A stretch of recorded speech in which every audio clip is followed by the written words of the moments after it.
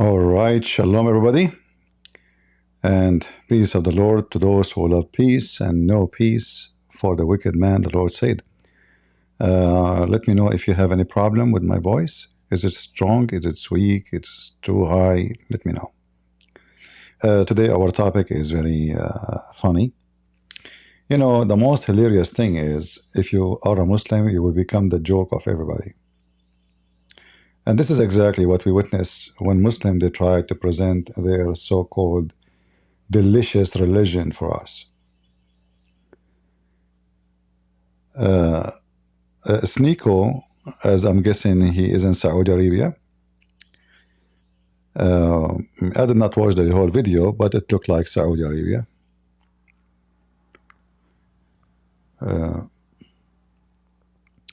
And he wanted to document his visit to Sheikh Assim Hakeem. This guy is the same as super chat guys who they are all over the internet. If you want to ask him a question, you have to pay $100 for 30 minutes. So, you know, those people who love Allah, or even those who love Jesus, many of them, they do charity if you pay them. If there is no money, they will not come online. If there is no super chat, you don't see them. And if you don't give them, I mean, imagine $100 to speak to Sheikh Assim for 30 minutes. Actually, I think he make it now 120. If we go to the beginning of the video, maybe we'll find out. So he keep, you know, inflation, you know, the inflation, he's a doctor, like, you know, this is your doctor, consultant. And in fact, this is even mentioned in the Quran. If you would like to speak to Muhammad, you have to pay him if you want to speak to him privately.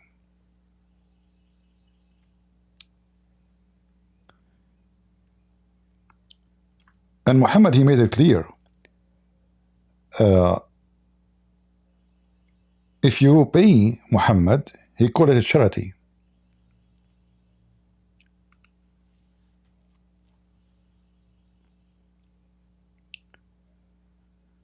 If you pay Muhammad, that payment you give him is going to sanctify you in the front of Allah. And you know, as always, we don't say things without proof. We can go right now to the yellow pages of Muhammad, and we will find the following.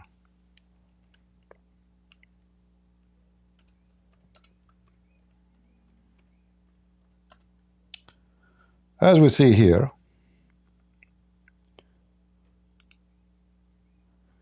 chapter 9, verse number 103, take from their money sadaqah, al-alms, from their worth, in order to purify them and sanctify them with it.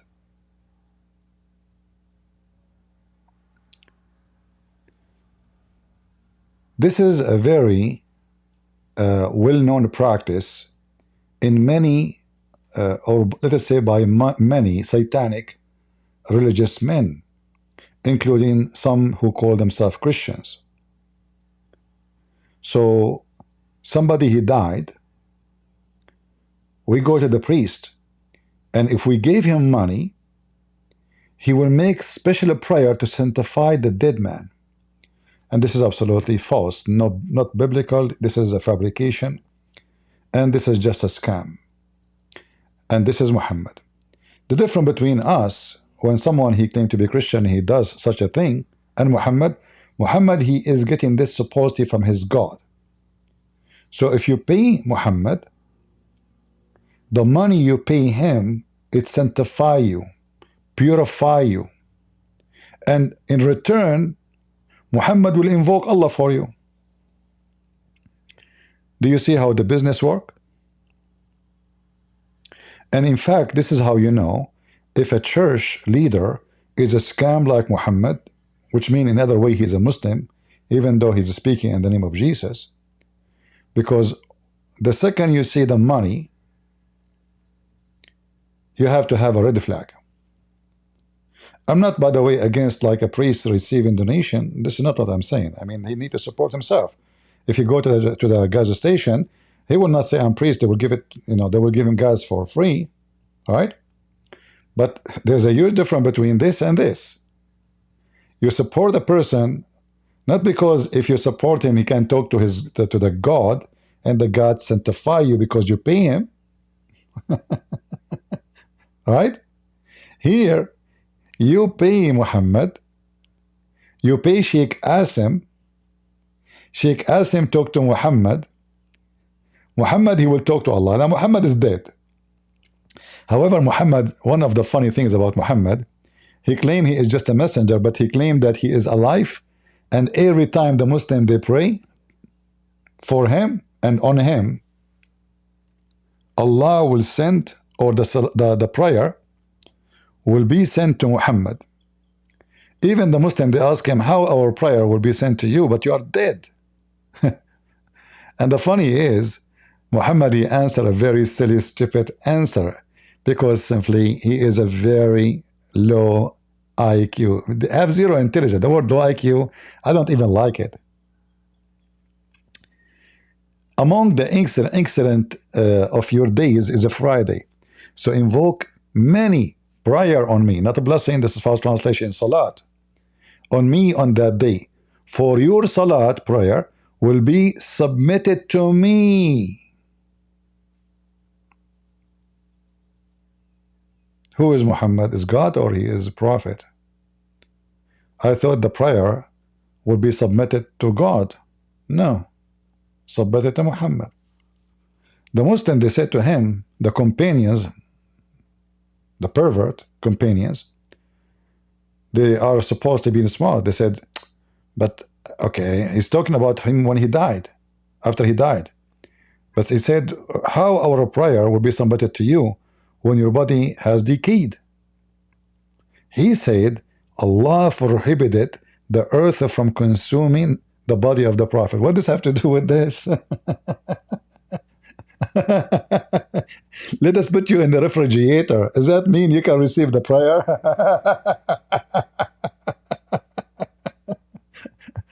If the earth cannot consume your body, does not change the fact that you are dead, you idiot. This is not the question. And here you see how stupid he is. In the top of that, when Muhammad he died, Ibn Abbas and many other Muslims, we have tons of hadith, he said to Ibn Abbas is the cousin of Muhammad, he said, idfinu sahibakum فإنه أنتن كما ينتن البشر. Bury your friends, he is stinky, he stink.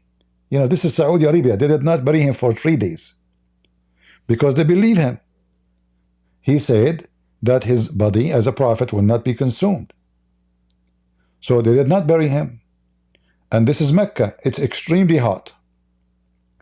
So imagine a dead body in Mecca, 3 days, how he stink. And then the hadith says, قَدْ رَبَى بَطْنَهُ. When a dead man, like if you leave him for a few days in the normal weather, his stomach will become a balloon.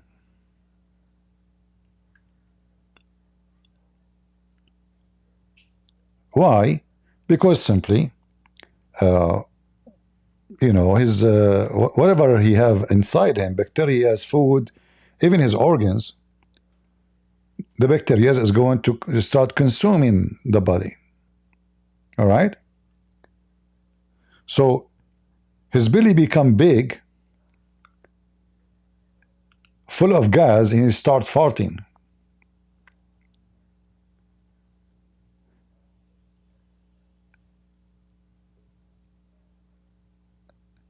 And that actually was a clear evidence that Muhammad is a fraud. I can show you the reference for what I am saying. Let me see. All right, here we go.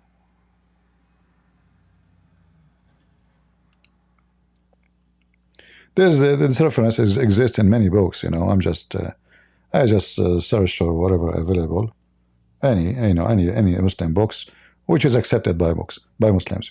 So this is Imam al-Dhahabi. The book, it's called Siru A'lam al-Nubala, which means the stories of the nobles. Volume number 9, page number 154.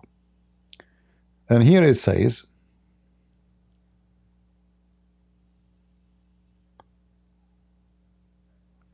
let's see,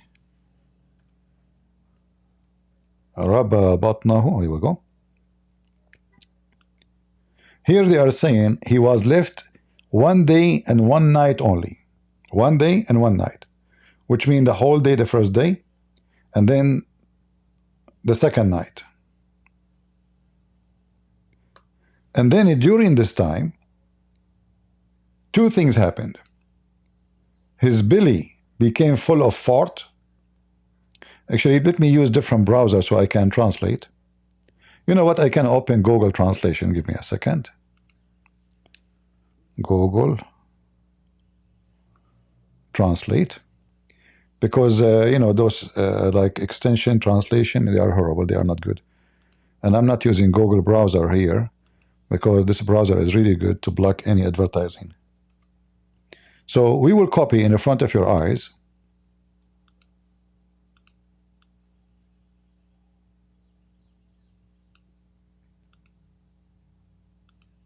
We copy in the front of your eyes. We take it to Google, peace be upon him. We paste. He lived for a day and a night until his stomach grew and his little finger become bent. You know, when a man he died, his fingers will they will close.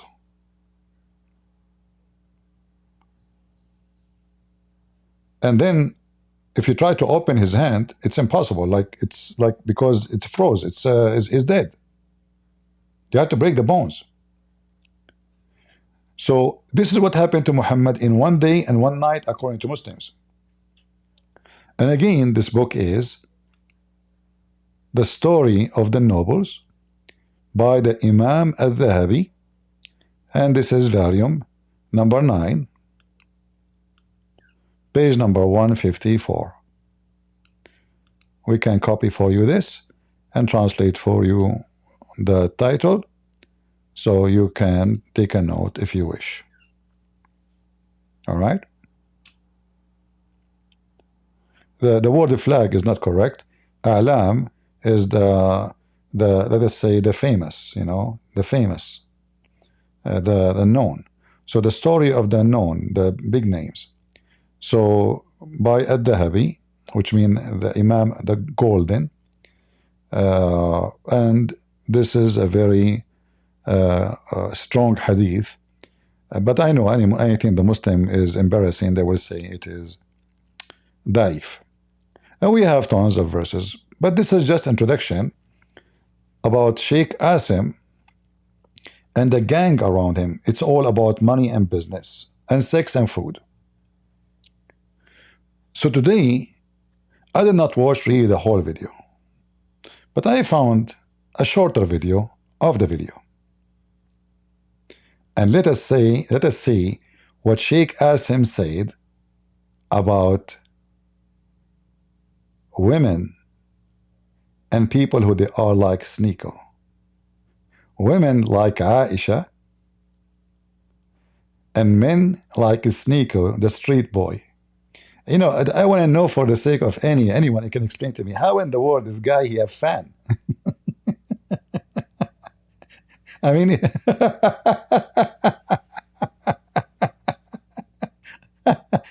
the land of the dummies,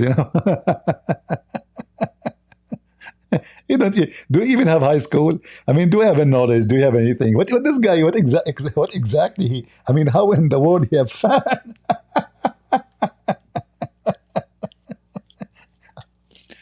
I saw once in YouTube they open. I forgot which country. It's called Shit Cafe. What? Shit Cafe, and the logo. Let me search for it. Hold on.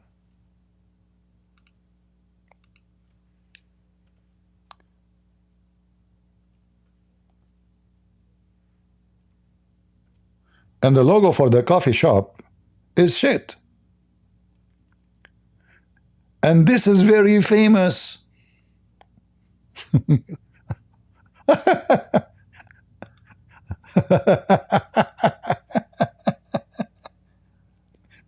So imagine we are in a time that people, they became so shitty to the point they fight over going to shit cafe, poop cafe, and this is their logo.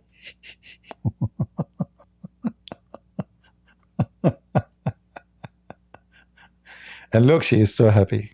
You know, put yourself in her shit. I mean, aren't look? I mean, even she looked like shit. Excuse me. She is so excited. Like, what the heck? We are going to the shit cafe? That's so beautiful. Do they serve shit there? Shit, peace be upon him. You know? So, if people, they go and they look for a cafe, it's called shit cafe, don't be surprised if a shitty boy like Sneko, he have fans, and Muhammad have followers. You know the thing? I hope you know the thing.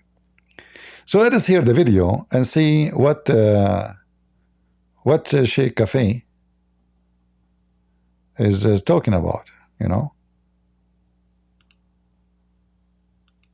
Logical for Muslim women and men who are non-mahram to engage in such debates. This is immodest.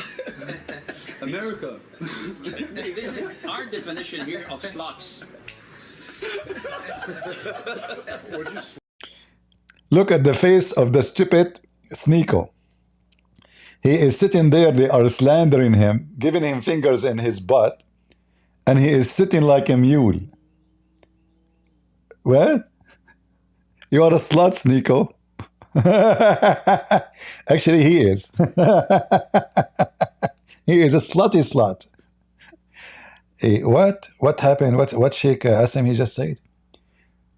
A woman and a man who they are not married, if they speak about sex or in public, those people, they have one definition: they are sluts. A woman who sits with a non-mahram and talk about issues of the bed. Both of them are not real Muslims. Both of them are not real Muslims. Not real Muslims. And even like the sexual relationship with him is one of the best I had in my life, and it's why all the time I came back with him, because I think that I'm not gonna have better with someone else. I mean, I could change your mind.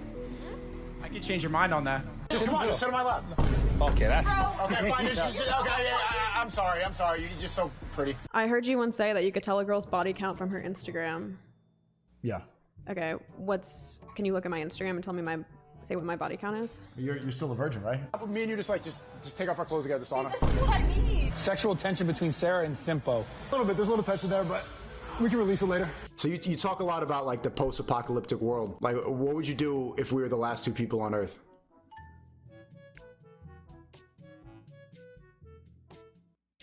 Anyway, here you notice that Sheikh Assim, by the way, I agree with him. I mean, those people, they are a slut.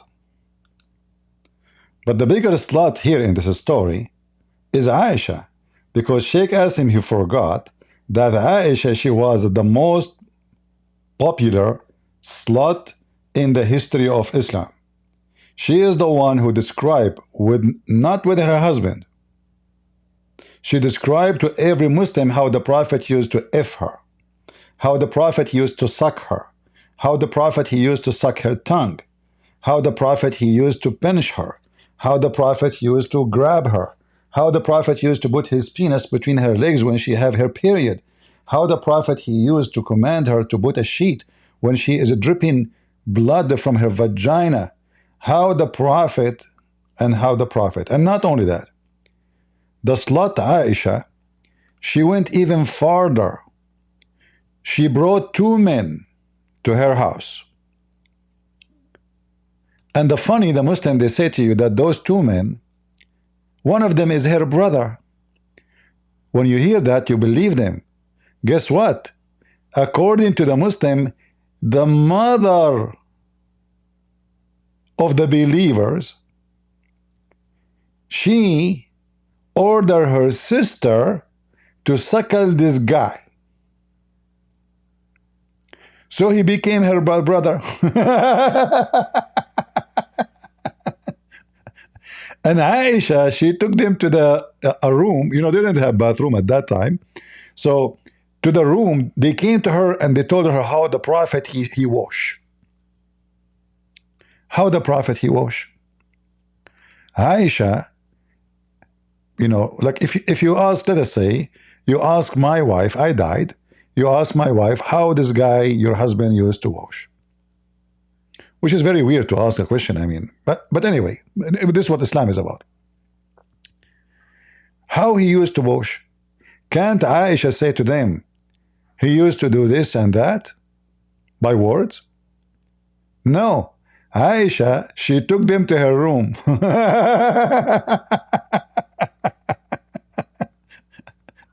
And she put a curtain, which is obviously they can see through, because the whole idea is to teach them how the Prophet he wash.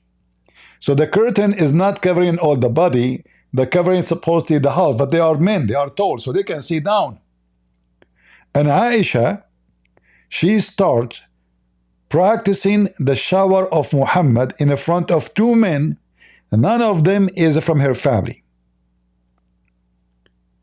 And all of this in front of people. And we can, you know, we can go and find the reference for you in case if you are a Muslim, you don't believe me, I can get you the reference. Give me a second, let us see. Because I know the Abdul.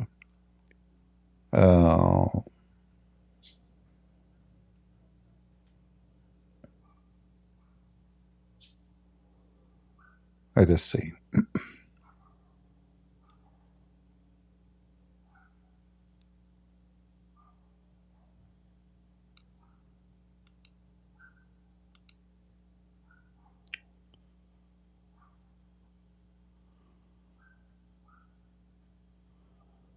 All right.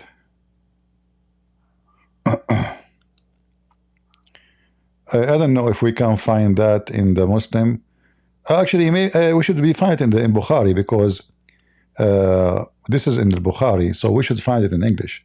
Let me try in English. And remember here, when they say to you, her brother, he asked her to teach them how the Prophet he take a shower, this is not her brother. This is a guy, supposedly he suckled the breast of her family member. That's all. Imagine I suck a woman sister boobs, and now the other woman, she become my sister. Here we go. Abu Salama saying, Aisha brother, he is not her brother again. And I went to Aisha and asked her for a bath of the Prophet. Look what kind of, why you don't ask anybody else? Why you don't send your wife to ask Aisha? She brought a pot containing about like some water and took a bath and poured it over her head.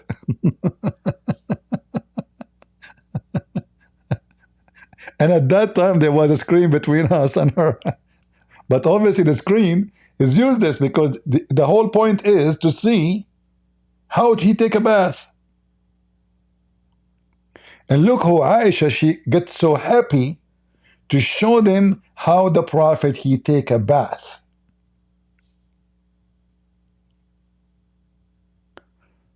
Are you with me? This is Sahih al-Bukhari, hadith number 251. Very authentic. Sheikh Assim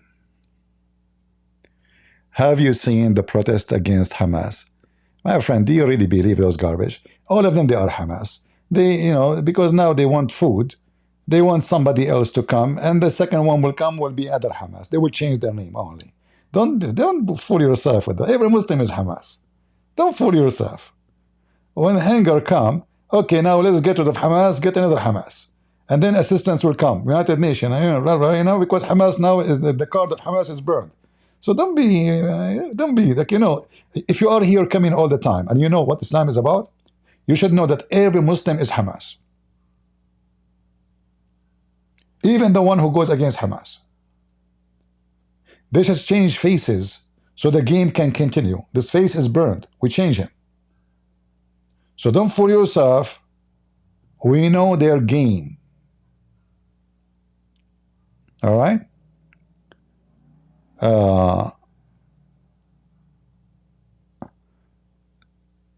Seiko missed his way just for him later fund himself in Islam.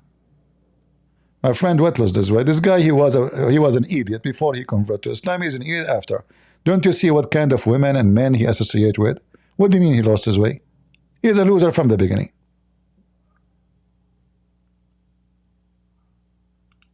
Like, was he like a gentleman before he converted to Islam? Did you see the video we just played? Hookers around him, whores, sluts, women who go talk about their sex and their vagina life in public. Women, they come to his room, his apartment to talk about sex. I mean, what lost his way? Those are the trash of the community. For this is a trash behavior. So he just jumped from a trash container to other garbage container. It's more filthy. The important in our topic today that the women who speak in public about sexuality, she is a whore. Thoughts on polygamy? Is it even logical for Muslim women and men who are non-mahram to engage in such debates? This is immodest. America. This is our definition here of sluts. What did you sluts? A woman who sits with a non-mahram and talk about issues of the bed. Both of them are not real Muslims. Both of them are not real Muslims. And look at this stupid Sneko. He is sitting. They are talking about you. By the way, even how in the world this guy, there is a person, his name is Sneko. Anyway, so when Aisha, if we ask Sheikh Assim, and I challenge every single Abdul in the world, when Aisha, she speak about how the Prophet used to F her, is she a slut? She is talking to people who they are not her family. People they are not, actually, which women she will tell her brother, real brother, how her husband F her. Have you ever heard of a human being, a woman, a decent woman, she will do that?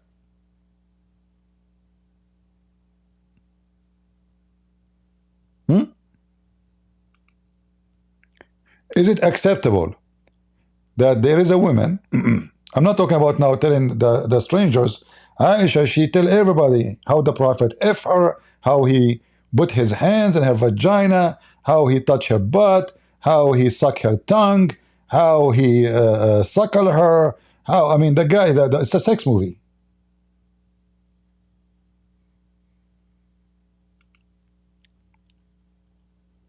Here you see the double standard of the Muhammadan. So if a Muslim woman do such a thing, she is a whore. In fact, the Muslim Sunni hadith confirm that Aisha, she used to hunt men to F them. What Aisha used to do, she bring one of her sex slaves and she put makeup on them or on her. Sometimes she sent many girls. And you know, the Muslims, women who wear hijab, those are Muslims. Slaves are not allowed to wear hijab.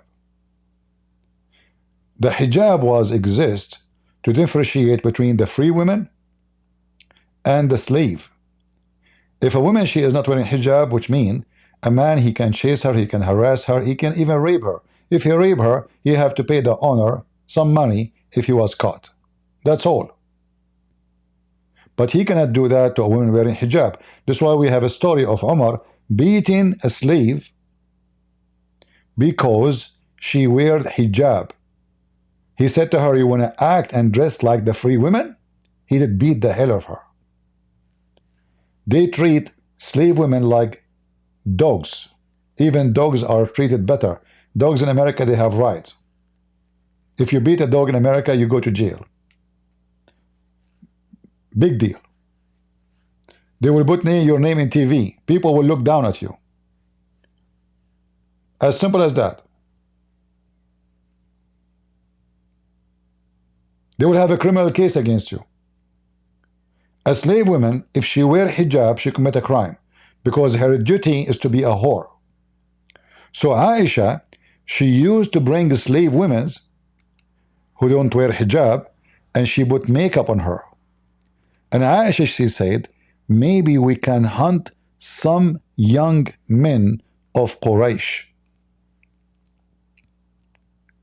Now, this is Shia library, but this book is not Shia.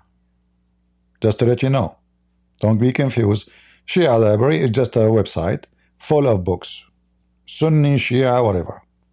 So this is Al-Musannaf, volume number 3, page number 461. And here it says that Aisha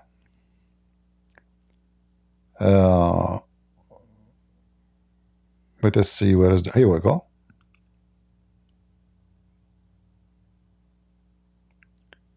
Hadith number 259.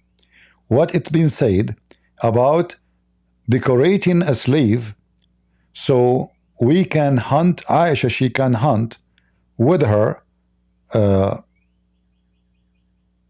young men of Quraysh. Let us copy in the front of your eyes and paste in Google translation. The Poop Cafe.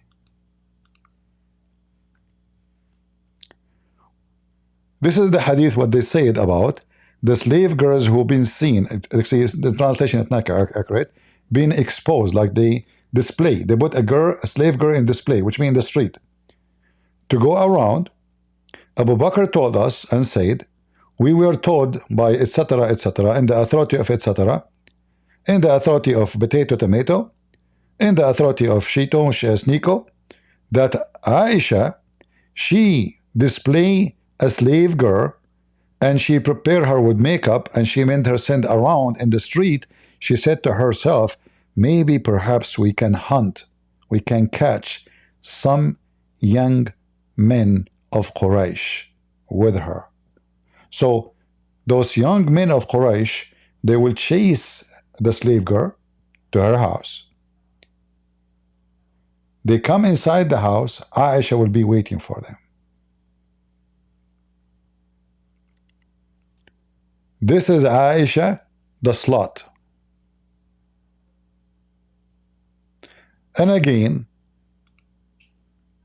this is the book we are quoting from.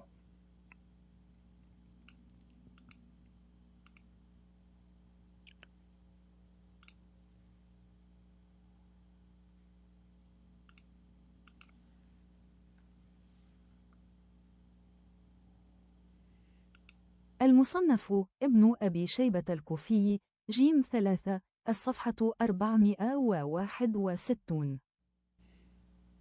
Al-Musannaf, Ibn Abi Shayba al-Kufi, Volume 3, page 461. All right, we have the reference? Okay. Aisha, not only she hunt men after Muhammad's death, Aisha, she hunt men before Muhammad's death.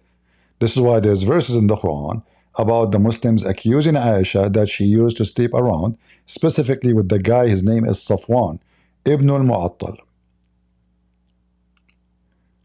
Aisha have endless sexual stories. Let us see some of them. If a man wanna enter into Aisha, she sent him to suckle from the breast of her sister so he can enter into her room. And supposedly that will make the guy allowed to sit with Aisha.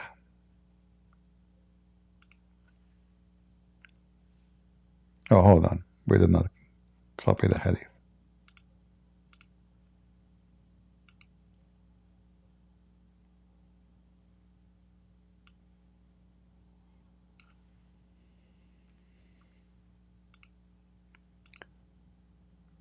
But this is not really what I want to show you. What I want to show you is more important about how many times Aisha she speak about her sexual life.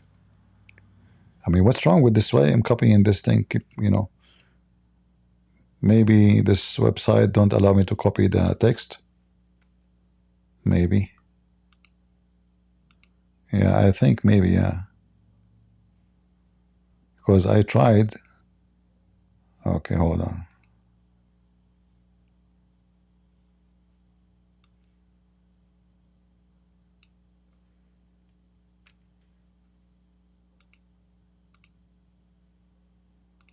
I will try one more time.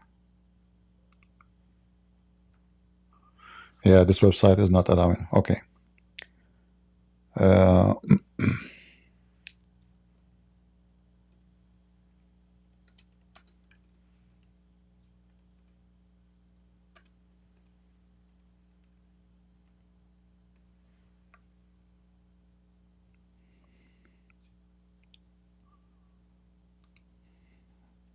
Let us see. We will show you about, but let us show you first some hadith of Aisha and her sexual life. Speaking to public about what the Prophet he do to her. The Prophet, the pervert. When I call Muhammad a prophet, it's just a mockery. So don't consider it that we call him a prophet. He is nowhere to be a prophet. Unless you consider Satan a prophet of Satan. Look what Aisha here saying.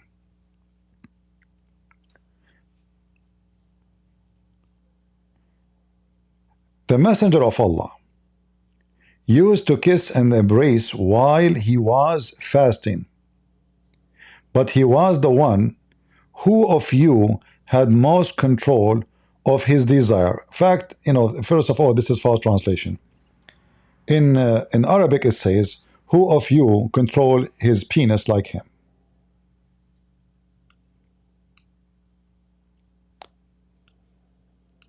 And here, Aisha, she's saying, remember Aisha, she claimed to be a virgin. How Aisha, she knew that none of the Muslim can do what Muhammad can do. It's like if a woman, she say, that my husband is the best in bed. But that can be true if this woman, she have previous husbands before, so she compare between previous husband or many boyfriends before. But Aisha is a virgin, supposedly. She never knew any man. Muhammad he married her when she was 6 years old, so there's no way she was having sex at the age of 5. So how Aisha, and all the translation is false, by the way. So imagine here, Aisha, she is telling people that the Prophet used to kiss her, embrace her when he is fasting.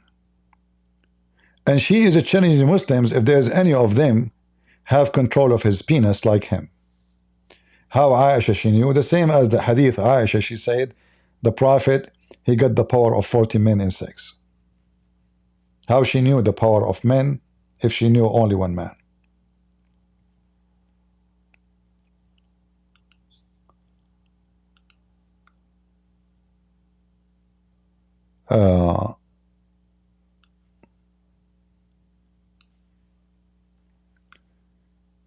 Aisha, obviously she is a very trashy woman.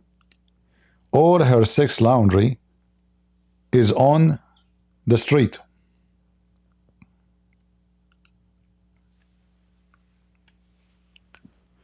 The daughter of Salama and her mother said, while I was laying with Allah Messenger underneath the woolen sheet, I got menstruation and then slipped away and put on the clothes which I used to wear in menses. He asked, what is the matter? Did you get your menses? I replied in affirmative. Then he entered underneath the woolen sheet, and I and Allah Messenger used to take a bath from one water pot, and he used to kiss me while he was fasting.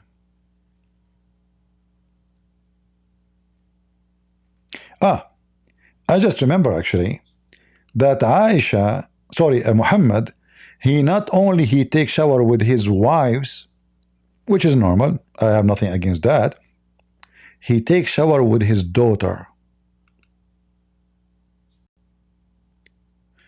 But I need to find the reference for that. Let me see. I need to remember where.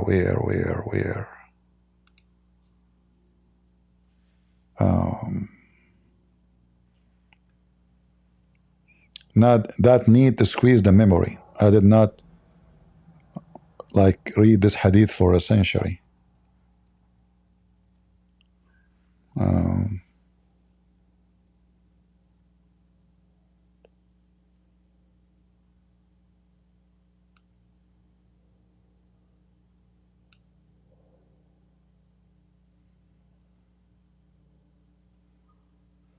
Let me see.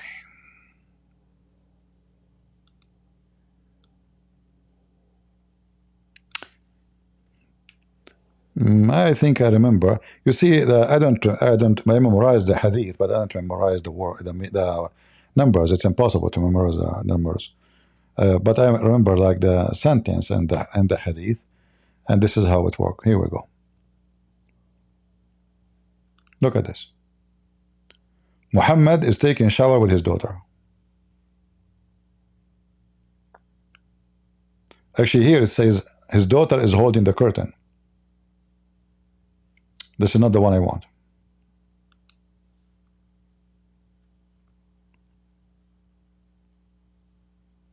Here we go. Notice here they did not translate the hadith. There's no translation, but let us do this.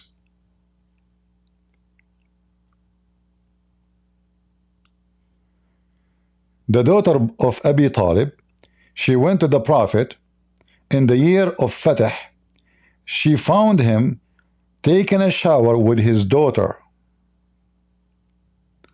This one here actually is mentioned that she is holding the curtain for him. How a man he is taking a shower? Let us see. This hadith here, it doesn't say she is taking a shower with him. How a woman, she is a daughter of a man, she is holding a curtain for her father, and he is naked taking a shower. And if there's nobody in the house, she is holding the curtain for who? From who?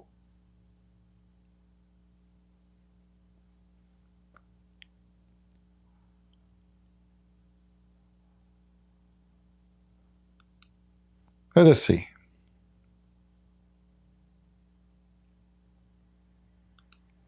Those are translated. But imagine how wicked this society is, to the point the man is taking a shower naked in front of his daughter. And I want to remind you that Fatima is not his daughter, even though the Muslims, they say she is his daughter. Fatima is the daughter of Khadija from previous husband. She was young when Muhammad married her mother. This is why she is considered as his daughter, and the rest they are not. Muhammad is a potent man. He cannot have kids. So it is impossible for him to be the father of Fatima. But this is another example. You know, I will never let my daughter, even though she is my blood, my skin, my flesh, to be with me in the bathroom. That can be acceptable if your father is 90 years old and he need help. He's like a baby now. He cannot take a shower. Then I see no issue if his daughter even showering him. Do we agree?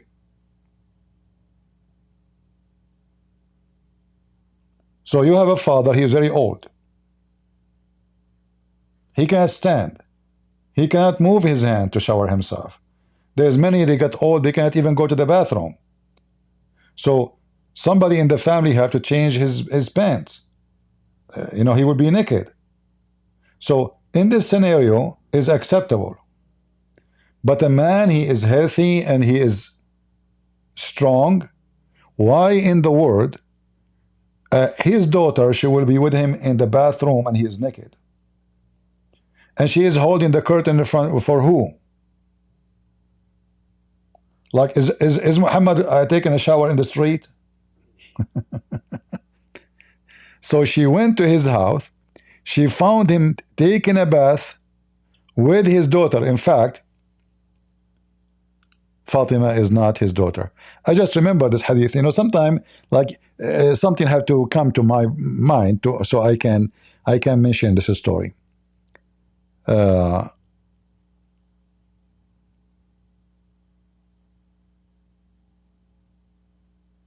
Let us see here.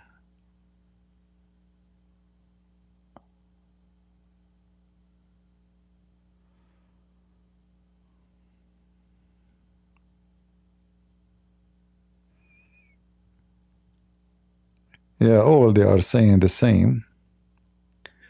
There is tons of, you know, of scandals in this religion. Very wicked.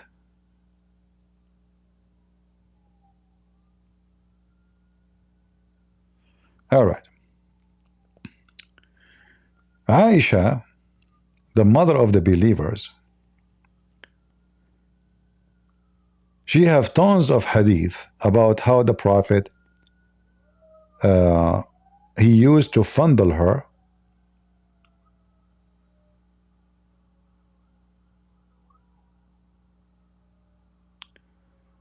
Let me see. How you type the word fondle? Can somebody tell me? I don't know how. You know, excuse my English, it's not good. Tell me how to type the word fondle. I want to search for the word fondle in front of you, so maybe you can learn how to find a hadith yourself. You go to the search engine and you type the word fondle. Fondle, like you know the thing.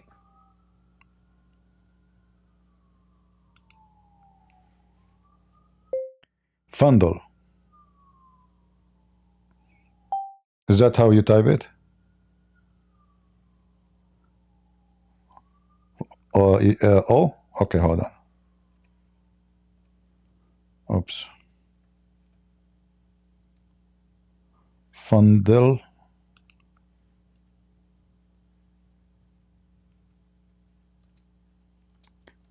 Let's see. It shows me. This website is horrible. Yeah, it doesn't show me really. Let us see the word fondle alone. No. You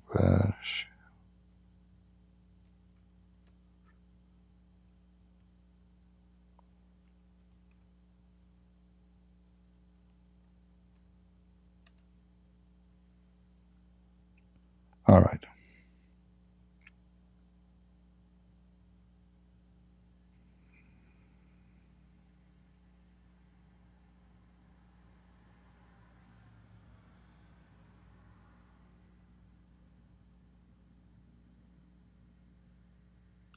Read with me carefully, guys. When I would menstruate, Allah Messenger ordered me to wear a waist warp, and then he would fondle me.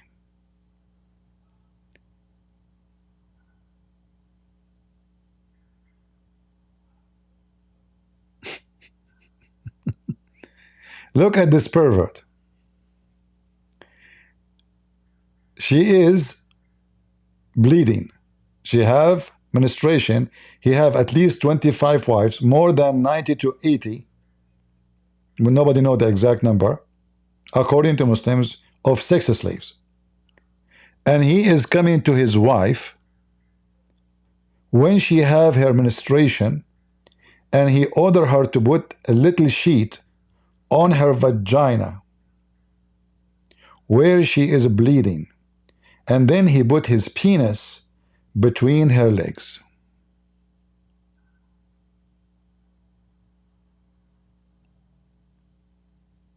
Any Muslim have any comment? Am I lying?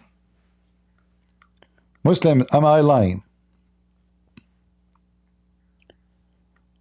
The women who discuss her private affair of her husband with people, she is a whore. Not only according to Sheikh Assim, as we heard, even according to Muhammad himself.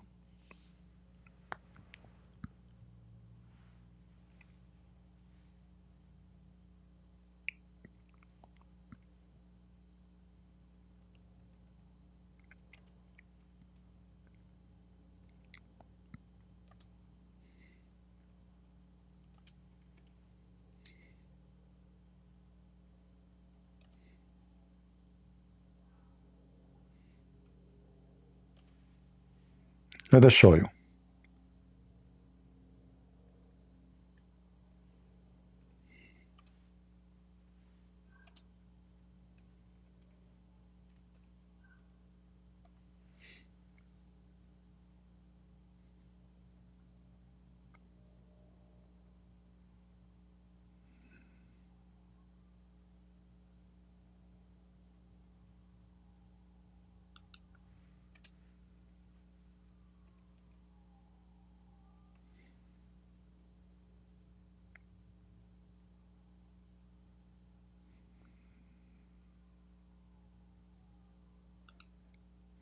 Let us see.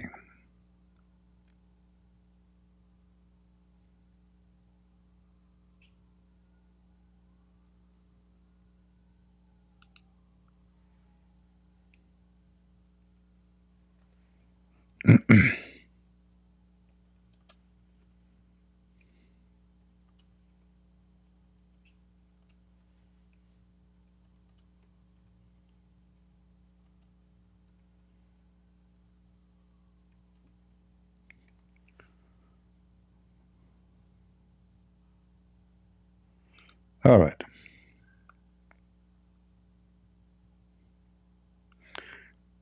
Look what Muhammad he said about such a woman and such a man.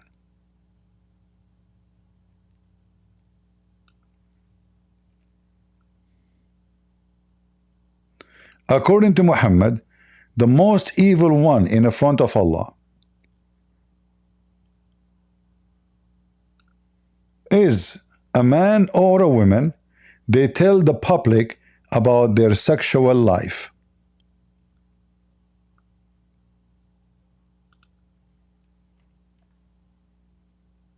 And this is exactly what Aisha is doing. And as you see, this is a very authentic hadith. The most wicked among the people in the eye of Allah on the day of judgment is the man who goes to his wife and she come to him, which means they F each other. And then, excuse me, using the F, I don't mean to say the bad language, but this is what it says in Arabic. The translation is not accurate, you know. So I don't sugarcoat things, I say it as it is. Even the Muslim, when they say the word nikah, mean marriage, it's a lie, it mean F. So I'm not using the word to speak filthy language, but this is how it is. So when a man he if his wife, or the woman she if her husband, and they go out and they spread what they did, they tell people about what they have done in the bedroom. Those are the most wicked men and women. But this is what Muhammad he do. How the Muslims they knew that Muhammad he used to F all his wives in 1 hour. Isn't it Muhammad who told them?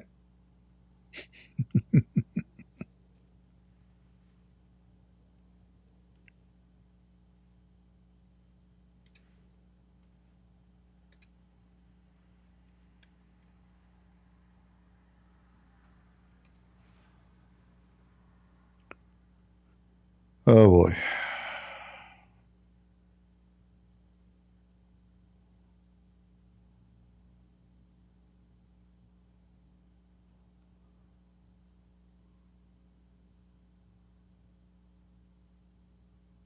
Let us see the hadith. Look at this pig. Not only he is telling people that he obviously he is a big fat liar, exaggerating. So imagine, let us say Muhammad here he have 13 wives or 9 wives or 11 wives. Imagine a man is effing all his women. When it says 1 hour, you know, like here it just mentioned the single wash. But imagine a man he have sex with multiple partners, and then after he finish he wash. Isn't it this is a behavior of a pig? And this is authentic.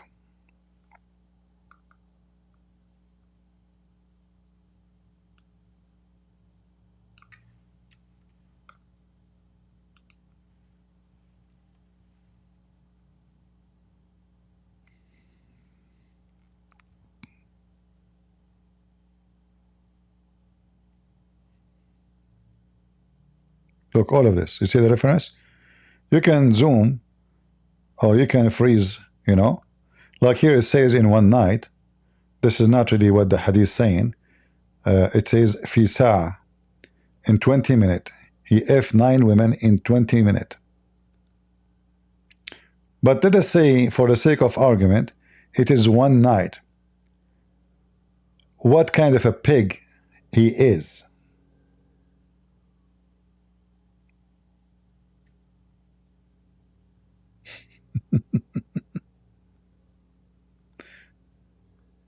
So, does Muhammad speak about his sexual life or not? How those men, those Muslims, they knew that the Prophet he used to F all his wives in 1 night? How they knew how many times he washed? Are they have like a webcam and they are watching?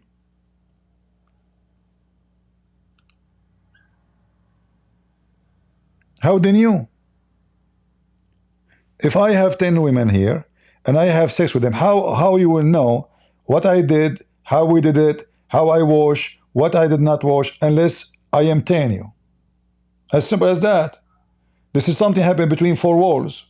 Unless Muhammad is doing having sex with his wives in Trafalgar Square in London. But remember, Muhammad he said that the most evil person for Allah is the one who publish what he do with his family to public,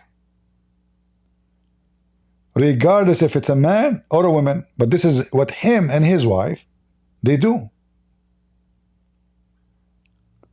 Imagine if I am married, I go to the bathroom, I come back here, I found my wife, she is saying the following. Let me find it for you and put it in the screen.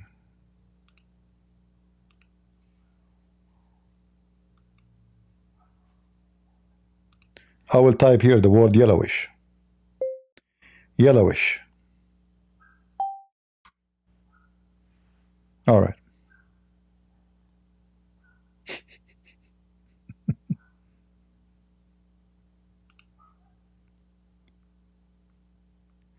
How in the world a woman she respect herself, she go in public and she say that the wives of the Prophet they put a tray under their vagina, and their vagina was dripping blood, and it was yellowish because obviously they have infection, sexual infection.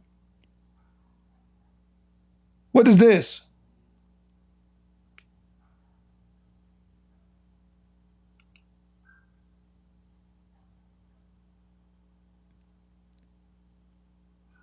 What kind of a slut this religion is about? And you know, so when this Sneko guy, Sheikh Sneko, Sheikh Assim, he said what he said, he's right. Aisha is a slut and Sneko is a slut, because both they speak about their sexual life in public for everybody, and they publish the most exclusive details. Not only they give you details nobody can even think about. Thoughts on polygamy? Is it even logical for Muslim women and men who are non-mahram to engage in such debates? This is immodest. America. This is our definition here of sluts. What you slots? A woman who sits with a non-mahram and talk about issues of the bed.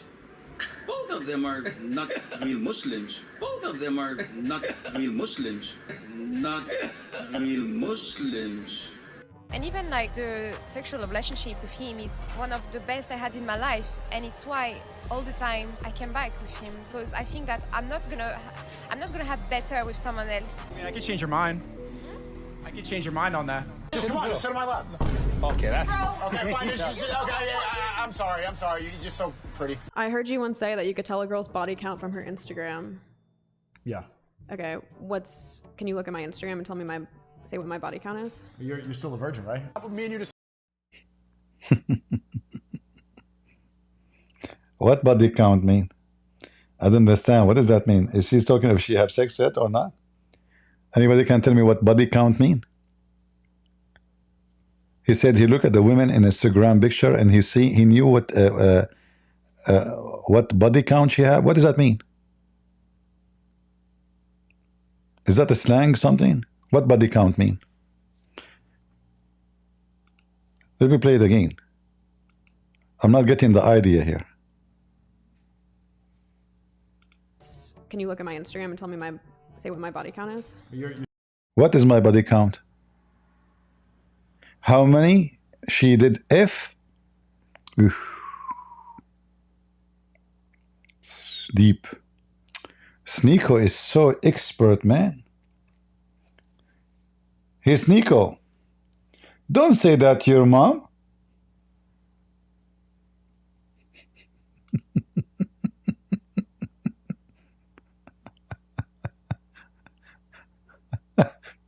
You know, for me, honestly, this is the first time I hear this. So if somebody says to me body count, I will think about numbers. I thought they are talking like, you know, like some people, they have like, you know, muscles in their, you know, chest, their stomach, you know. I never thought about sex, you know. I did not understand the first time I heard it. That's why I'm asking you. But imagine Sneko, he looked at his sister in Instagram and he found how many men she have sex with. Man, must be God. This is not just Prophet Muhammad. He cannot do that. Allah only can do that. Allah and Sneko. We have to bear witness that there is nobody can do body count except Allah and Sneko, because Allah is the only one who knows supposedly how many men will sleep with that woman.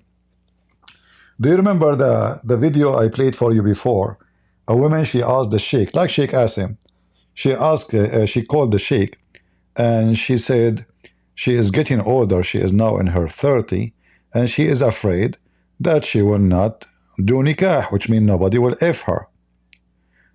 The Prophet said to her, it is written in every woman vagina the name of her F'er.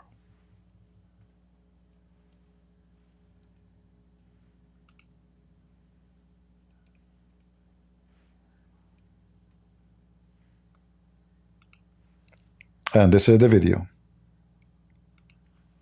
Actually, there's tons of videos, not only one.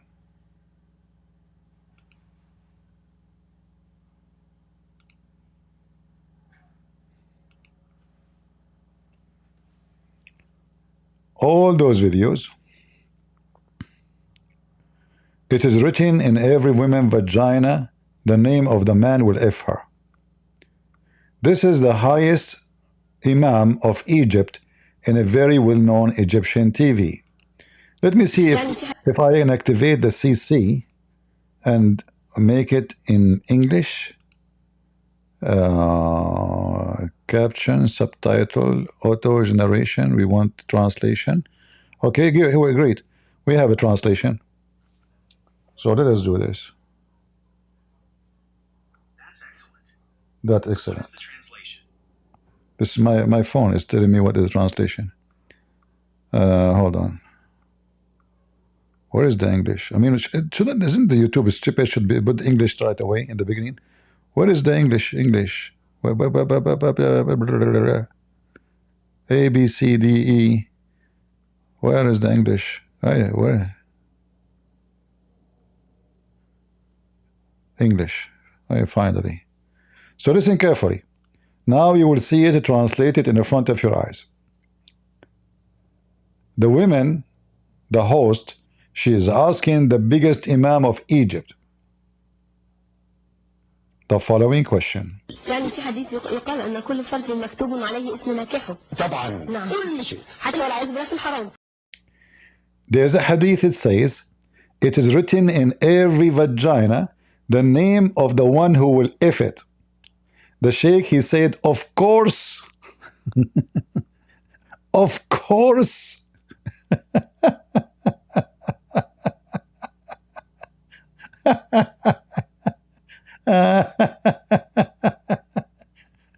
Of course, it is written in your vagina. Her vagina, you see her vagina? There's the names there, all the names of the men. So Sneko and Allah, both of them, they are the only one who look at the women. They knew what is written in her vagina. They knew the body count. Isn't it? This is beautiful. And imagine how you know, they wear hijab, but they are slut, because you have to be a slut to speak about this in public. Is it true? She didn't say actually it's true. He said there's a hadith. There's a hadith. She said that. There's a hadith, it says, it's written in every woman's vagina the name of the one who will F her. The Sheikh, he said, of course. Let us play it again. يعني في حديث يقال أن كل فرج مكتوب عليه اسم ناكحه. طبعا. نعم. كل شيء. حتى والعياذ بالله. What happened to the CC? Is it activated? Why is not playing?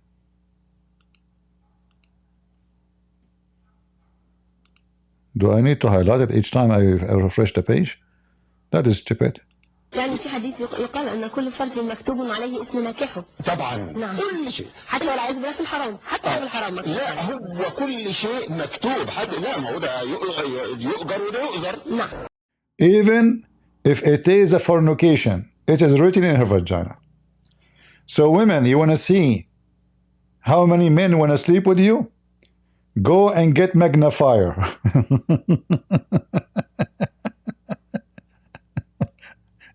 And if you don't find any names, that means you are a still virgin, even if you are the biggest whore in history.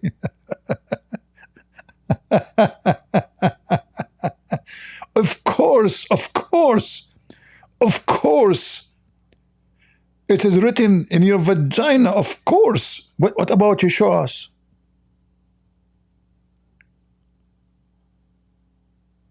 You know, and you know, like imagine. So now a woman, she want to know. Let us assume she is a decent woman, you know, not a whore. She want to know who is going to be her husband. You just go get a magnifier, try to zoom in as much you want, or you can, and look for the name. What his name will be. I mean, you can read the future in your vagina. It's written there. It's written there. Like imagine if a woman, she is a prostitute and she sleep with 100 men a day. That means her vagina is a yellow pages. Like what? Let us search for the name Muhammad. 200 Muhammad, 300 Muhammad, 500 Muhammad, 700 Muhammad. I mean, it is written there. It is all written. It's a documentary in the vagina. Everything is written, brother.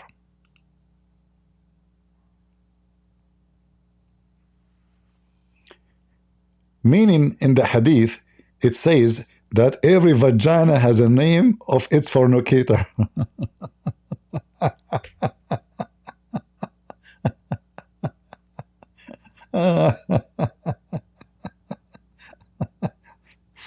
Imagine you are a Muslim, you go to a woman, she take off her panty, she say, hold on, let me see if your name is there. Give me your ID, please. If your name is written, you can get in. If your name is not, you cannot. The most hilarious, stupid garbage cult.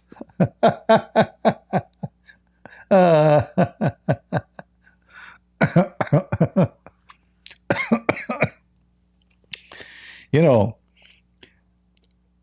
like the funny, the first thing I notice about Muslims, that they wear hijab, etc. When you see, you think this is like a very conservative society, isn't it? Seriously, this is what you think. This is very conservative society. I mean, they wear hijab, longer clothing, they even put gloves. They wear a hat under the hat so nobody can see their hair. But this is a very pervert society. Sex with the children, breastfeeding for adult. A woman, she can show her vagina, but she cannot show her hair. A woman, she can suckle the neighbor. Aisha taking shower in front of strange men. Muhammad, he came to Aisha. Let me find you this reference. Hold on.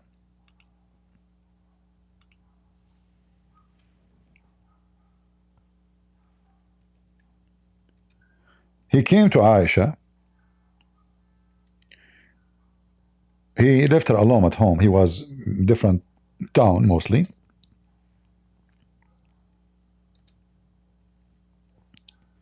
He entered the house. He found a man with her in her room. Now you can imagine at that time, I mean, this guy, those are Bedouin. They didn't have palaces of the Roman or the palaces of Damascus or a small tiny house made from mud.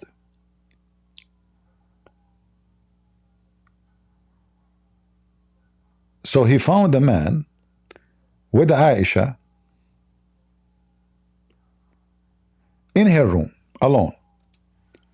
Muhammad, he got angry. He said to her, "Who is this guy?" She said, "He is my brother from breastfeeding." Oh boy.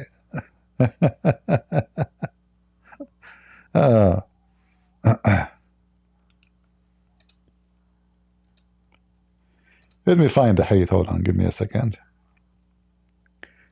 So if you marry a Muslim woman and you enter the bedroom, you will find your wife, she have a strange man in the bedroom. You say to her, "Who is this guy?" She will say to you, "He's my brother from breastfeeding." He is her brother to the point Muhammad, he never saw him. Imagine, those are small tiny tribe. Mecca, the whole Mecca is a small tiny village. How this man Muhammad, he never heard and saw this guy before.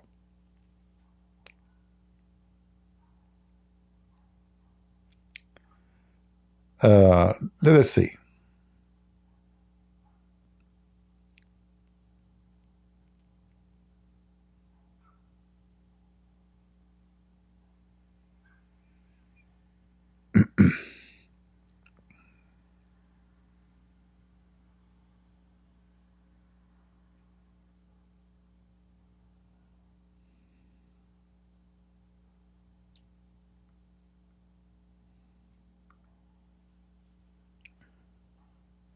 I'm trying to find you the reference.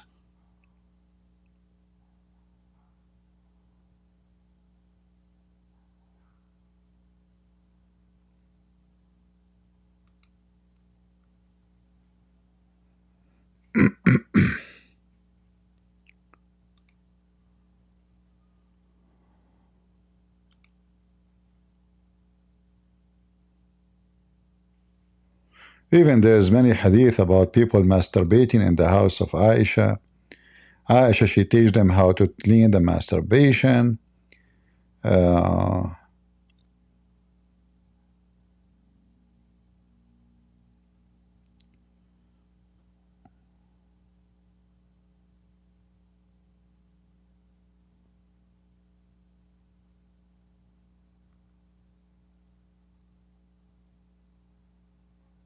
Here we go. I found the hadith. You know, when it take like a few seconds to find something for you, I don't know if you can imagine how many hadith there is. So you have to have a very great memory to remember the tens of thousands of stupid stories. So it take me a few seconds for you to find it, for you, but this is what take me my lifetime to read and study this garbage. Let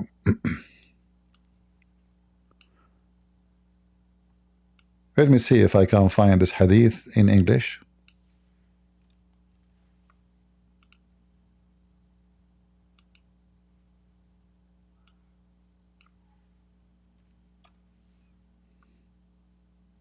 Here we go.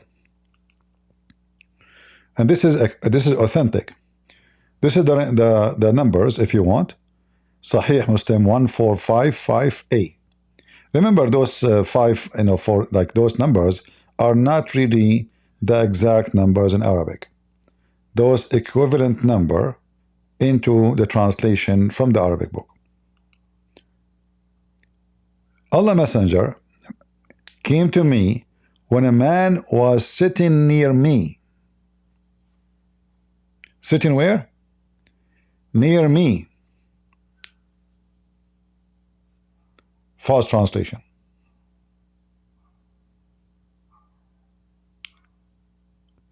وَعِنْدِي رَجُلٌ قَائِدٌ. He came to the house and he found a man sitting with me in my house.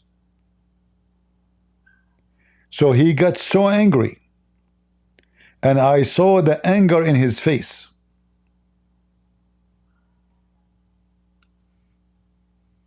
And I said, Messenger of Allah, he is my brother from breastfeeding. Whereupon he said, consider who your brother are, because since fosterage is through hunger.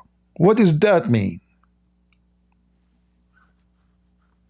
And if the man, he did drink milk from your mama or from your sister or whatever, how in the world he is sitting with you alone? And she is a teenage. Remember when Muhammad he died, she was 18 years old.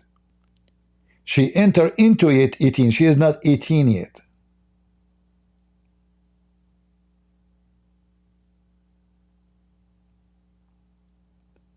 She is a teenage. We do not know exactly. So she might be at that time, she is 17. She might be 16. She might be 15.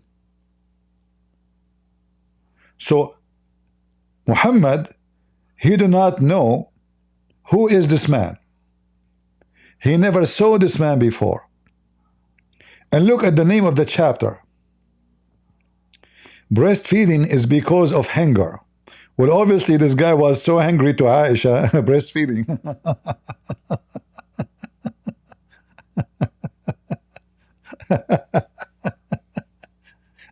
And the Muslim, they say to you, it is haram. It's haram for a man and a woman to be together. Haram, haram, brother, haram. So anytime you enter into your bed room, you find your wife with a strange man and she is a Muslim, she will say to you, oh, he's my brother from breastfeeding. You know, the funny is that in Islam, adoption is forbidden. But what this breastfeeding is about? So if we go and you see, it sounds like the Hindus. The Hindus, they called the cow their mother, their mama.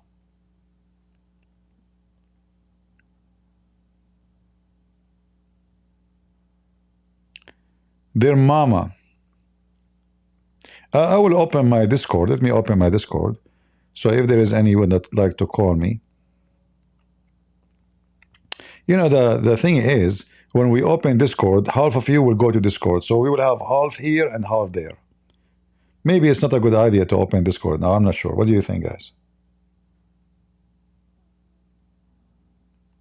Somebody's saying when I call me. I don't know if you needed some help. Not anger? Hanger, not anger. Yeah, now here it says hanger, I know. But here it says anger, anger here. The anger is here. I mentioned anger here.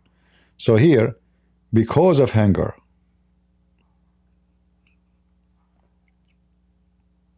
But how in the world he became her brother? Like Muhammad, he claimed. A woman, she came to him. The pervert Muhammad, a woman, she came to him. And she told him that my husband is jealous from the slave we have.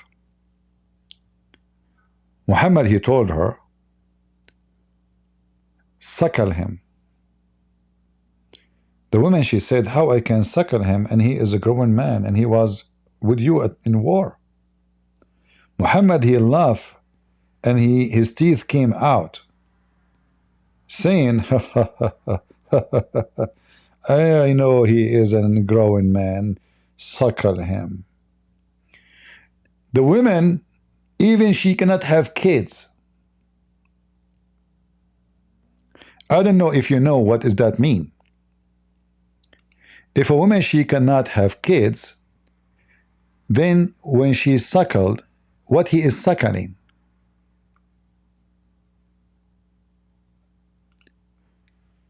To make it simple for you, women, they don't have milk in their nipples. It's not a faucet. You squeeze it and milk come out anytime. Even animals. We type it wrong.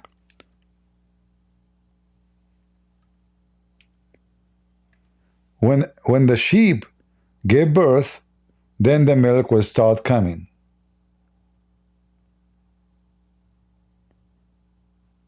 Women, when they gave birth, they have milk.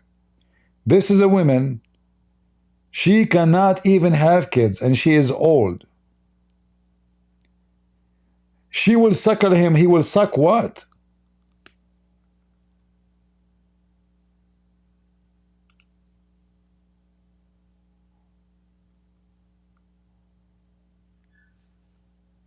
Any Muslim can tell me? He is going to suck what?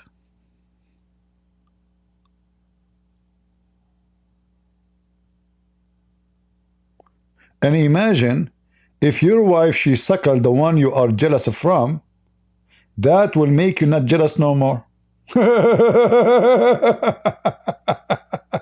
What a pervert.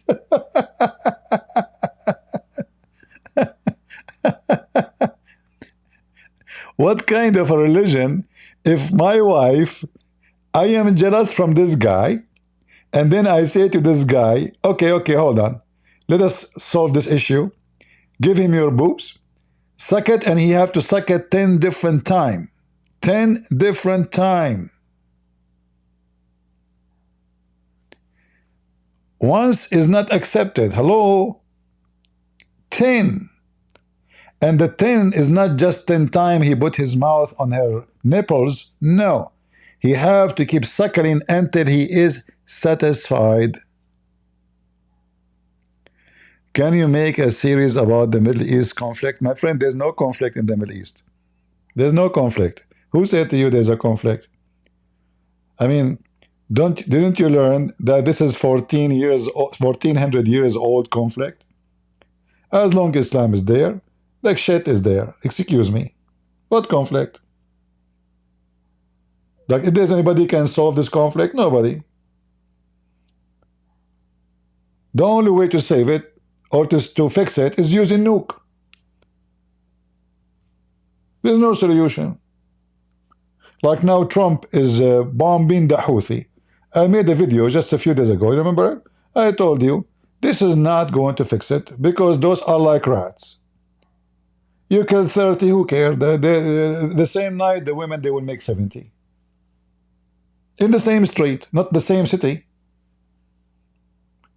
And actually, this will fuel them. The only way, if you want to finish those criminals, is to use massive power, not bomb here, bomb there. If you have rat infestation and you leave one rat, you did not fix it.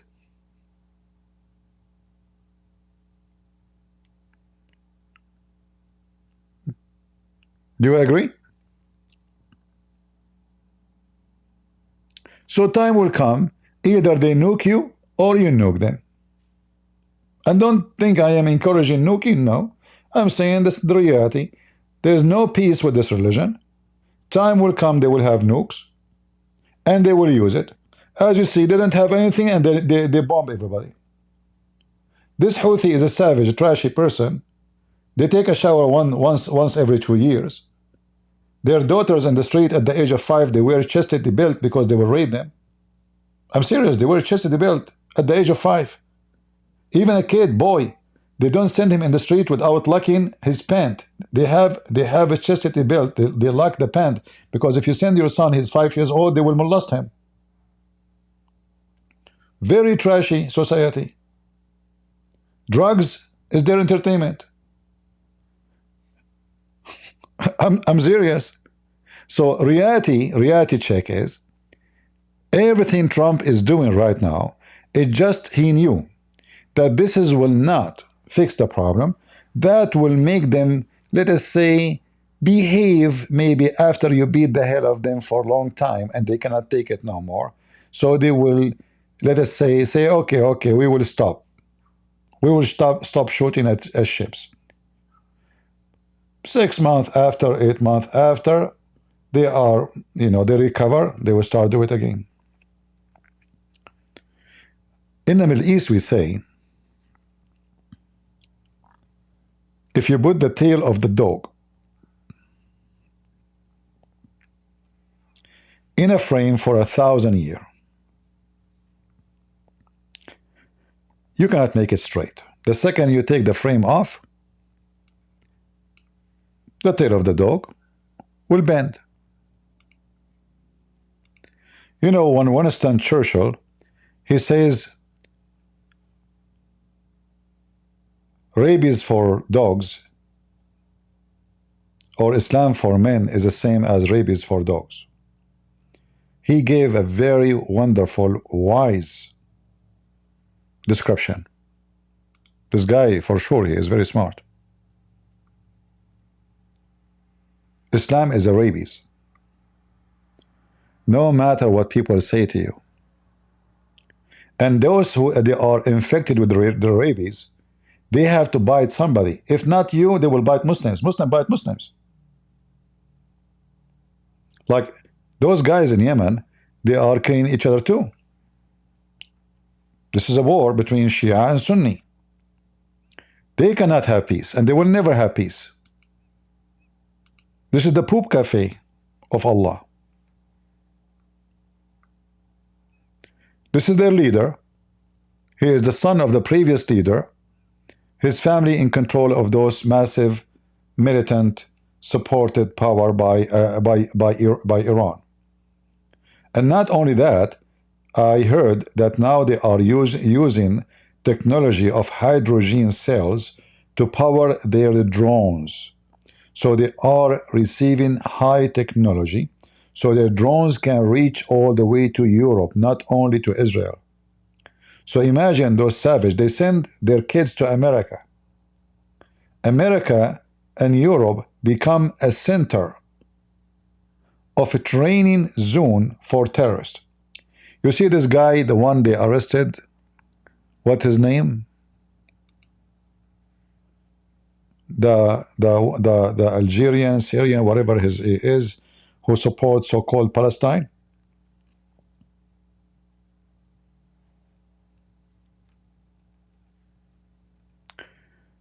Tens of thousands like him is sent by scholarship paid by a stupid USA like Joe Biden. This guy, he don't pay for his housing, it's free. He's married, free education, free housing, free food, free, and he received money from everybody. So they send, now this guy is exposed because he's involved in politics. The rest, they don't. They come to study nuclear. They come to study physics. They come to become high-tech engineers so they can go back in the Middle East and they prepare for themselves how to launch a war on you. You see, the one who made the nukes in Pakistan, he learned in America, not in Pakistan. Those people in Pakistan, not in a billion years, they can make a nuke. But thanks to America, they open their university to every piece of a scam in the world. All the technology of war is open in USA. Actually, just yesterday we heard that one of the stupid counselors of Trump, he invited a journalist to a chat group of the high security team, which is engaged with the war of this guy. And they send him the plan, a journalist. I mean, do you see how breakable the security of the system in this country? Few months ago, do you remember that Israel, they sent the plan to attack or to bomb Gaza? One of the high security clearance of the government of USA, who is a Democrat, posted all the plan of bombing Iran. Israel will respond to Iran. Do you remember? So the system of this country is very insecure because you have a lot of opposite forces. People are not one heart, and there's a lot of foreigners. As an example, I am here as a citizen, but originally I'm from the Middle East. So now, how many loyalty I have? If I'm a Muslim, I will be only loyal to Islam, not to this country. I will never be, I'm not allowed. The Quran says clearly, take Christians and Jews, take not Christians and Jews as a friends or protectors. And the one who take them is one of them. He's not a Christian, that's not a Muslim no more.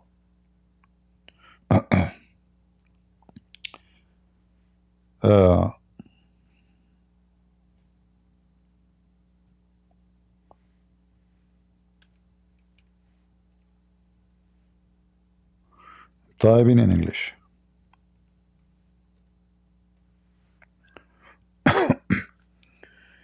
So you have always to remember that as long as this country is open for everybody, people, they send their terrorists to be trained here. Iran, they send their terrorists. They even try to assassinate Trump, Iran. They have their men in this country. How they can get here? Hezbollah is controlling almost every gas station in many states in USA. The Shia, they come from Iraq, they come from Lebanon.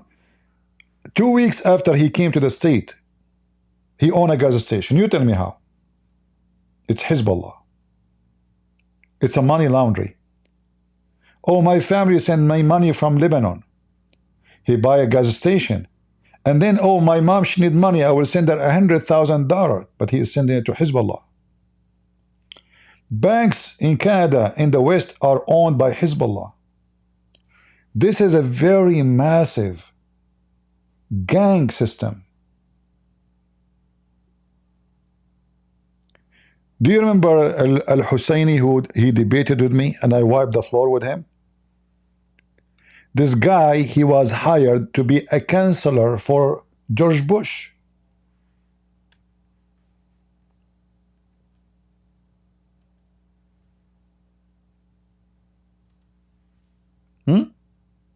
And then a counselor for Obama. And then a counselor, and then he was going to be invited by Trump.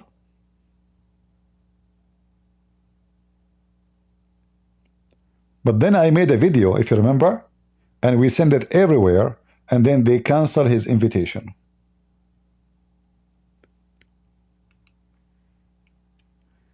Every single president, he hired this Hezbollah supporter. He told me literally, we are going to cleanse.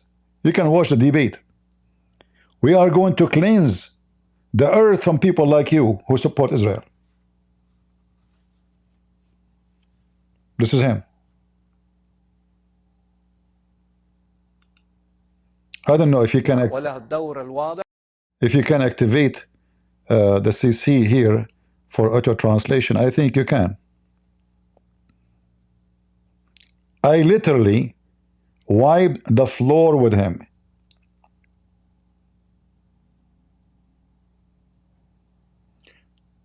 This guy, he have tons of videos of him supporting Hezbollah. They are very sneaky. They are like the lizard. So look what they do in Michigan. There is two sheikh. One is from, this guy is from Iraq, the other guy from Iran. He always appear in the Iranian official TV. He support the Khamenei. And this guy support Khamenei too. So in order to get a position in the government of Trump, so they made an agreement. I will say I will vote for Trump. You say you will vote for Kamala Harris. So whoever win, we win. Do you see how evil they are? And the dummy Trump, he really believed that the Muslims in Michigan, they voted for him. They did not. They voted not to you. People of Michigan, they voted for you, but not the Muslims. The Muslims, especially the Shia, they will never vote for you, because they knew that you will put sanctions on Iran. They knew you will be against Hezbollah. They are Hezbollah.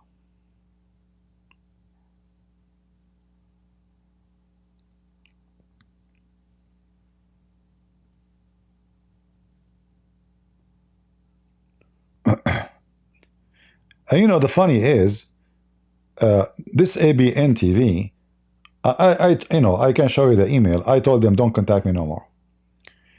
Those guys, each time they bring me to the TV to debate a sheikh, the owner of the TV, he's a nice guy. I'm not speaking against him. His name is Dr. Basim.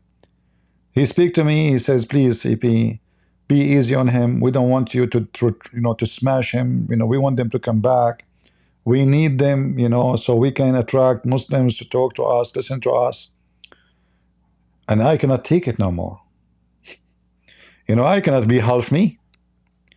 I cannot control myself to be 5%. Either you are bringing me for a debate, or you are bringing me for what? I mean, what is that? Attraction? قبل يومين كانت في ذكرى وفاة مريم العذراء سلام الله. If you hear them when they speak in Arabic in the beginning, he is so sneaky, he was so polite, he was so gentle, he was so nice.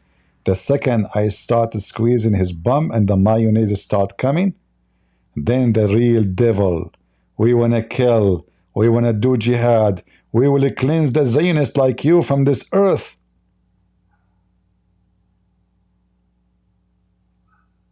Yeah.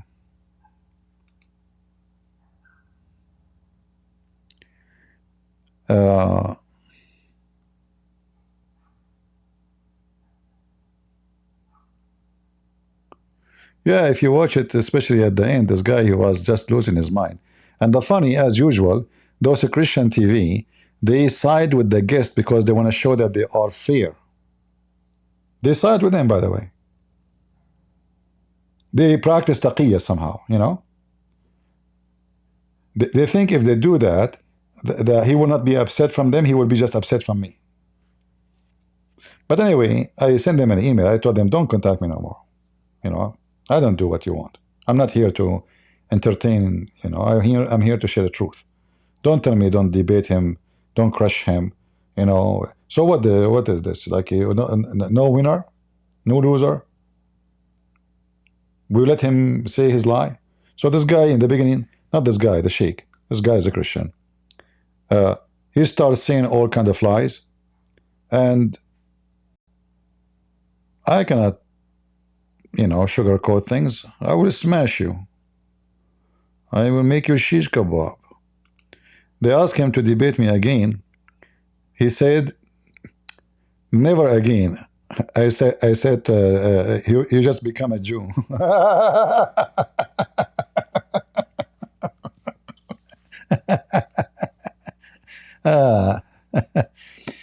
You want to debate with me? The Prophet Zakir Naik, that's a good one. He said, never again.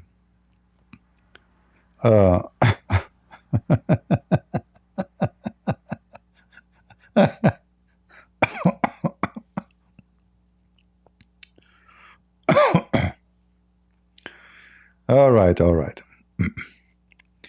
Can you post the link for the video? I don't know if you can find a better link than this one, because here the quality is not good. Let me see if there's other.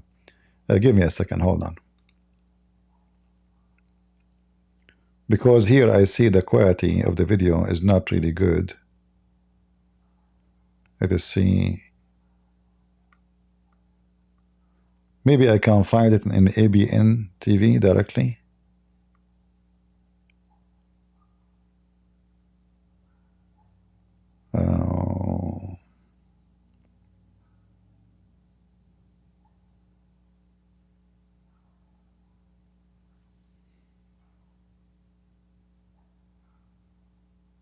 Let us see. I can give you the link, which we have now, but I'm just trying to find a better quality video, because this one look like it's not a good quality. Let us see.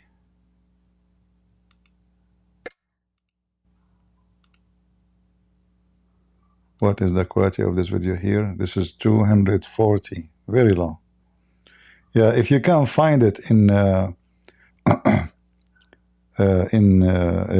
TV, even though it's in Arabic, you can activate the subtitle translation, auto subtitle. But let me give you this link, because look like I cannot. Oh, this is only 13 minutes. Hold on, let me find you the whole one. I think it was almost 2 hours.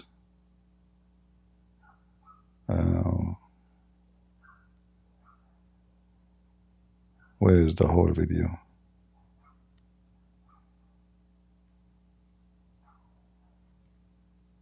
You know what? Let me search for it in Arabic. Maybe I can find the original one.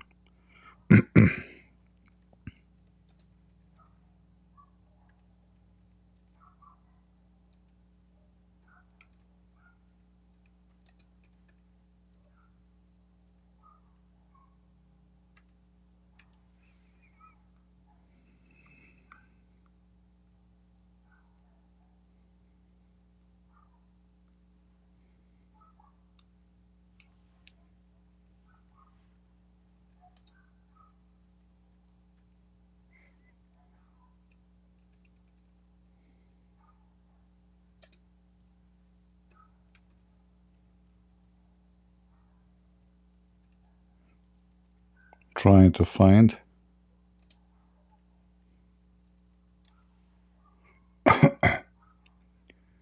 Yeah, I see only 15 minutes, 16 minutes.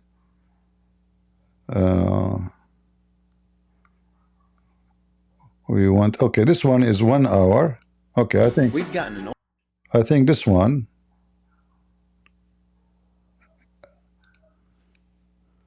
is the full video, possibly. I'm not sure. You can check it out. Let me give you the link.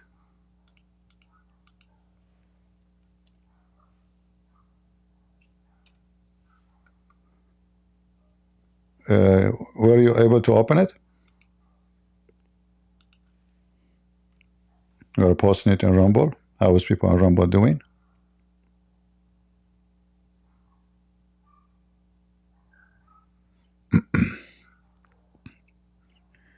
You see, those people, they will be happy to debate people like David Wood, Opposite Prophet, any, but they will never get close to me. It is one-time mistake. And this is one of the issues I have with this ABN TV. I told them, when you bring somebody to debate me, don't tell him you will debate who? Not me. Don't never say Christian Prince. I told them. But then they go and they say Christian Prince. Shabir Ali, we set up a debate. Agree to debate. He is ready to debate. Okay. We have the date. We have the time. We have everything. Actually, maybe this is more original than the one you have, the one I gave you. Yeah, this is better quality, guys. This one here, but you need to activate the CC. This is a better quality than the video I just gave you, if you want to watch it. So Shabir Ali, ABN, they set up a debate between me and him. I told them, don't tell him this is a Christian Prince. But as always, the Christians, don't ask them not to say. You said to them not to say, they say it.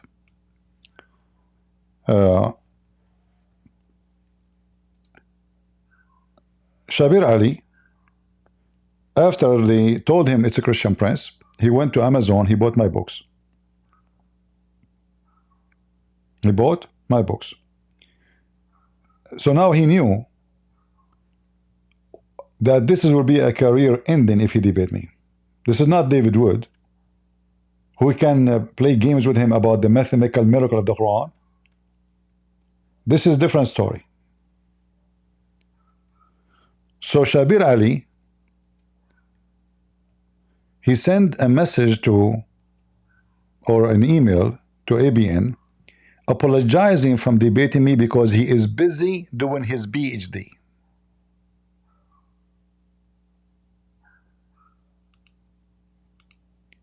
He is busy doing what? He is busy doing his PhD, which is a lie. Because he was debating everybody during that time, but he never dared to debate me. And when somebody is challenging him to debate me,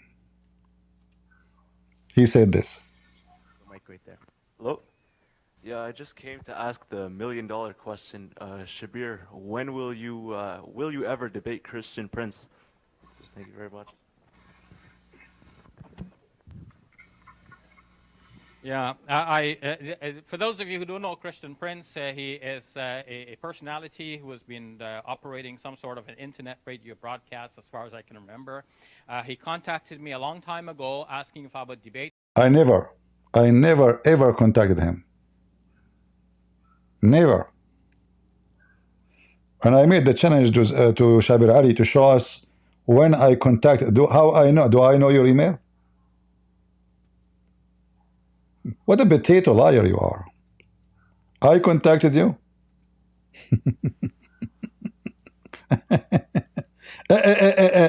Him, and I said yes, and then eventually I bought his book.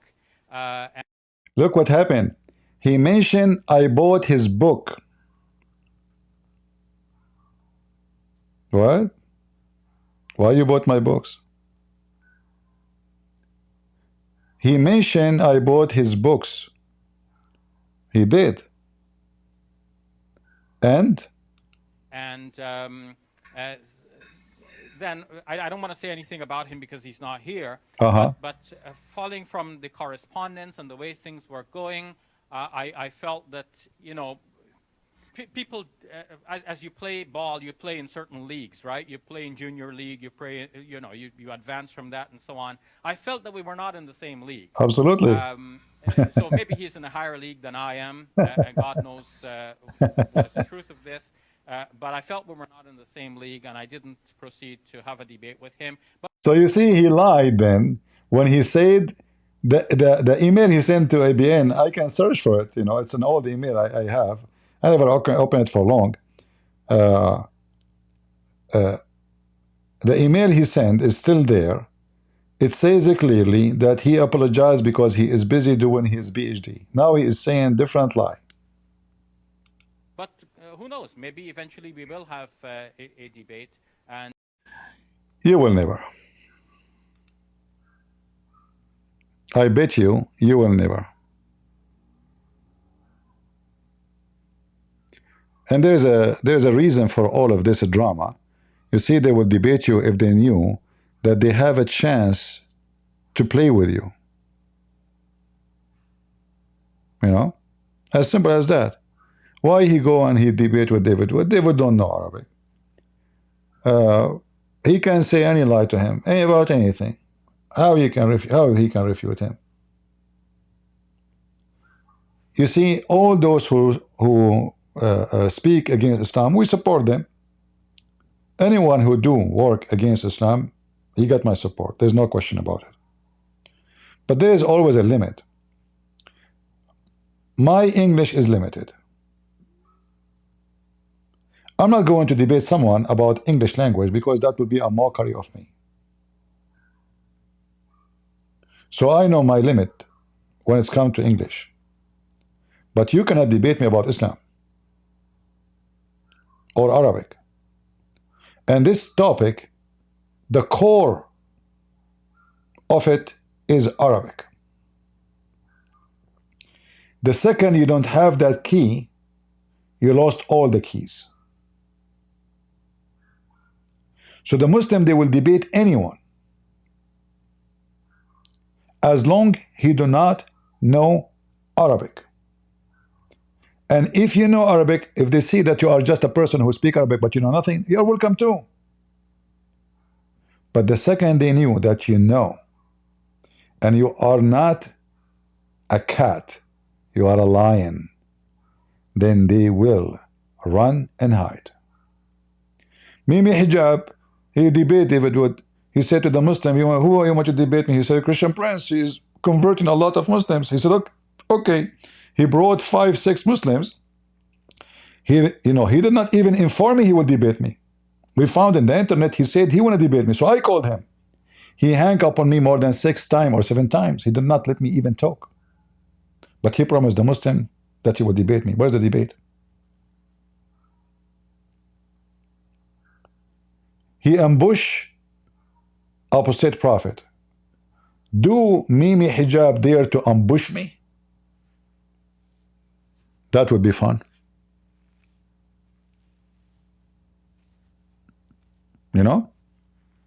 Like if we go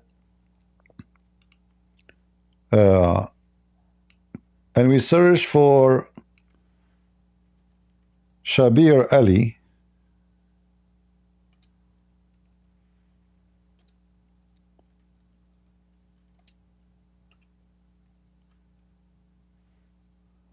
David Wood.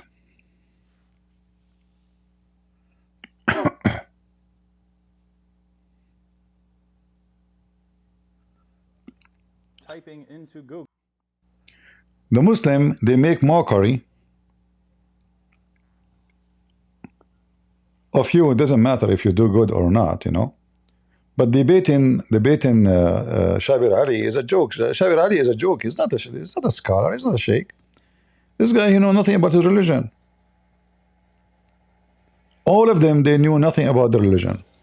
But as long they have a space to play with you and to lie about their religion, they are fine. There's no problem. Let me see.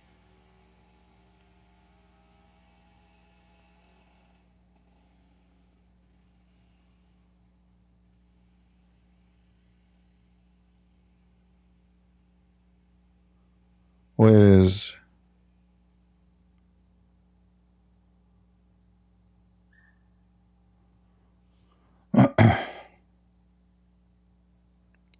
And look, you know, the Muslims, they would love you to debate them about stupid stuff. Like, as an example here,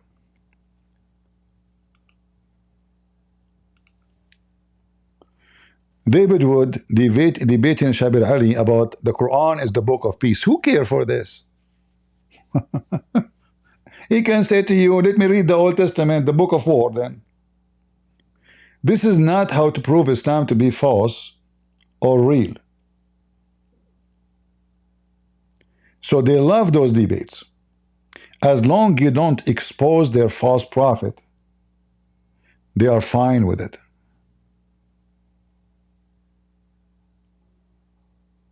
They are very fine. I'm trying to find the whole debate. I cannot find it, you know.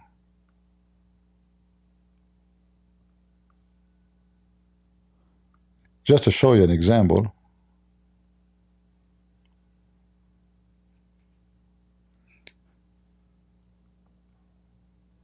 David Wood destroyed by Shabir Ali preserving the Quran. Yeah, you know, we can refute this preservation of the Quran in 2 seconds. Preserving the Quran.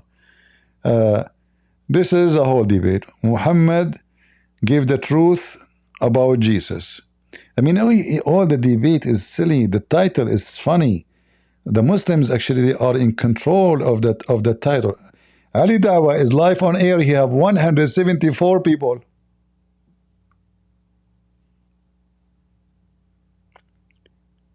Shall we pay him visit?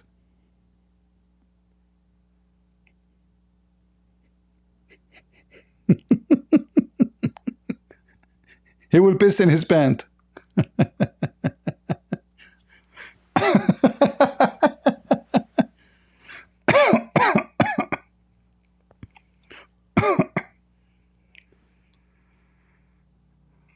What the heck is that? What they are doing? What? Somebody donated £500. They are pissing the ground, kissing the ground for it.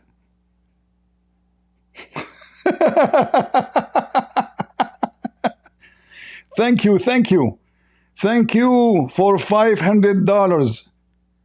Thank you.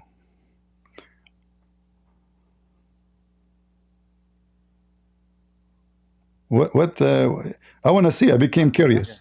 And I said, oh Allah, protect this person from the hellfire, grant him the highest rank of Jannah. And I said, everyone else who donated also as well, yeah? Anyway, it's not just big donors. Yeah. I made dua in the Kaaba for the video for people who've given £5, £10, whatever they've given. SubhanAllah, brothers and sisters. Wallah, you know why that £500 is so important, yeah? Because brothers and sisters, and those £2. Guys, he gave 500. Look, they collected now £168,000. And he just told the guy who donated the £500, Allah will give him a house in heaven. Is going to teach what? 50 to 150 people to learn how to do wudu. Brother, I'm telling you, listen, mark my words, get this on camera live. Do you remember those scams, you know? He will give you this brochure if you donate, and this will teach you how to do ablution. How am I looking? You're looking sharp. Listen to me. It's a bit blurry. I don't know where the camera is, but I'm going to look there. Listen to me very carefully, yeah? I'm speaking to the camera. Look into my eyes. Ali, the camera's there. Okay. Listen to me. This project, I'm telling you, you're hearing it now. Soon you're going to start seeing it. So we're going to go quiet. You're going to start seeing things. You're going to say, yo. See the scam? Say, yo, have you heard of those new mats, bro? Yeah. Scam. You like to play Salah like it's matting, brother. They're faster than Amazon Prime. What's his name? Jeff Bezos. What's his name? Yeah, Bezos. Yes, I'm dead name, Bezos. What is that? You know, I think you keep touching your nose because you take too much drugs, isn't it? I mean, you cannot even leave your nose alone. Dead thing about Bezos. Can you imagine Jeff Bezos? Yeah, Jeff Bezos. Let's go. Better, faster. Can I have a glass of soya? Yeah. Yeah, let's go. Bismillah. SubhanAllah. Some fantastic donations coming through. Another £10. Alhamdulillah, fantastic. I don't know. Should I go and join him, guys? He will start cursing me. I know. I will stop calling me names, and you know, we know he will never dare to talk to me. Zachariah. He said, I'm asking guys, we're 114 pounds away. What a mockery. Brothers and sisters, if someone gets us to 170,000 pounds, we're only 2,154 pounds away. I am going to now get out my seat on camera and I'm going to walk towards the haram. They won't let me in because I'm my haram. I'm going to go live on camera to those gates and I'm going to go and break dua for them. Live, inshallah. Live, yeah? With 2,100. If you give him the 2,000, he will go and pray for you in Mecca. He's in Saudi Arabia now. I mean, you too. Yeah? If someone gets us to that, if someone gives 5,000 pounds, 5,000 pounds will teach 500 to 1,500 people salah. Bro, you're not ready for it. You're not ready for it. Come on. What a scam. We're now 136 pounds away from 168. 136 Look pounds. at this. Look at amazing. You know what? Because Zayn gave us reminders. Now people are donating. Little Zayn, yes. He bought the barakah. And you know what? And guess what? Let's show the people where your donations are going. Yes. Because brother, the proof is in the pudding. We've got All so right. much pudding. Allah We've got says in the different Quran, flavors. exactly. Allah says in the Quran, قُلْ هَاتُوا بُرْهَانَكُمْ إِن كُنْتُمْ صَادِقِينَ. Bring your evidence if you're truthful. I am truthful, inshallah. Go to one of the videos of Sister Andrea. How many people watching that? 197 people watch this video. Sister Andrea, who came to learn salah with her baby, there was no one to look after her. Her family she couldn't learn how to pray salah. She came to us, and guess what? The Japanese sister who accepted Islam, from that industry, who's come. Sister Frederica is teaching how to pray salah. No way. Yes, and we're sending a guy to pray mat. And she's going to join our Ramadan after Ramadan. Because sadly she's getting heat. She's not going to be off the internet. Yeah. May Allah protect her. Ameen. All right. 130 pounds. Just quickly go through this video. We're going to be back. Give charity without delay, for it gets in the way of calamity. I will go, guys, to his channel. I will go to his channel. Do you see a chat? Do you see the chat? Is it showing for you?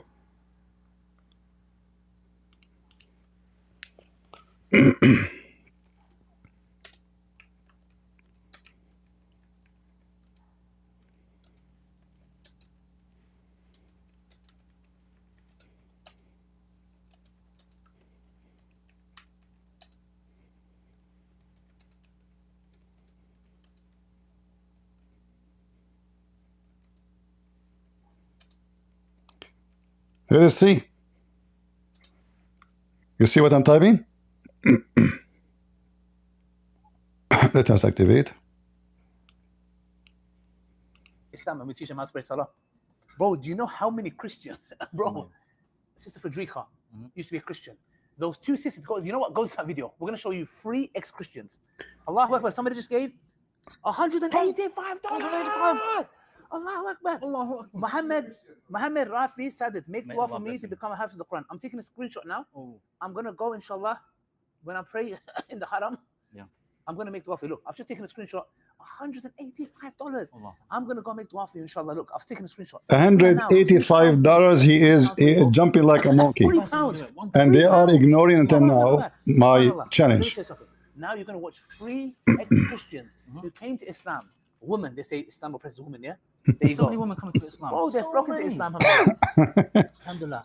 Let us post that. Alhamdulillah. Alhamdulillah. Oh, we're here 168,000 exactly. No way. We're now 2,000 pounds away. 2,000 pounds. Is it? Christian princess. You're a princess. Guess what?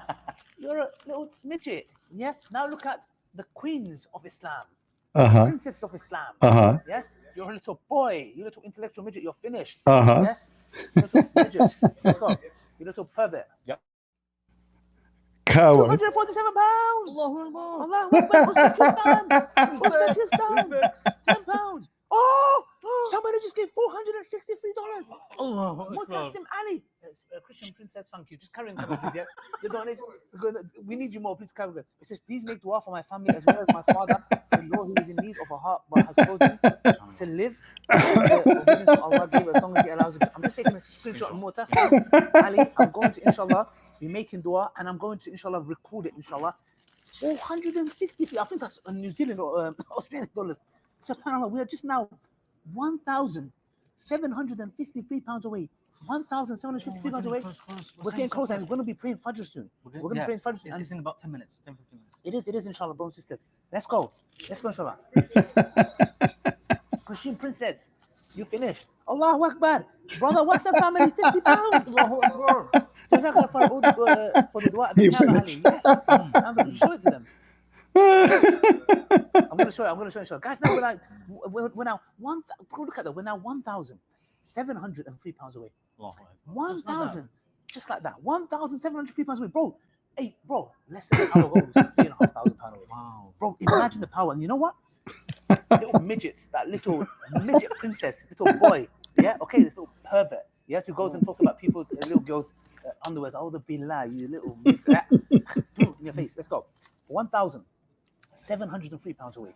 1,703 pounds away. Let me tell you something, bro. We can even hit 175,000 pounds today, inshallah. When we go to Fajr, bro, how are we going to do it? Can we pray here? We have to go to the masala. Can we join here and let the camera run? There might be a. Yeah?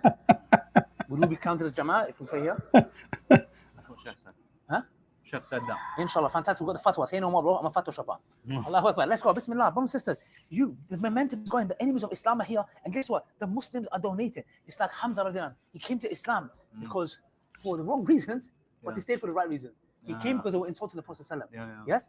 But then he truly accepted it, subhanAllah. Sami E, $37. Guys, you want me to make a dua, keep it concise, donate, inshallah, whatever you can. It's not for me to make dua. How much halal cat food cost today? It's to help teach people how to pray salah. We're printing 50,000 of these maps in Italian, German, French, Spanish, Portuguese, Albanian, inshallah, and English, inshallah. Bro. So let's go. Zayn is back. Zayn is back. The champ is back. Let's get the champ on camera. Look at him walking.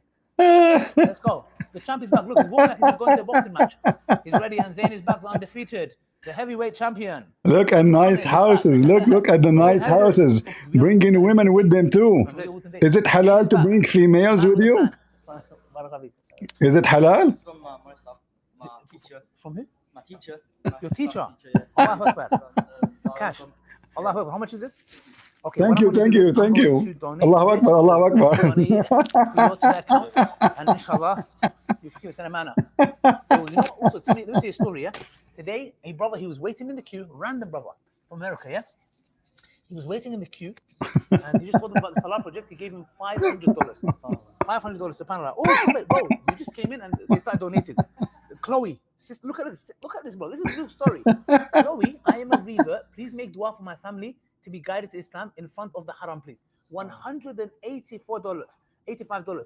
Oh boy. Take the screenshot now, Chloe. Sister Chloe.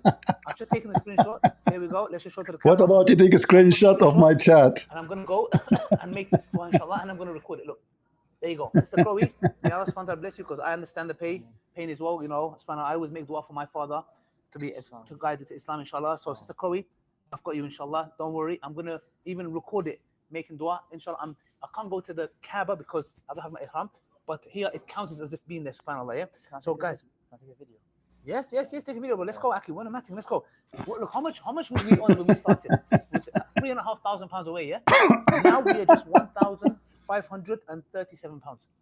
Just that, subhanAllah. You see what a scam. Ramadan is the month of you don't have to give the reminder. The scam. Somebody donated £500. Another person gave $300 and something, subhanAllah. Let's go. Allahu Akbar. Another donation, £10. Another donation of £10, brothers and sisters. We are now getting close, inshallah. £50. Another $50. Allahu Akbar. SubhanAllah. We are now 1,477 pounds. Quick maths. I'm faster than a calculator. Yeah, trust me. Yeah, alhamdulillah. You see that Quran recitation, bruv? Yeah. People loved it. Did we show them the video, bruv? Let's show them the video of those free Viva sisters, Christians, ex-Christians who come to Islam, alhamdulillah. And there's enemies of Islam on there. At any rate. Let's go. The biggest scammer. Potato. All right, guys. Let us leave the video. They will not debate me anyway. They are a bunch of cowards. I know. They were never there. They are just a bunch of kids. They will debate David Wood. They will be. Those are just, scumbags. Yeah. We know them. Christian brothers enjoy this video. What you brought someone he convert to Islam? What you promised them? They will have their in this penis? All right, let us leave there, guys. Obviously, they will never dare to talk to me. I did not go really, I know they will not debate. We know them. This is not something new. This is absolutely who they are. Princess, huh? Son of Muta. Tell everybody to leave. Just leave.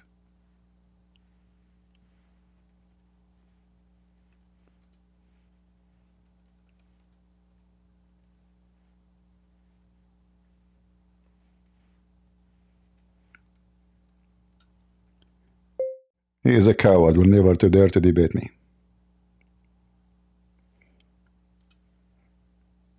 Go back to the channel. All right. But do you see the scam? Allah will give you a house in heaven, brother. MashaAllah. The guy is coming with his sister. She is 14 years old. They will molest her.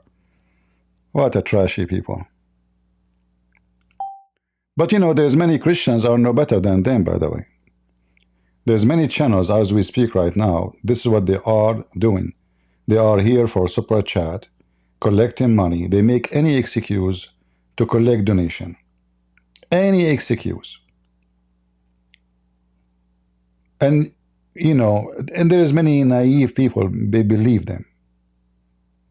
Like somebody have a Patreon. He have thousands of supporters. And then if he want to do fart, please support me. I need to move. And then people, they give in less than 24 hours 170,000, 200,000, 250,000. People are crazy. People are really crazy, naive. The guy want to move from place to place. He need $200,000 to move. It's not his fault. If people are naive, are naive.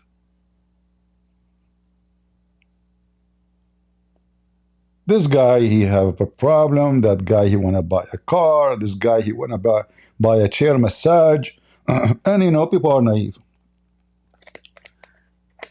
So those kind of people exist everywhere. But in Islam, this is what Muhammad told them.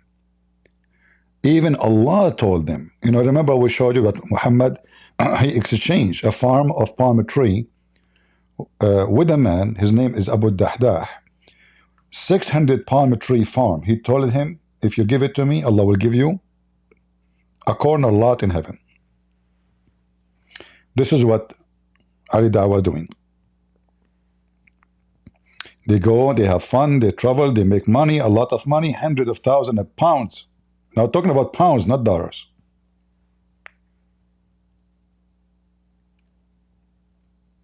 Those remind me of some Christian channels who they are scammers. Call now and receive the blessing of God. And donate now.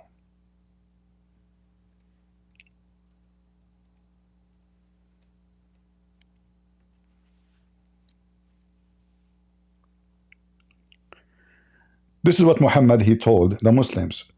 Give me money. Give me the money. And the money you give me will purify you. Sanctify you. And that is what a scam is about. The second you hear somebody, it doesn't matter who is he. He claimed to be a Christian. He claimed to be a Jew. He claimed to be a Hindu. He claimed to be a Muslim. It doesn't matter what he claimed. The second he says to you, if you pay me money, that money will sanctify you, will purify you. We will pray in your behalf. We will pray in your behalf. You should know better that this person is a scam. Literally. Because what they are saying to you,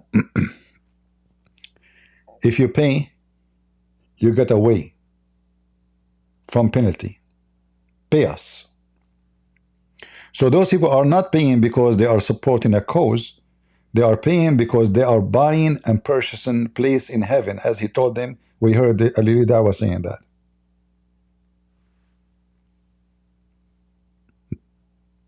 Brother, sister, may Allah give you a house in heaven. Alhamdulillah. I asked him in the chat, what is the price for halal cat food these days? He did not answer.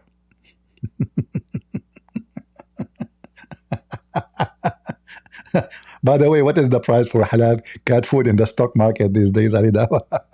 I'm serious. I want to invest in the halal cat food, you know. Perfect. We are finished. He said to a woman, suckle me. This is what your prophet said. Suckle me.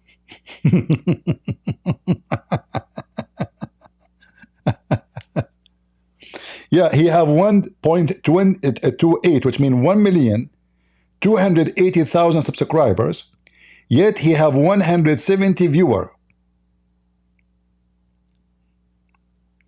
I mean, can you believe it? No, the 180, this is after we went there, you know, this is we went there. Or before, I'm not sure. You can watch the video from the beginning. So,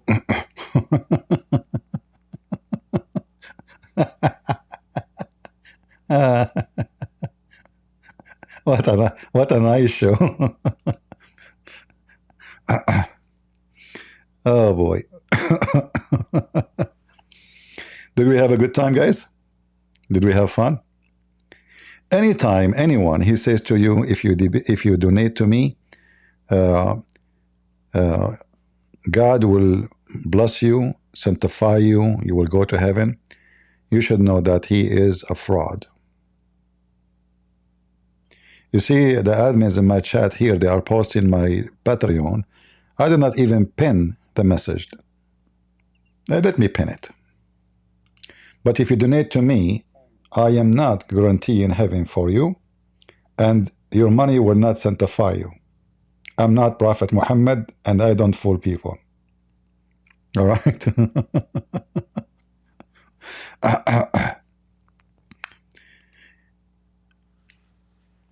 And pray in their behalf. I mean, can you imagine? You pay me, I pray in your behalf. That's good, guys. Who want to give me money to pray in his behalf?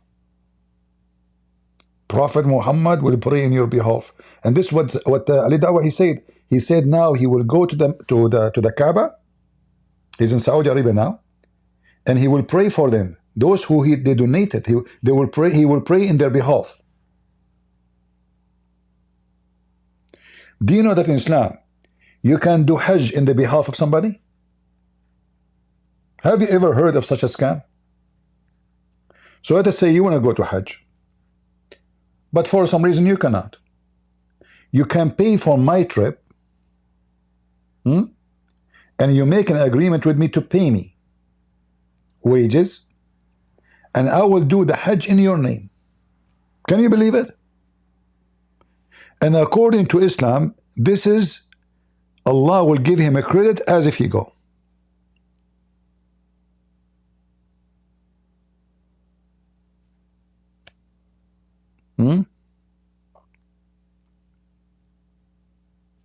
This is Islam. In fact, in Islam, you can ask somebody to marry a woman for you. I can show you a reference. If you have, let's say the woman you want to marry, she is in a different country. You can send a man, he make the contract for you as if he is you. He's not going to marry the woman, no, but he is the one who will do the contract for you. So he married the woman without being there, and it's still legal. Just pay somebody. According to Sharia law, you can do it.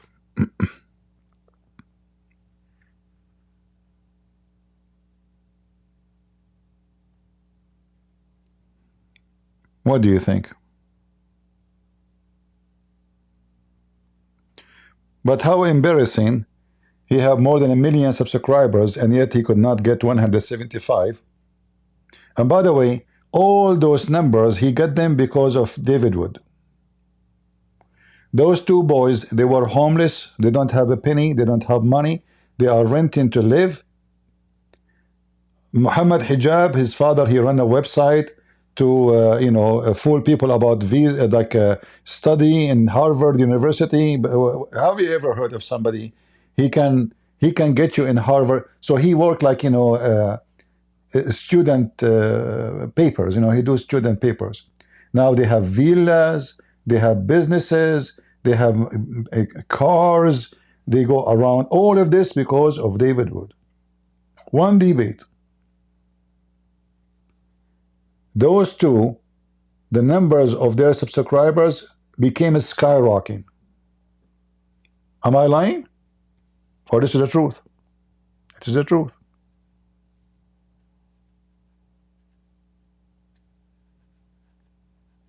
Yeah. He made them. They should be actually, they should be very thankful for David Wood, because without him, they are nobody.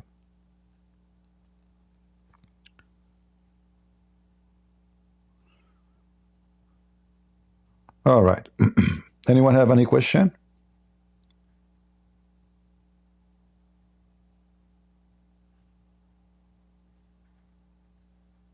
I'm going to start turtle halal food.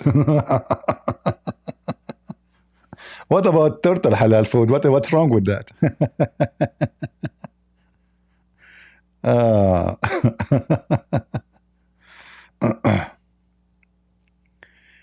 Imam Tawhidi. Imam Tawhidi is a big fraud, my friend. This guy, he is a Shia. The Shia believe in slaughtering Christians more than the Sunni. So when this fraud liar, he say the Sunni need to be reformed, what about his book? Ali, he burned people alive. Ali, his master, he burned people alive. And he speak about Sunni? Those are Shia. You know what Shia? The Shia, number one pillars of faith is lying.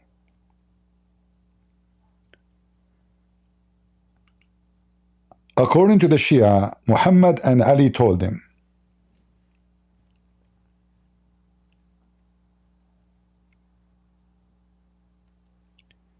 that taqiyya is the shield of faith.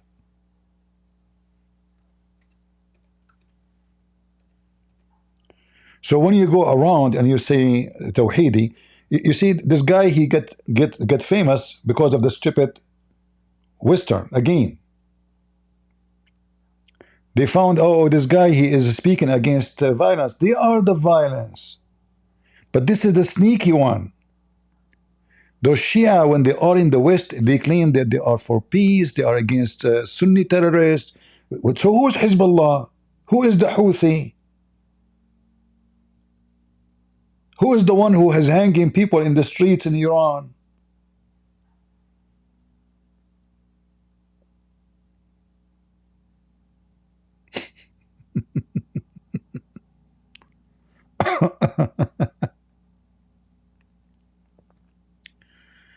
Yeah, and you know, people, they go around, and you know, I found that the most people who support liars is the Christians, and I'll explain to you how. Like now, this guy, he's coming, he think he's doing good thing. CP, search for Imam Tawhidi. He said the Muslim Sunni need to be, but what he did, he just promoted the guy. So now everybody will start searching Imam Tawhidi. They don't go around and say Christian Prince, read Christian Prince. No, they go and they bring me what Fifi say, what Tawhidi say, what Mimi say. That's what they do. Christians, many of them are so smart, genius. They go even post Muslim channels in Christian forums. And supposedly, by the way, he's not promoting them. Very, very smart. Super intelligence. Nobody want to use his brain. I mean, why when I use it? It's going to hurt us. It hurts to use the brain.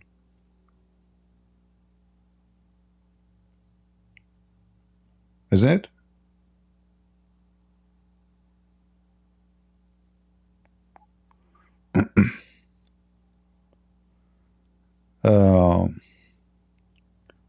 All right. Shall we finish for today, or we continue a little bit more? What do you think, guys?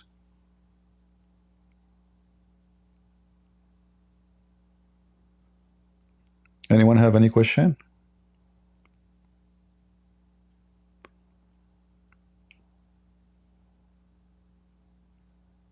I don't care about subscribers, you know. I care about how many people watch my videos because I want people to know the truth. So number doesn't matter for me because I'm not doing business here. As you see, we don't have super chat. Even YouTube keep bugging me, sending me email to activate my super chat and giving me offers like you can open stores, you can sell things, etc. And I don't want to do that, you know. We have Patreon, and thank God, whatever the Lord He gave us from that place is good. God is good, you know. We are not seeking here and there and there and there, you know. Whatever the Lord He provide, it's good.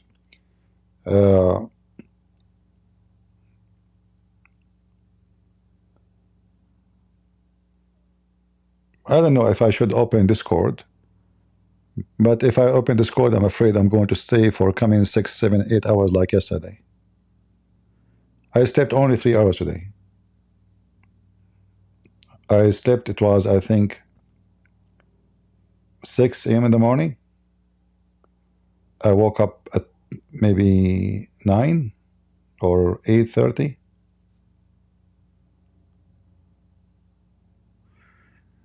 Who is Isa in Islam? There is no such a thing. There is no Isa. You know who is Isa? Isa, the word Isa, obviously, if it's in Arabic, it's an insult to Jesus. If it is not, Muslims do not know what it means. So they cannot even tell you what this word means. Muhammad, he never quote a name correctly. So if Isa was coming from Esau, which Isa is not Esau, wrong name, and Jesus is not Esau. If Isa is coming from Oisos, like the Greek name, which became Jesus, again he quoted wrong. So Isa in the Quran cannot be Christ for many reasons. Number one, according to the Quran, that Isa is the nephew of Moses. His grandfather is the father of Moses. His family last name is Umran. This is what we see in chapter 3, Al Umran.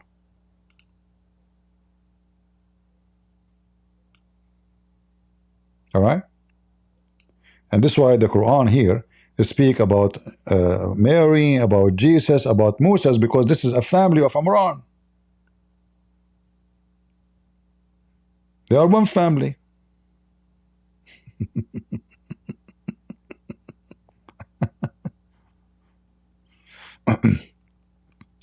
So the wife of Amran, or Amran, which is again wrong name because he, you know, the Bible name is Amram in the Hebrew. Like in English, you don't have the letter A, so it is Amram, not Amran. So the donkey even could not quote even the name of Moses' father correctly.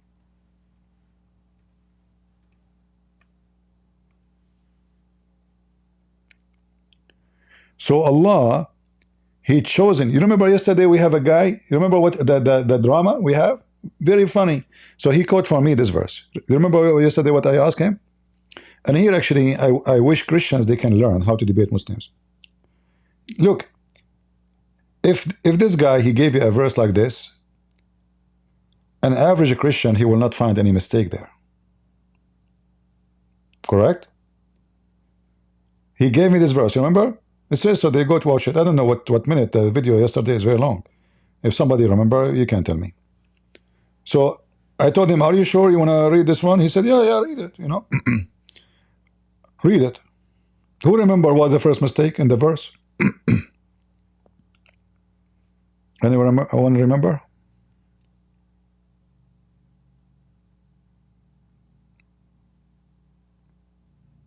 Who remember what the first mistake in this stupid verse?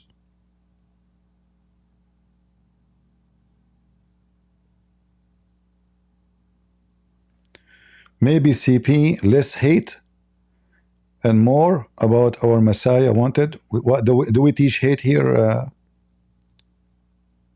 Trash can? Guys, do I teach hate here? What do you mean? What do you mean less hate? Maybe you mean less Islam and more Christianity? But no, you see, I'm here to do what not people cannot do. There's many people they can teach you about the Bible, and maybe they can do better than me. But nobody can teach you about Islam as I do. So if we don't speak about Islam, I'm here to expose this garbage cult. I did not come to YouTube to be a Bible teacher. This was never my intention. My intention is, like, first time ever, I enter a Muslim chat room. They were bringing someone to take Shahada. And my blood started boiling. I could not believe it, how they are fooling people. Every day they have a new guy or a new person taking Shahada. I said, I'm not going to stay and watch. My English is funny. Like this is not now. You know, I'm talking about my English before. Now it's still funny, by the way. But I'm talking about first time I enter in the chat, I went to Christian rooms. And then I enter, and then I said this. I go to the chat room, and then they bounce me. I don't know why they are bouncing me. I have no idea. I'm being just polite. I just enter, and I say, hello, guys. And then right away, they bounce me out of the chat. So I went to the first chat room, the second chat room, third chat room. What's wrong with those people? It turned to be I'm saying hello, gays. Not hello, guys. This is telling you how bad it was, my English. You know? So I entered the first chat. Hello, gays. I'm not speaking by voice. I'm chat, you know. Kick out of here. Get him out here. You know, like, uh-oh. What I did? What's wrong with those Christians? So I went to the second chat room. Hello, guys. For me, I'm saying hello, guys, you know.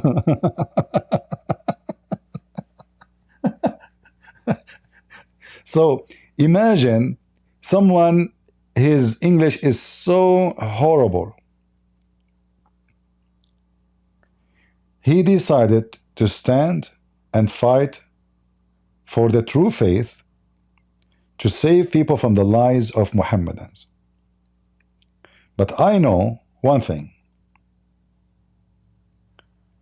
I am sure of my faith. I am armed with the knowledge of my faith and their faith. Arabic is my first language. In fact, the first job I got when I was studying law is to correct Arabic for a newspaper. As a student, I used to go at night. You know, they print the newspaper by the morning, early morning. So there's a department. They have to read all the articles. I'm not a writer in the newspaper. I am just a person who read and correct. And then there's a supervisor who is a professional in Arabic. He is supervising everybody if somebody have difficulty to correct something. So this is the first job I did. So, and this is actually will give you a great example of never say it is impossible for me to do it. Remember what the Lord, he said in his holy book. If the Lord is with me, who could be against me? So the guy who did not know the difference between saying hello guys and hello gay, he wrote books. He have millions of people watch his videos, and tens of thousands of Muslims leave Islam because of his videos.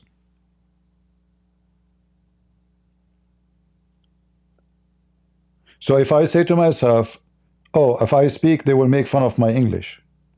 Actually, opposite prophet, just yesterday, he was making fun of my English. Did you notice? Do you remember? He was making fun of me reading or speaking English. So even so-called Christians, they will make fun of you. Even now. But that never stopped me from doing what I should do. So I joined those chat rooms. Every day they have somebody converting to Islam. In less than 6 months, I flipped the picture. Anyone who is here from Paltalk here, remember, everyone who converted in their chat room become Christian, and even admins in their chat rooms, they become Christians. Took me 6 months only to destroy all the work they have done with my funny English.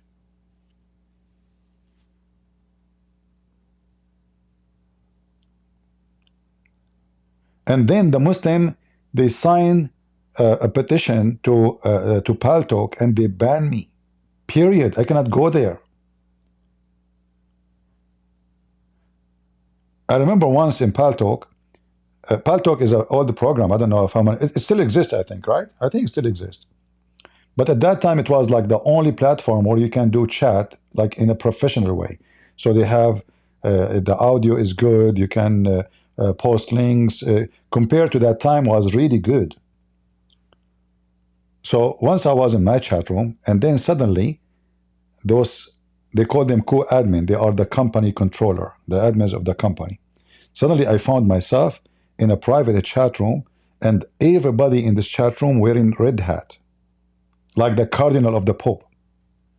The second you see a red hat, that means they are from the company, and they can ban you totally from the app. And then the woman, she is her boss. She said to me, "You are not debating Muslims, you are inflaming them. Therefore, we brought you here to tell you our decision. You are not allowed to come to our app no more." The Muslim, they send petition by thousands and thousands of people. So when they ban me, many Christians, they start connecting their lawyers, their etc., and they make a threat that they will sue them, etc. And then they send me an email after, I think, maybe 7 days, 15 days, I'm not sure. They said, "We apologize, you are welcome back to come to Paltalk."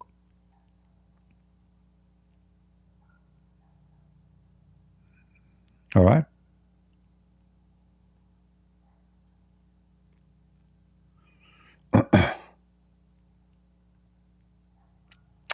Yeah, thank you guys for your support. Actually, when I am here during the my mission, I met a lot of wonderful people. Once I moved from a state to a state. There's a guy, none of you know him. In fact, me, I don't remember his last name. But I know his first name. His name is Jeff. This guy, he drove with me 3 days. He brought his truck, his trailer. I don't know him. He's not my cousin. He's an American. All what he knew, I'm a Christian Prince. So I want to move. He offered to help. He brought his truck, his trailer. He carried furniture with me. He drive for 3 days. And then to go back, he have to drive other 3 days, all for free.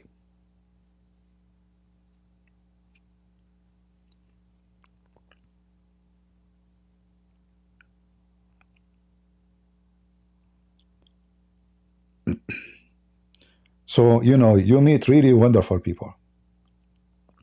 I don't know if he is listening. If he ever listening, contact me.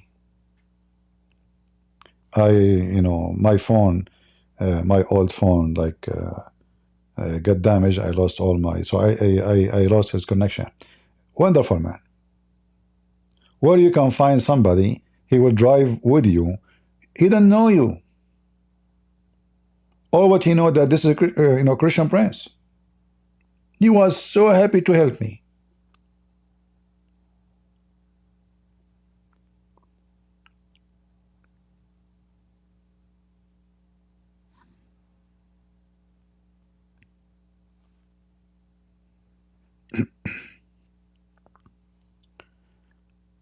Yeah, God is good.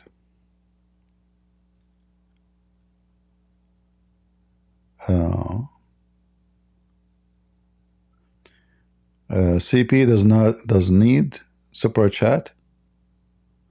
No, I don't want super chat. If you want to support, here we go. We have Patreon. What difference does it make for you?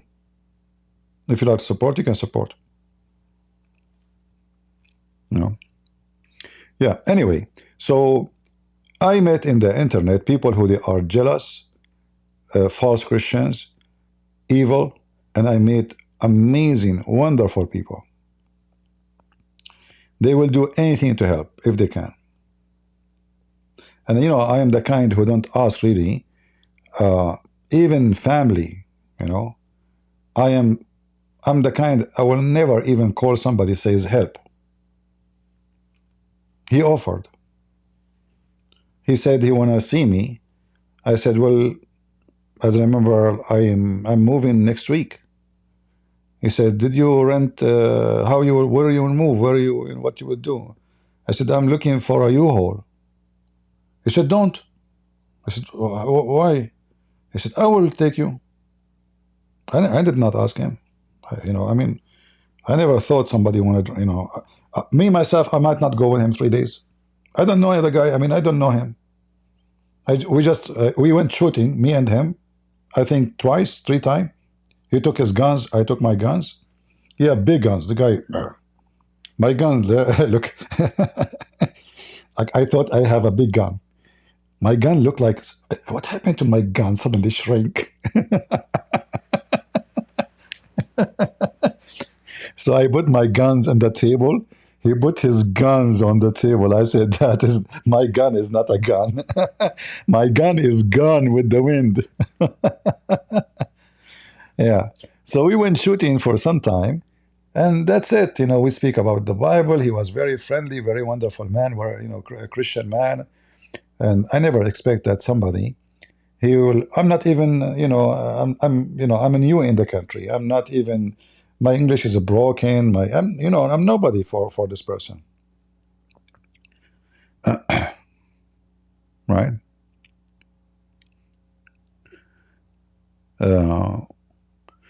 But again, this is telling you, that God, He provide you, as somebody said in the chat, God, He sent His angels. So I believe strongly there's people who they are literally, they have the heart of an angel. So they, you know, they believe in what you do. They knew you are not fighting for yourself. It's not about you. You are not seeking, you know, you don't know me. I don't, you know, you don't know anything about me. I die tomorrow, nobody will know even where is my funeral will be. So there's no glory for me. There's no fame. There's nothing about me. All what you know, this guy is a Christian prince. And whatever Muslim they, you know, post on the internet is just a stupid internet. Yet there is people they are willing really to support from their heart. Very loving people. Wonderful. And, you know, I believe now, actually, I have a family I never had before. I believe, I'm the kind, I believe, that family is not someone is born of your mother. It's someone is born with you again.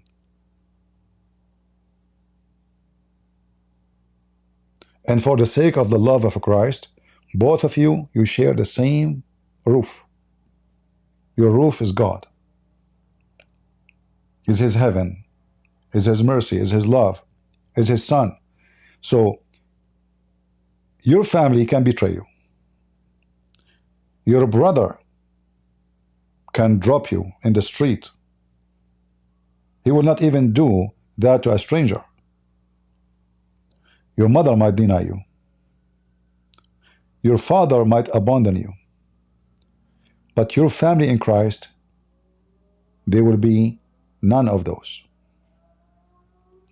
You remember what Jesus said when they said to him, your brothers and your mother is outside waiting for you? Anyone remember what they said to them? I will wait for you to tell me the verses.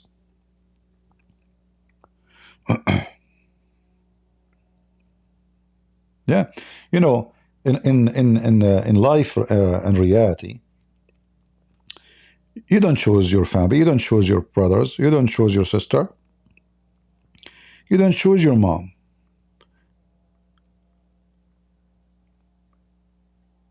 You never chose any.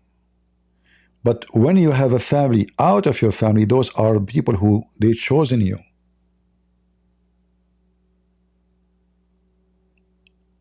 Correct?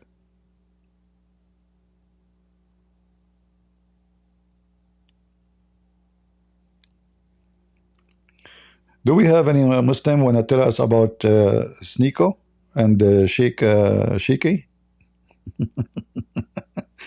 And you know this guy, Sheikh Assim, he is lecturing those Muslims supposedly like he is the smart guy. This is the same guy. He said that lizard is a kind of insect.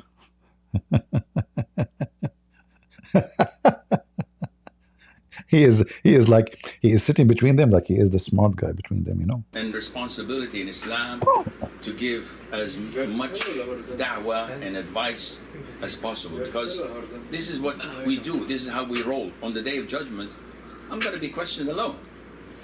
And Allah Azza wa Jalla is going to ask me, you sat with these guys, why didn't you benefit them? Why didn't you give them advice? Yeah, we could all laugh and could have jokes. And you know, this is all like blah, blah, blah. If you read about the Quran, you will find that none of this is true. Because Muhammad, he made it clear, whoever say the Shahada, he will be in heaven. They said to him, even if he steal and he fornicate, he said, even if he steal, even if he fornicate. Which means even if he's still stealing and fornicating.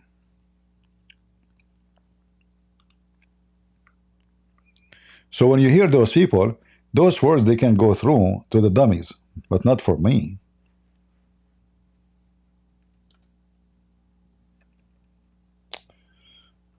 My keyboard keeps switching to different language, so I type.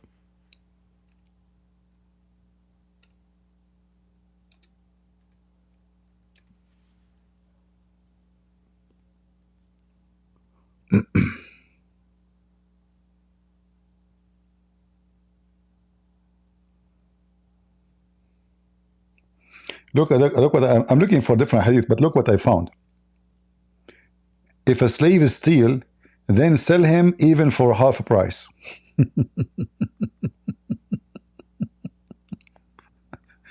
They steal a human being, and then the slave is stealing. Okay.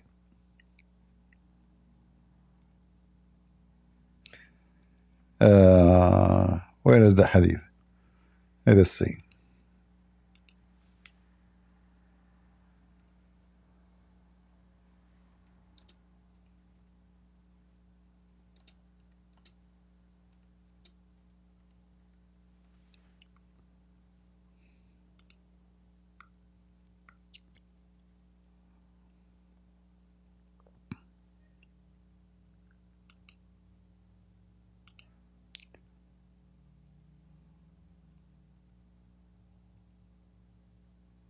Yeah, let us see if I can find this hadith. We should be able to find it.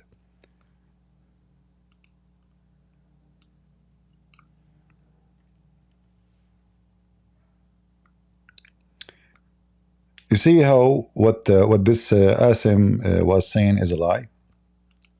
Muhammad, he confirmed. Read carefully. I came to the Prophet while he was wearing white clothes and sleeping. Then I went back to him again after he had got up from his sleep. He said, nobody says, none has the right to be worshipped but Allah. And then later on he dies while he believing in that, except he will enter paradise. I said, even if he had committed illegal sexual intercourse and theft. He said, even if he had committed illegal sexual course and a theft. I said, even if he had committed illegal sexual intercourse and theft. He said, even. I mean, look how stupid the conversation. Like, it's like, you know, you hold an infant in your hand, you know, like, and then you take him like, you know, and the child he laugh. What is this? Even if he had committed illegal sexual intercourse and theft, even, I say, even if he had, look how many times. So, and then Muhammad, he says, he confirmed, even if this is, no matter what, all of this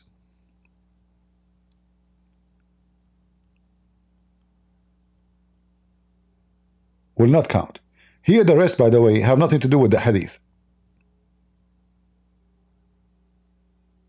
This is not part of the hadith. The hadith is whoever commit illegal sexual intercourse and theft, just he say the shahada, he is going to go to heaven. Even if shaitan, he don't like it.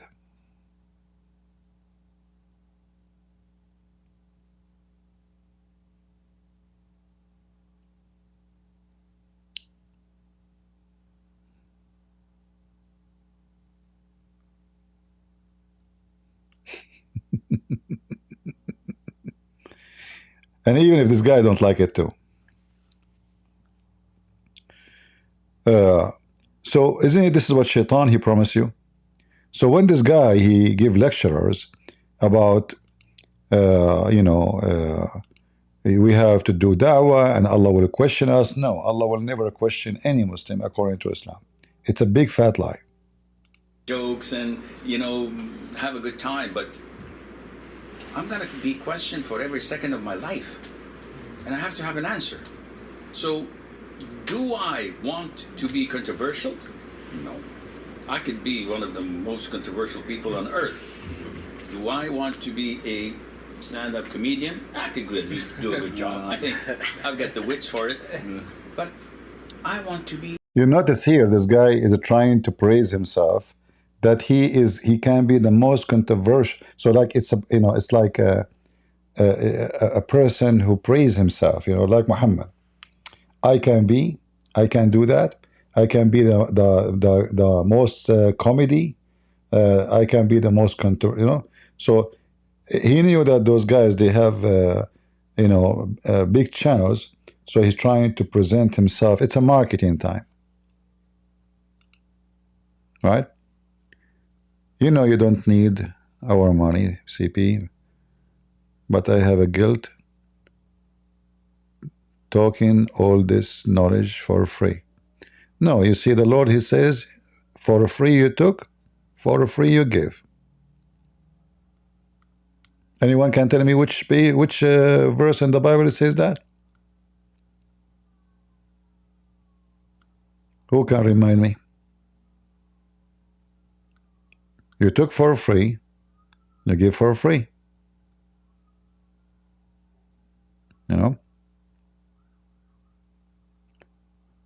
This is why, actually, if you want to see people who they are doing things for free or not, just go to their Patreon.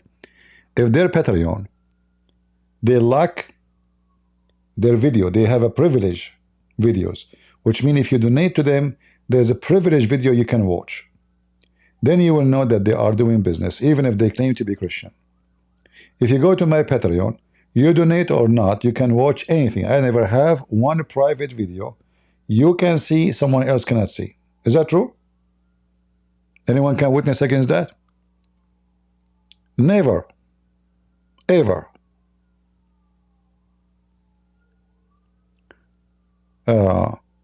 So you do not need, it's not about you don't feel guilty. No. If you like to support, you can support. But, there's no need to feel guilty. But thank you anyway for being kind and your support, at least in by words.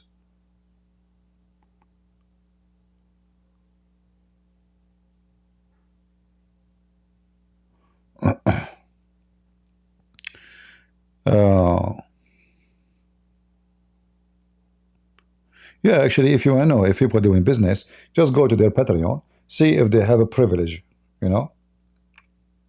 Privilege mean if you donate, and then they have videos. If you donate $10, if you donate less, you cannot see it. So it's like they force you to pay them. But you ask yourself, are they really serving God, or they are serving their pocket?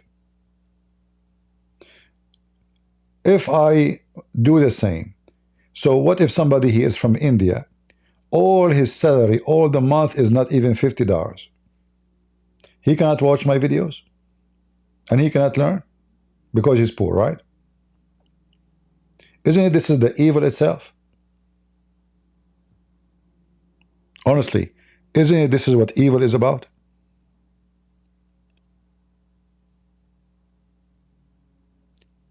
So the rich who can afford, we teach.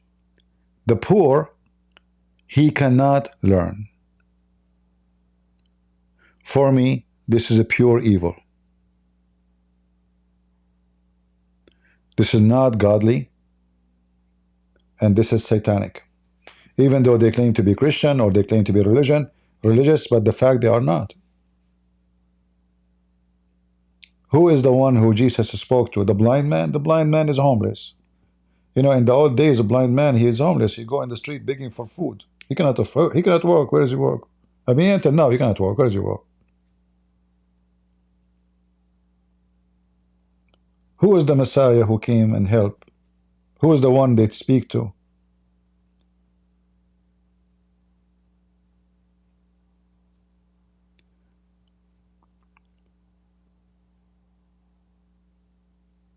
You know, always, there's two things will destroy a dignity of a Christian man, or even any man. Money and sex. Those two things, they will do their best to get into you. And I know there's many young listening, men or women.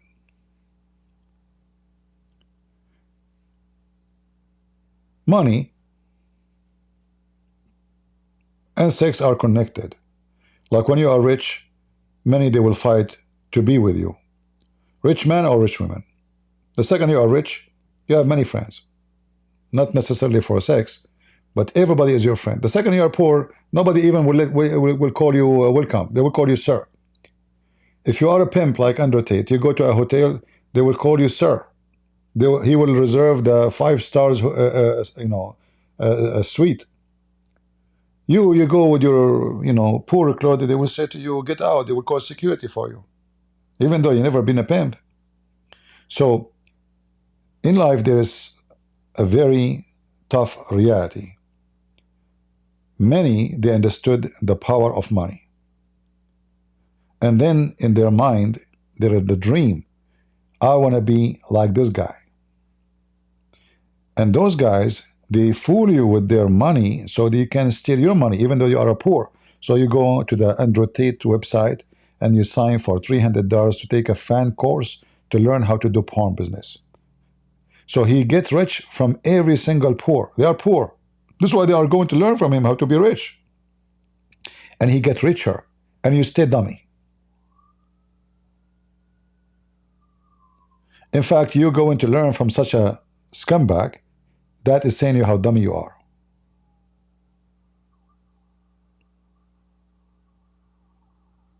So they get rich, you stay poor, but that, mislead a lot of young generation.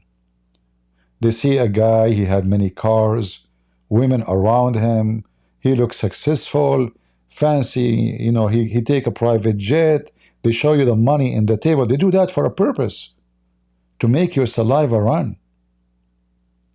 Women, sex, money, that will bring a lot of youth. For all those are puppy, they are horny, and they want the money. They want those cars. So the evil power will try its best to get down the good man and the bad man. The bad man already is doing bad, but he will go down in the quicksand more and more. So you are bad now, you are maybe for your knee. a year, 2 years from now, you are for your waist. Few years more, you are covered in the quicksand. A Christian man who is trying his best to be Christian, he will be tested heavily, because this guy, whatever he do, he feel guilty. He speak to a woman, he feel guilty. He kiss a woman, he feel so bad.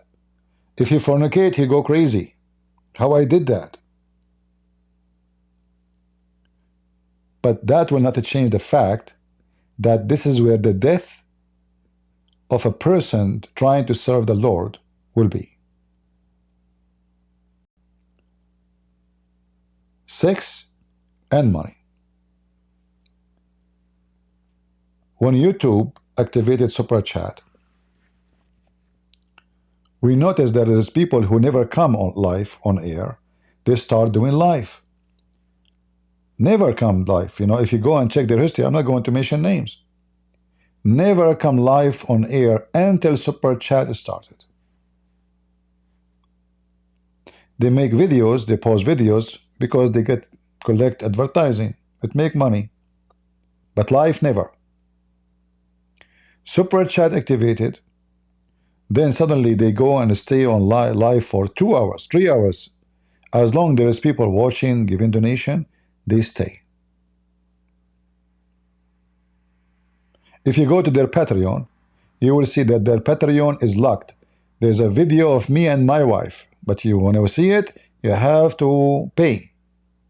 Why I want to pay? There's some dummy they want to pay because they become curious. Okay, what this video is about? And this is the whole point, is to make you pay because we are going to entertain you. So they claim that they are serving God, speaking for the truth, but in reality, it's all about money. So there's many signs you can check on people, whoever their names is. Christian, Muslim, Jews, Hindus, nobody. No, who care? When you see that the Patreon is locked, there's a privilege. Privilege mean not godly. The second you see there's a privilege, and there's discrimination between rich and poor. If you go to my Patreon, I have, I think, 13,000 subscribers. But if you check the real numbers of those who donate, it's very small and tiny. In fact, even those who appear to be the donator, they are not even real, because every month Patreon discovered that those are just, they put a name, put fake information. It's not true. I never complain. And I don't have a privilege for poor and rich. I encourage everybody to sign in Patreon so you can receive notification when we will go live. It's like Facebook for me. And whoever people support, I'm thankful. The Lord is good. God is good. And God the good, He will send good ones to me. But the privilege is a behavior of non-Christian.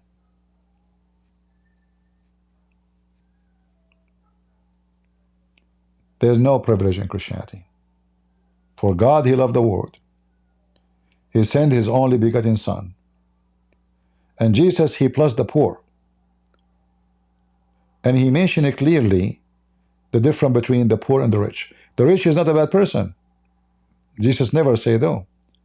But the rich, who is rich with money, but he is poor in soul, this person is a bad person.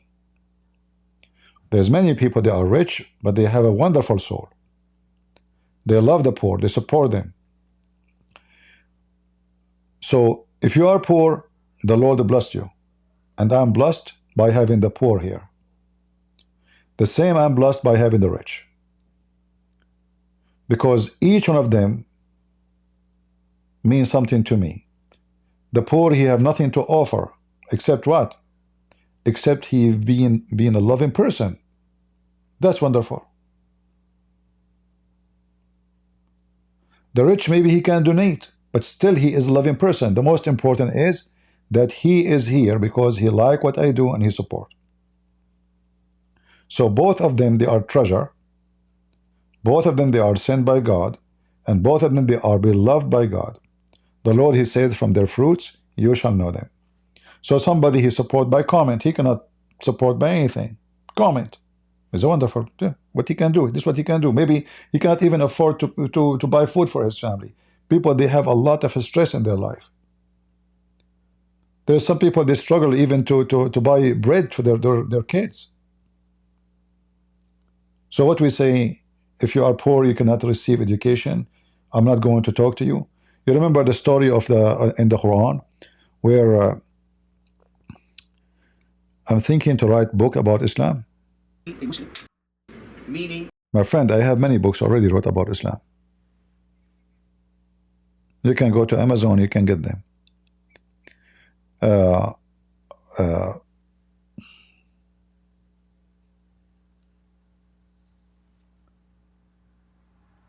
When a blind man, he came to Muhammad in the chapter of Abasa.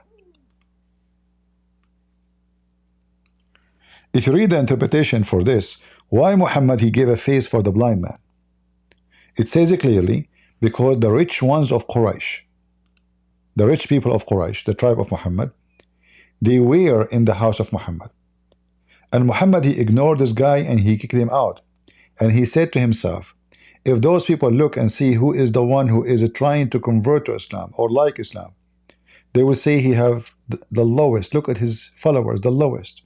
So that Muhammad, he gave him a face and he kicked him out. Muhammad is ashamed of the poor.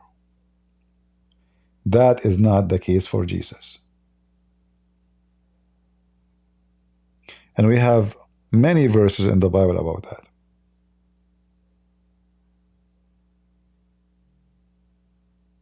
Right?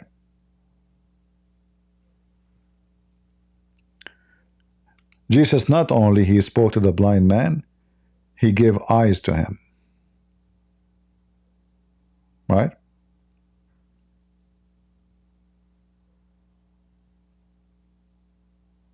Yeah, actually, I wrote a big, I mean, good amount in my new book, but I need to stop coming online for some time, or maybe slow in the numbers of hours, because when you go online, it takes too much of your energy. You know, you stay for many hours. I don't go online 15 minutes, 20 minutes, you know. I mean, my short video is like 3 hours. This is if it's short. Like yesterday, how many hours? 6, 7, 8? I'm not sure. Right?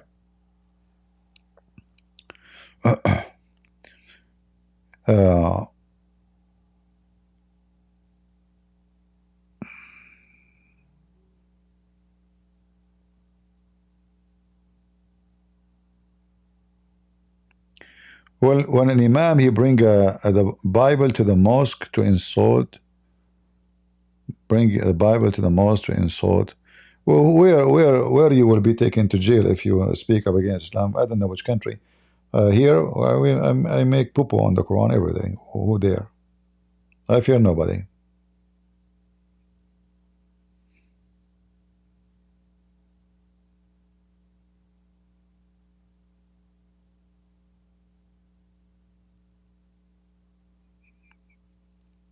And never worry about what people will. You see, a true believer, he will not worry about what people say, what people will do.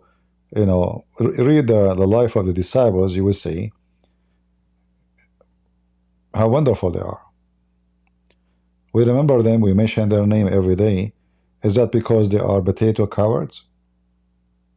No. If they are, nobody will remember. You will live.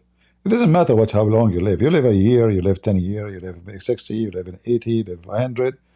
Whatever you live, all years is like a, let us say, a month. Yesterday I was a kid. I remember myself playing in the yard. Yesterday, it's in my memory. Time goes so fast. So a person who is afraid from germs, he will never enjoy his life, and he is terrified for the rest of his life because of germs. A person who's afraid of saying the truth, he will never dare to say the truth. He will live like a coward and die like a coward. Nobody will remember you because always you've been a coward. Your head is down. There's people that are called heroes. And they call them heroes for a reason. Because they stand out between maybe millions of people. They are unique. So you can decide who you will be. You want to be the coward or nobody remember him? At least even your family can't remember you because you did nothing good. Your community, your friends, nobody will remember you because you're never there. You never share anything valuable. You don't have education. You don't dare to open your mouth. You don't dare to agree or disagree. You don't dare to say this is right, this is wrong. So who's going to remember you? They will remember you for what? Because you agree all the time.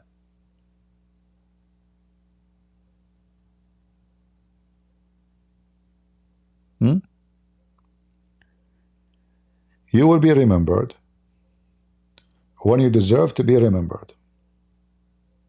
That's why when the Lord he says, from their fruit you shall know them, that means from your fruits you will be remembered, even by the Lord himself. Right? Even if you are married, you marry a woman, you marry a man, first year, second year, third year, 5, 6, 7. Let us say you said a sentence which is very bad 7 years ago. Your wife, she will remember it. She will say, remember you said to me 7 years ago this? There's something she could not forget. It must be very, very harmful. Either it's very harmful or so beautiful. So if it's so beautiful, she will not forget. You remember the first day I met you? You said to me this. Oh, she is loving it. She cannot forget. 20 years goes, 30 years goes, 40 years goes. She said to remember. Same as harmful things. So in life, there's things always they stand out, either because they are ugly, so ugly, or because they are so good. And then it's your decision to be remembered by what? By your ugliness or by your beauty. And here beauty is not about a face. Don't take me wrong. My English is not, I'm trying to use my little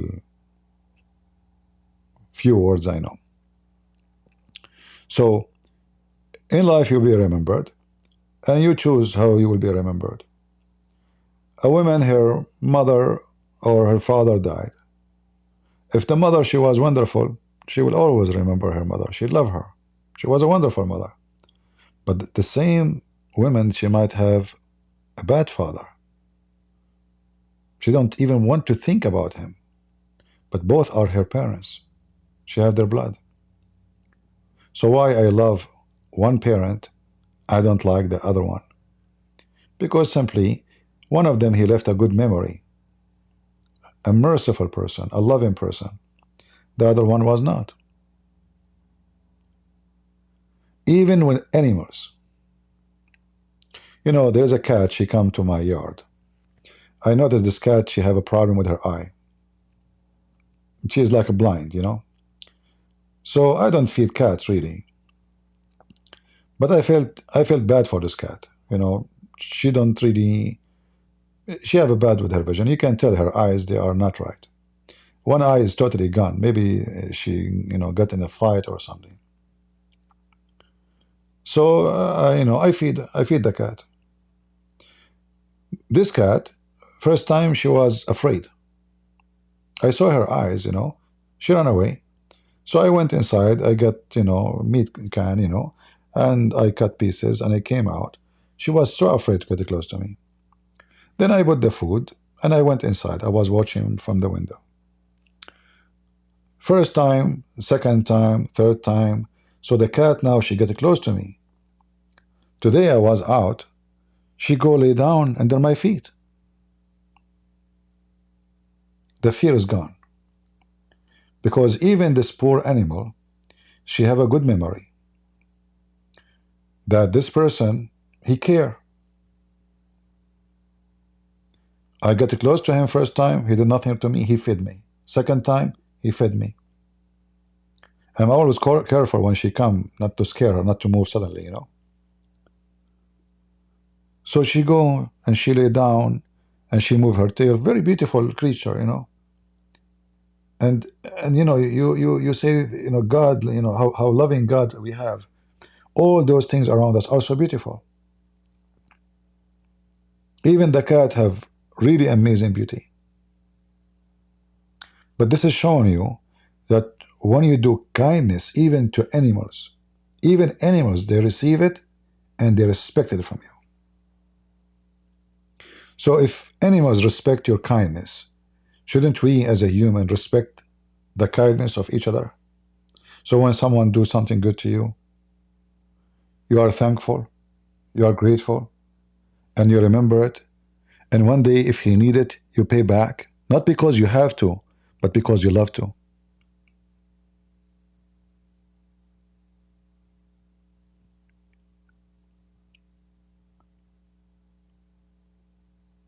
So if a programmed creature who his motive is food, he can appreciate the love you provide. Why we cannot have even the level of animals? Sometimes a human being is so disgusting. Very disgusting. Sometimes animals, they have a better value than a human being. And they bring joy to your life. A human being bring evil. Fear. You lock your door, you lock your window. Why? Not because of cats, because of a human.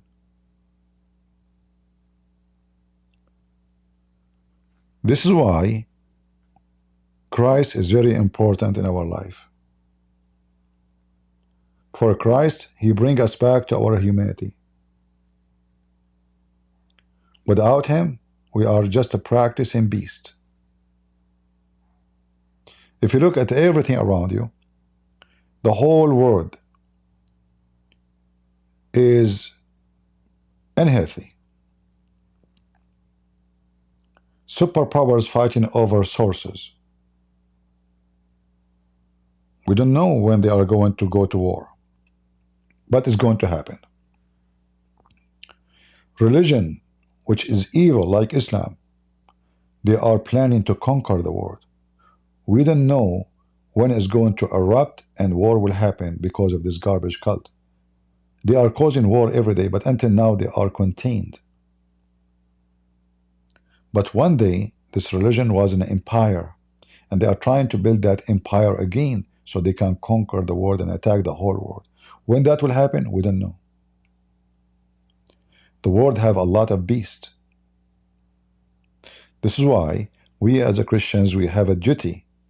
We are the antibiotic for the bacteria spread by those beasts. Countries where they are seeking power, money, discriminating other poor countries, controlling others like our own interest, you know. That's why when I see something is not right, it doesn't matter which country. I love America, but I hate to see America taking advantage of other poor country. We should not take advantage of any others. And we will not like anyone to take advantage of us. This is how a Christian should think, not about how we take advantage of the neighbor because he's poor.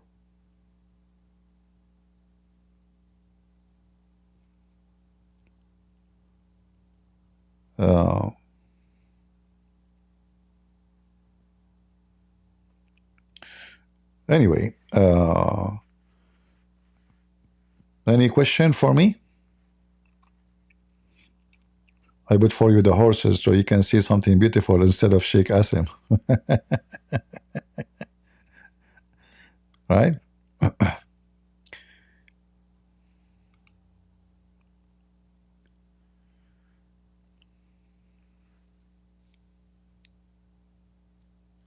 Yeah, somebody asking why I don't feed animals usually. Because you know those you see when you feed animals, especially like cats, they are beneficial for to be this way. God, He gave them the skills to hunt. I mean, those are beasts. They can hunt. They can jump to the tree in a speed of light. So if you feed them, that means mice will grow. So let them do what God created them to do. However, if you see an animal is injured, etc., then you help.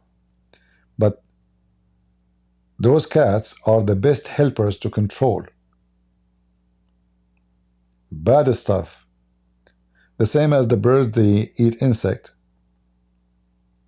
and the lizard control mosquitoes, and insect eating the crops of the farmers.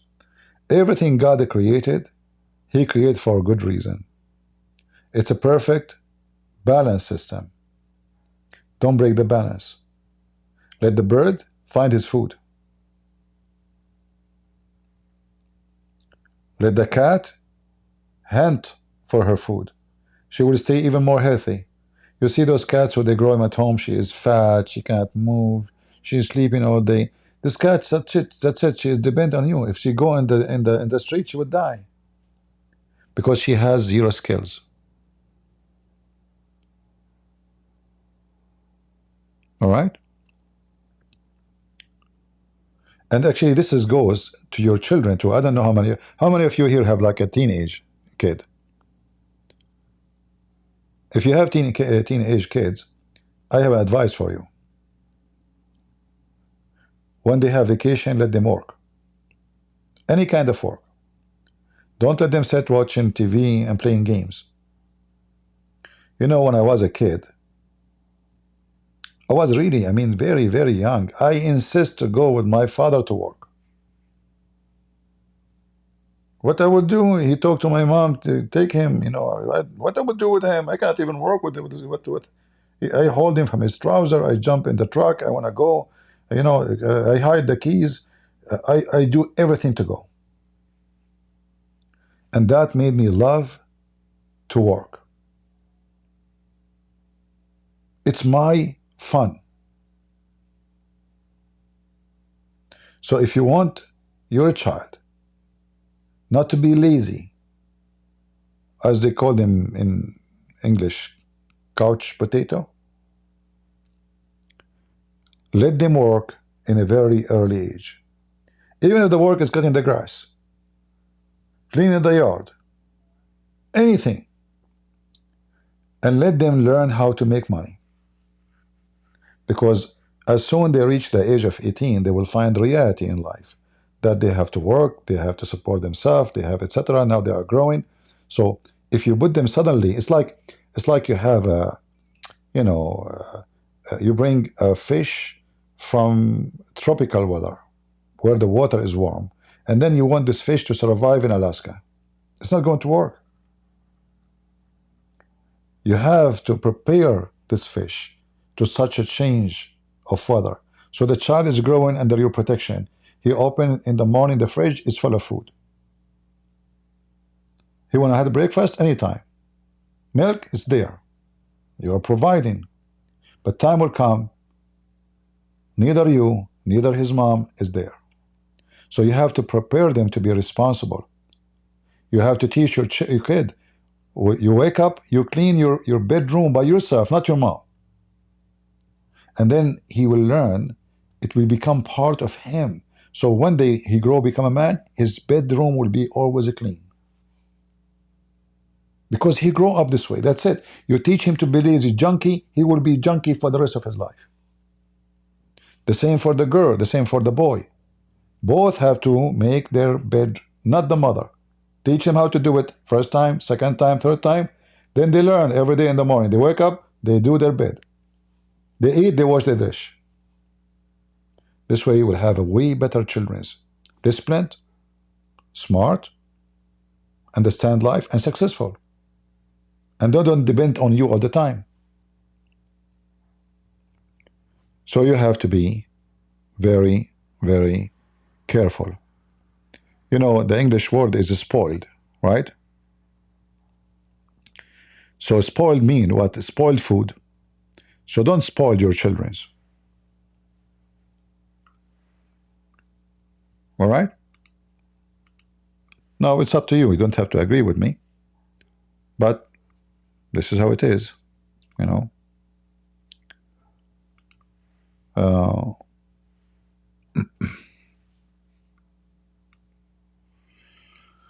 All right.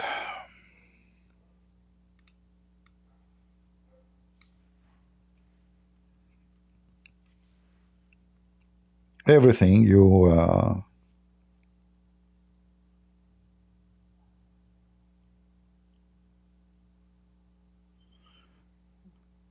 you teach your kids, it's like a tree, you know, when the tree is young, the branches are green, and then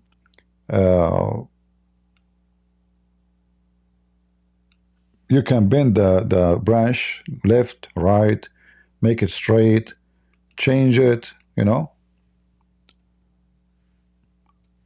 But when it's just became solid, that's it. You cannot, if you try to change it, fix it, it will break it. It's too late. All right. Somebody saying, the Muslims saying what about Ezekiel?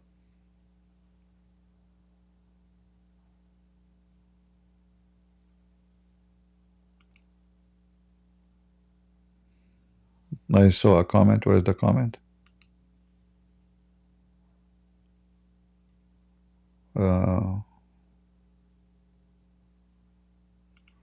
Okay, Michael saying Ezekiel 14:09. The Muslim, they say it was debating about Allah is the best of deceiver, and someone in the chat sent me that how do we answer it correctly? There is no need to answer it. This is about false prophet. So God will not, those people, God warned them first time, second time, third time, so God will stop warning them because they will not stop being who they are. So this is about false prophet. He is not the one is deceiving them. They are already deceivers. All right? This is not a true prophet.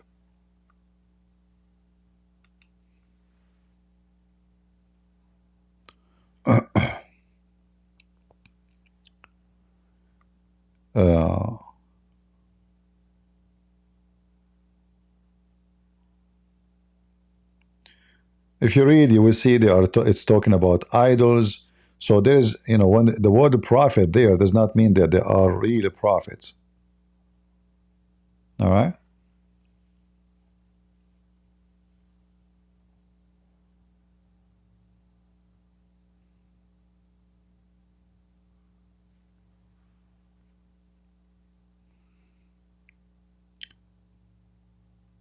Why don't read the verses before it and the verses after it, and you will see the clear answer.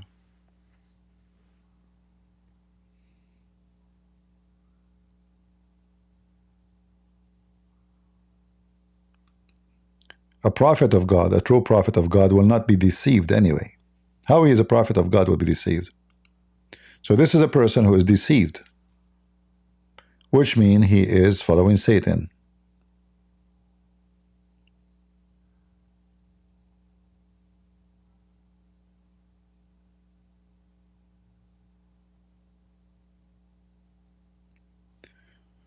All right.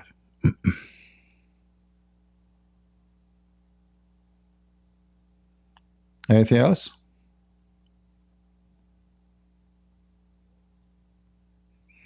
Yeah, there is, you know, there is the Muslims, you know, don't, I mean, the Muslim ignorance should not be confuse you. When a Muslim, he says something to you, Go check it out, read a little bit. You can search for the meaning. You will find that this is nothing what they are saying.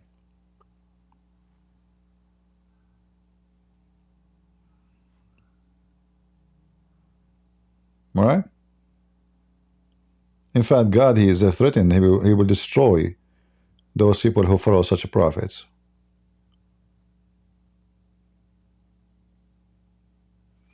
The word prophet doesn't mean like Muhammad, Prophet Muhammad. But he's a false prophet. So there's two kinds of prophet. We call them prophet, both false prophet and true prophet. Why we call them prophet? Because he prophesy regardless if it's true or not. So the one who prophesy in the name of God other than our God, he's a false prophet. Still we call him prophet, but he's a false prophet. The other prophet is a true prophet. He prophesy in the name of our God. His prophecy come true, he's a prophet. So the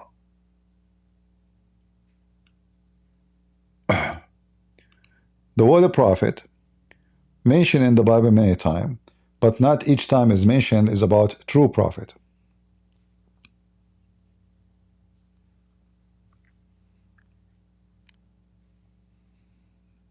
Good?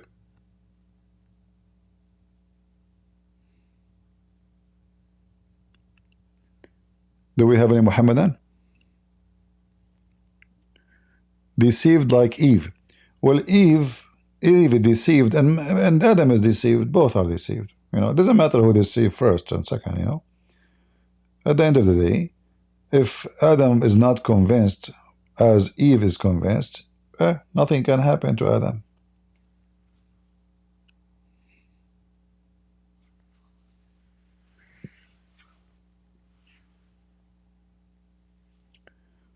You need to read Darwin.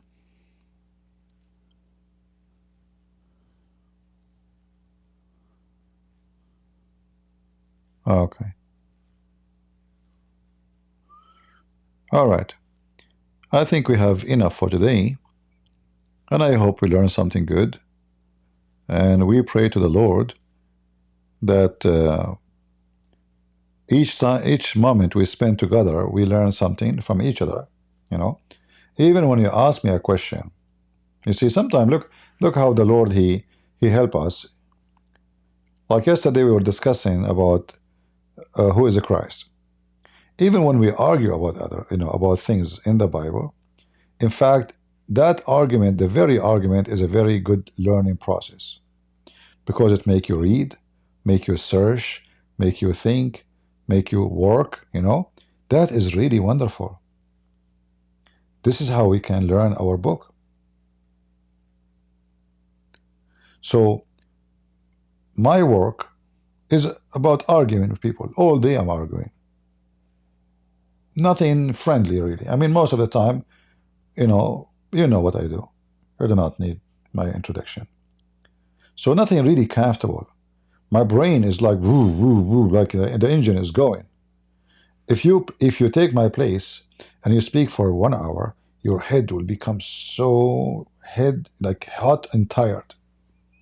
If I put my hand in my head, I'm debating, my head is so cool. It's not even get hot. I don't have a headache. I feel nothing. I don't feel stressed. I don't. Even though it takes a lot of energy, because brain is the #1, let us say, consuming energy part maybe in your body.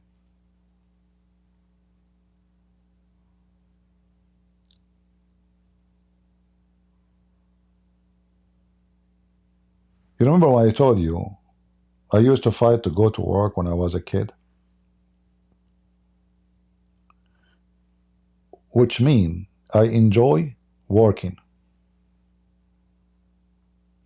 The same, I enjoy thinking. So when you enjoy something, you don't feel being tired by doing it or even time. Because it's a joy. It's a joy to hear you. You will never be bored. So if you are a person who speak and give us joy, how in the world I'm going to be bored listening to you?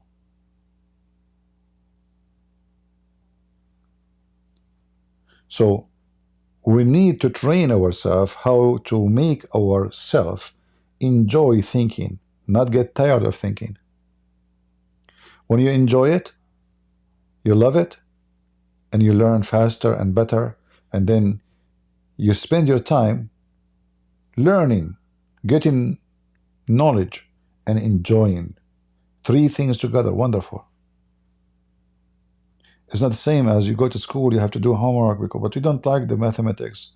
But I have to pass the exam, so you hate the topic. You hate every second you spend reading this topic. But if you love mathematics, it's going to be so easy. It's a piece of cake. If you hate it, it's impossible.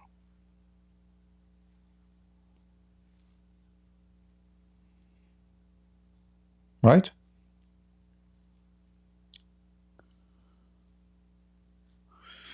Do you think Europe eventually fell to Islam?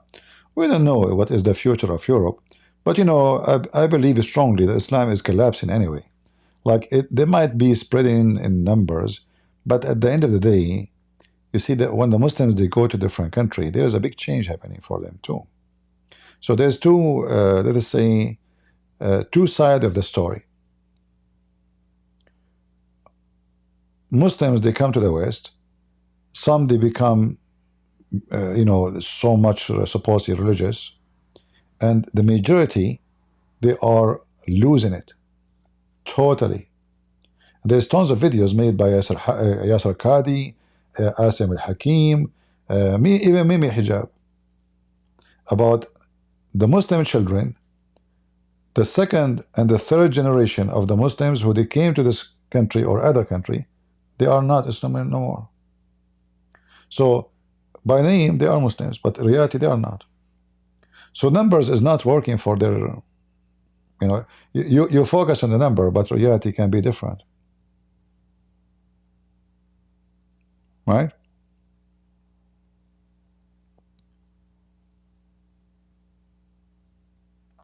And if you, in the future, God will provide, you know, young men, young youth who take the mission, they learn from what I did and people like me, and they carry on the mission, Islam will collapse. Islam, you know, Islam is the easiest garbage cult to destroy. You know, we are very thankful for the books Muslim they translated to us. When I start fighting Islam, none of those websites exist. There's none. If you watch my old videos, everything is in Arabic. I have to translate with my funny English. I use even a camcorder. I bought a camcorder at that time. They were so expensive. Computer was so expensive. So I hold a camcorder in my hand. The first, there's a video of mine played in the Iranian government TV. And then they played in Jordan and in Lebanon. They were talking about the most Islamophobic propaganda in the West. It was my video. You will see in that video, if somebody have it, can share it, that the screen is flipping. You know, like in the old movies, you see like the screen, because I have those fat, you know, the old screen, computer screen, like the one with Big Billy, you know. So I'm recording the screen by camcorder. So when you record with camera, you record the screen would be flipping. It's not clear, you know. So imagine how hard it is. I'm holding the camera with one hand, the left hand, holding the mouse with the other hand, and then reading and translating. And then after that, I have to download and convert the file from that camera, which is so slow. And then after that, it takes forever to load the video. So a video of 5 minutes, it might take you 24 hours to load it. I'm serious. You know, we used to have what's it called? DSL, right? Like you connect it to hardline phone, and sometimes it's stuck. Your DSL is stuck. You have to call the company. They start telling you the customer service. All the time it happened. So you try to load the video. I come second D. Still a video of 15 minutes is not loaded.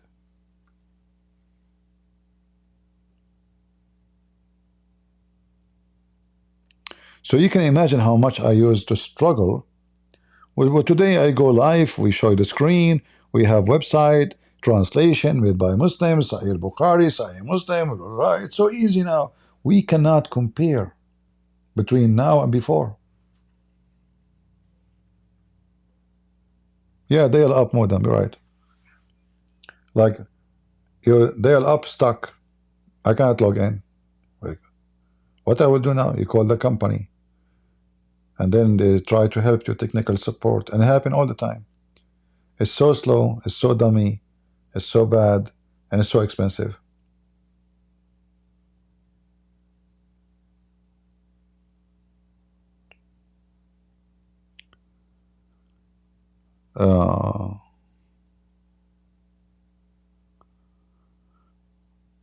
I am scaring the young children. Why? Why am I scaring the young children? What does that mean?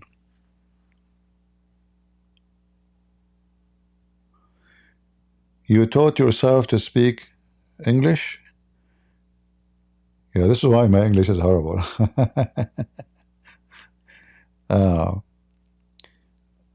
Somebody's saying I'm scaring the kids. I don't know why he's saying.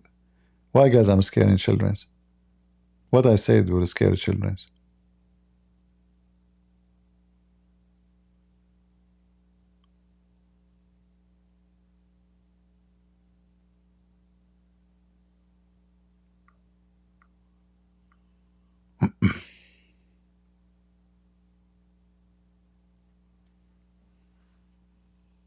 Can you elaborate?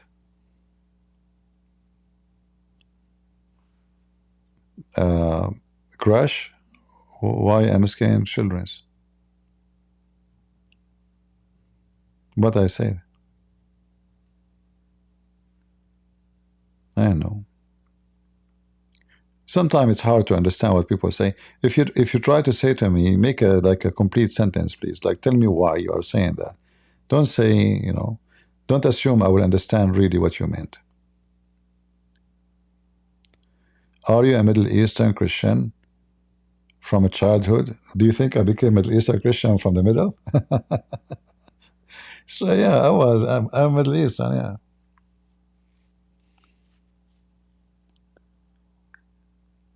What I think about Erdogan? He is the snake. He's an evil, very smart, evil man. Sneaky Muslim. He's preparing himself to be, preparing Turkey to become an empire again. So they are building a massive war industry. They are partnering with Spain, Italy to build submarine, trying to steal technology from USA, trying to establish their own line of airplanes. So obviously Turkey is preparing themselves to be the Ottoman Empire again, to invade Europe. It's just a matter of time. And they will do it. Just wait. Those Europeans are a bunch of dummies. They depend all those years on USA. The same as the Ukrainians, they were depending and trusting USA. USA promised them if they give their third, Ukraine used to be the third country of a nuclear arsenal in the world. The stupid Ukrainian government at that time, they gave up their weapon. Imagine how stupid. Because they trusted the American. The American, they signed 1994. We will protect you. Give your weapon. They believe them. Dummy. And look what happened to them. This is what happened when anyone, he trusts his security to someone else. So European now, they are lucky actually that Trump, he became a president. Now they woke up. And they said to themselves, uh-oh, those Americans, they might dump us anytime. We are no match to anybody. So they were spending nothing for their army. They don't even have an army. Hezbollah have more army than England. England have 80,000 soldiers. The Houthi, he have 3-4 times more. Now you might say they have England have nukes. They don't have nukes. They have nukes. You will just wait. It's coming. We don't know until now actually if Iran have nukes or not. You know, we don't know. Pakistan have nukes. India have nukes. Those European countries, they are going to sleep like the turtle. The turtle and the rabbit. The rabbit, he take a nap because the turtle is so slow. Right?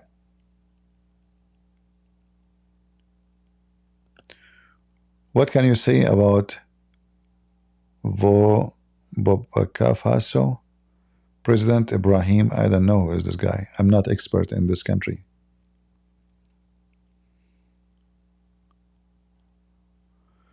Super chat, pick me. What super chat? We don't have super chat here. Good luck with super chat.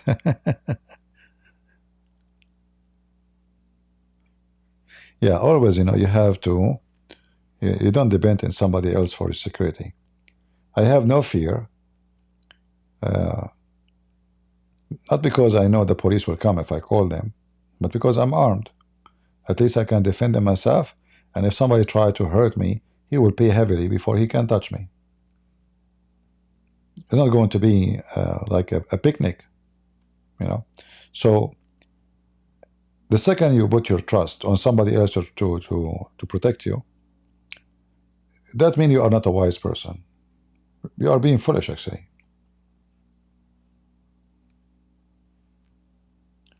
You know, when the stupid Georgian government trusted the American they did to them the same what happened in Ukraine.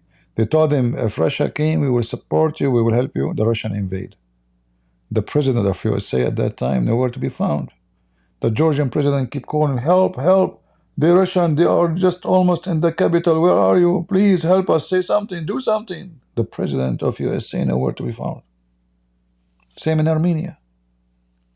The Armenian, they trusted the Russian. Erdogan, he came and he killed thousands of poor Armenians with Azerbaijan, and Putin nowhere to be found. Stupid Armenian government.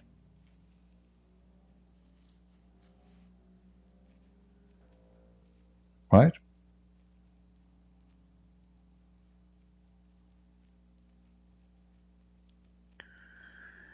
You really would like to Amir Tastafari?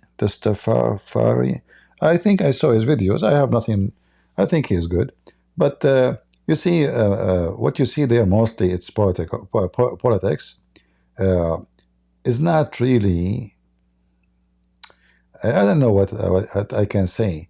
It's like a soft truth. Let us say, so he shares, you know, things which is true, but he's still politically correct. You know what I mean? So it's about Israel, supporting Israel, but they don't say Islam is evil. They don't say they say Hamas, but nobody want to say Islam.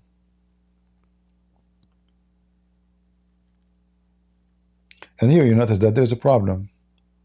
If you don't dare to say even what is the enemy, what is the nature of the enemy? So what is Hamas? Why we don't say Islam? You know? So for me, I appreciate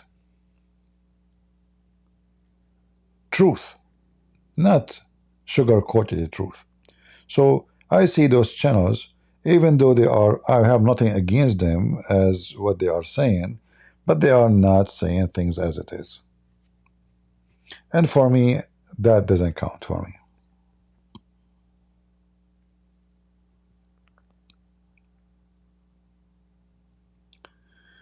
What do you think about the Pope? I believe the Pope, especially this person, is an evil person.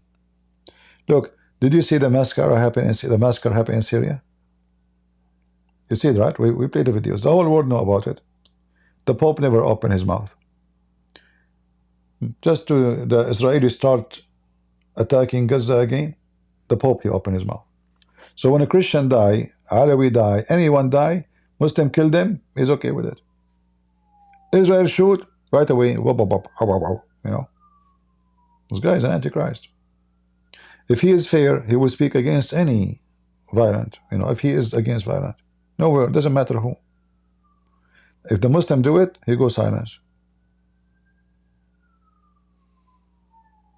I have no respect to those people. As the Lord, he said, from their fruit you shall know them.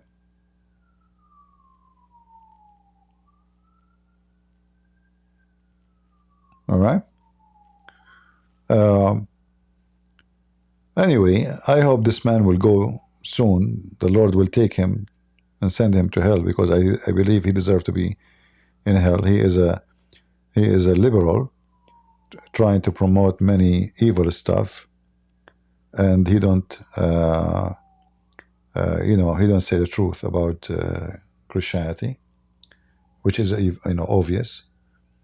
And you know, for me, I don't like to divide between Christians, but I speak against anyone who is false. Doesn't matter if he is Orthodox, Catholic, Protestant. You know me, I never take a side with this.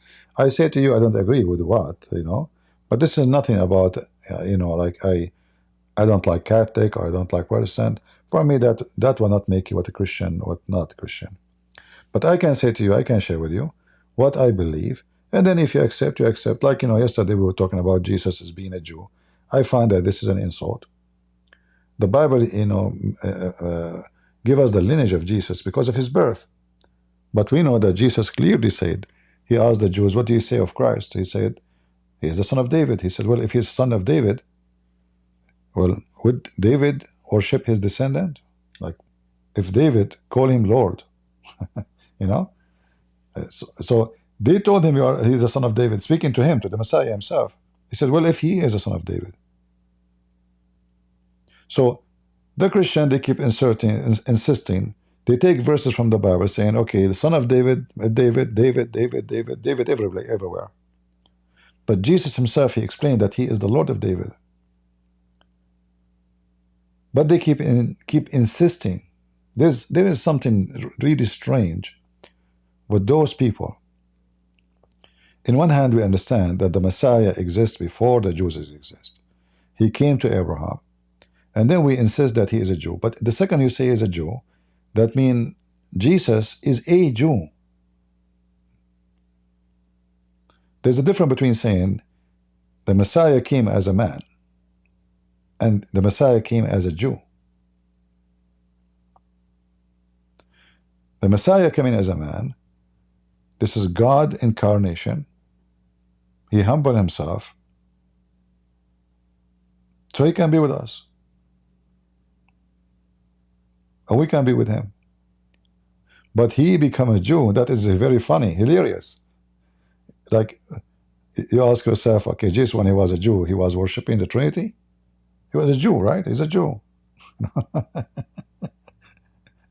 What are you? So I find it very, very silly and very childless. But you keep talking to people, but they insist. No, he was a Jew. He was circumcised. He was 8 days old. They take the child, the Jews, they take the child, according to the Bible, when you are 8 days old. Did he practice? They say, yeah, he practiced. Okay, he broke the Sabbath. He associated himself with non-Jews. It's against the Bible, against the law, against the Old Testament. He said to them, it says to you, I say to you. Jesus speaking with the authority. He's not a Jew. A Jew cannot say, it's been said to you, I say to you. Who are you? So why the Jews want to kill him actually? Because he said, I say to you, they say to you. So he came with the authority. He came, he is God. He is Son of God. He's not speaking because he is a Jew. But how you can convince somebody? And then they start accusing you. This guy, he is Nestorian, he is etc. Very silly, very stupid. We believe in the greed of Nicaea, when the Christians they met and they come with the conclusion to defeat all the heresy. I agree with that, 100%. I know when I was a kid, You know, my parents are very religious. You know, in our house, nothing will be entered in the house, even food, if it's not according to the Bible. So the first prayer I learned when I was like maybe, I don't know, I just talk. My mom, she is not teaching us how to talk. She is teaching us how to pray. Is our Father. And then the second prayer I learned, it was the creed. In Arabic, we use in Arabic, you know.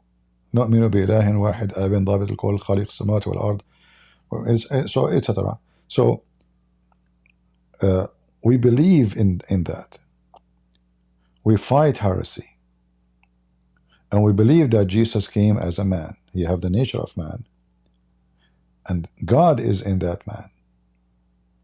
He have the authority over the flesh. Yet he come in the flesh. But his flesh is not sinner. He never commits sin. He's holy. Still, in the flesh, he is holy. So when we say he is a Jew, we are just downgraded Jesus. A Jew. So Jesus come to Abraham before he came to the Jews. He came as what? A Mexican? Iraqi? Chaldean? So we make, you know, they have a political agenda. This is how I feel about those people. They try to present themselves that they want to say he is a Jew because they love Israel. Well, my friend, I support Israel more than you. When the war happened in October 7, I said it clearly, if anyone here is in Israel, anyone in the army, if you accept me to join the army, I will go. Did I say that? Did I say that or not? So I'm willing to go to war, not to talk.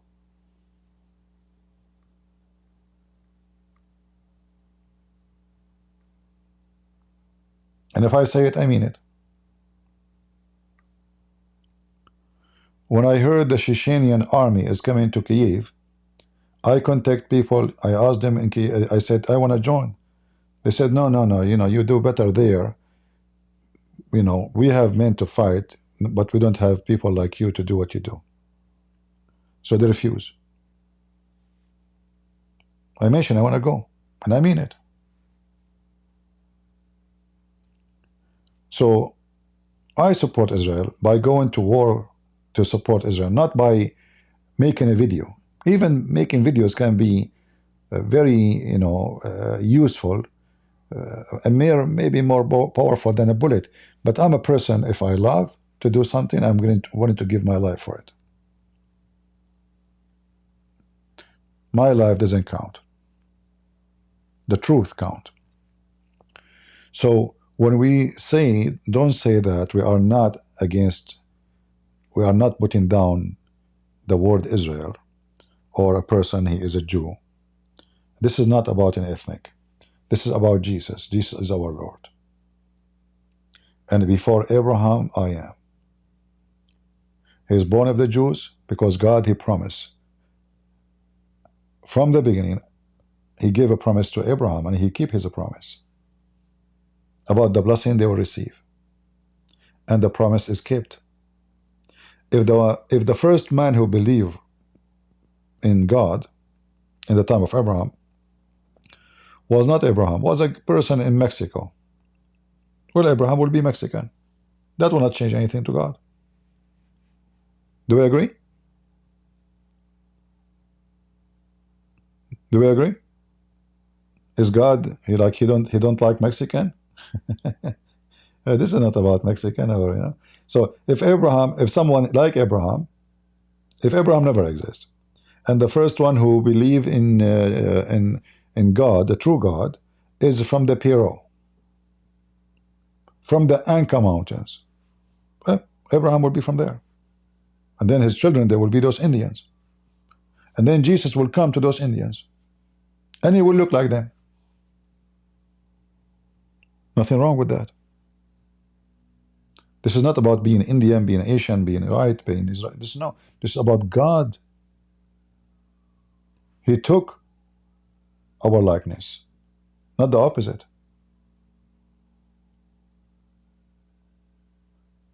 So When you put him between two brackets, a Jew, that is not a form of respect. A Mexican, an Arab, this is God. But some, they try to present themselves that they are the defenders. Like they want to prove to you that they love Israel. You cannot say that. And here you see the clear sign of hypocrisy. Because the Lord, he mentioned clear to us that even the Jews, who they are from truly from the seed of Abraham, they are not. How?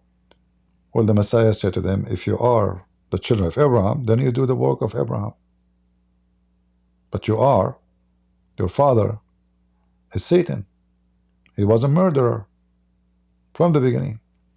So even in Christ, he denied the bloodline for those people who don't follow Abraham and do the work of Abraham. So your bloodline doesn't count for Jesus. It's not about ethnic. It's not about you are tall, you are short, you are white, you are black. It's about your work. From their fruits, you shall know them.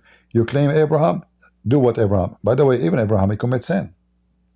When we say Abraham, doesn't mean Abraham is the perfect man. Abraham, according to the Bible, Abraham, he lied. Abraham, he went and he married other women just because he lost hope. He want to have a children.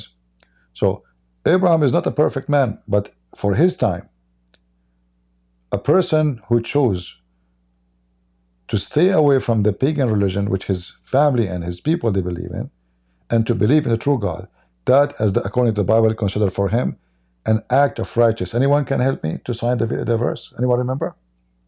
It's considered for him an act of righteousness. That alone, for he believed, because he was a unique man between all those pagans.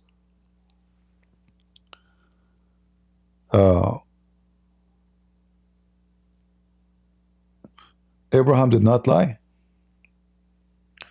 Well, didn't he lie about his wife?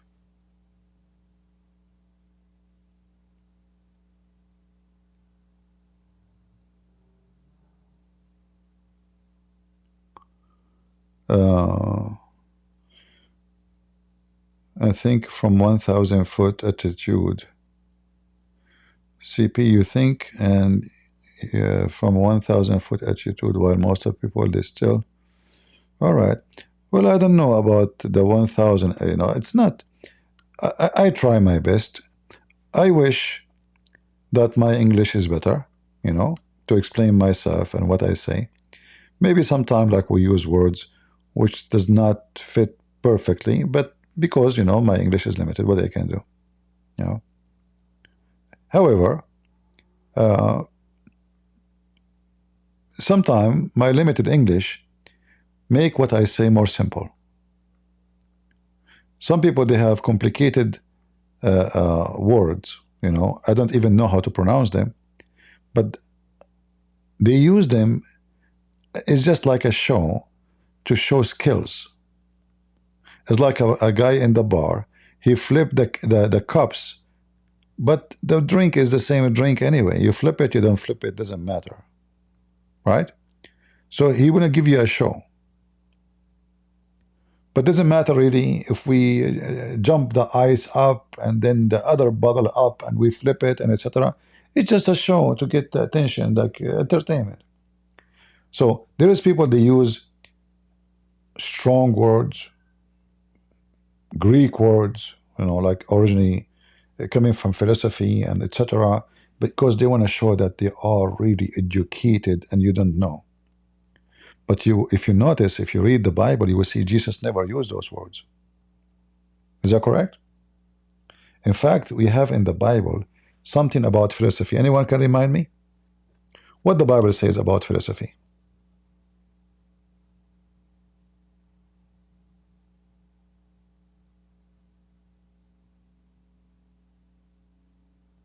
Anyone remember?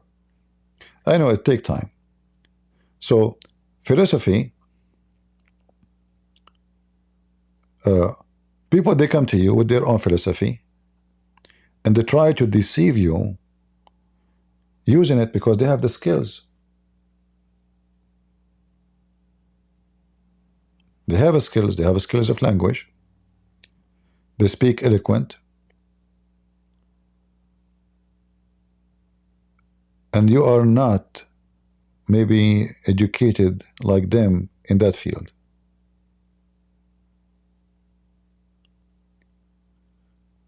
So they will use their skills and their eloquent language so you can be subdued to them. You say, oh, you know, they shock me with the language they are saying. They must be educated. You know, I don't know even what those words mean. Oh, they must be high and I am nobody. But the fact they are saying nothing. They speak too much. They say nothing. Right? Exactly. The old one, he posed the verse for you. Thank you. So, talking too much, saying nothing, proof of fallacy. Jesus never used such a language.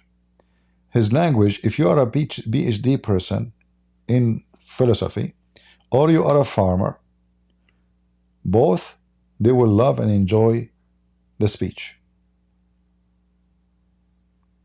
You will not find in the statement of Jesus one complicated language word. Yet it's extremely so deep and so beautiful and so touching. So simple language is God language. God is not the one who confused, right? The Bible speaks about that. He's not the author of confusion. You know, the funny is, like in the Quran, if you remember, the Muslims, they speak about how beautiful the Quran, right? But if you speak Arabic, you will see how funny, how stupid it is.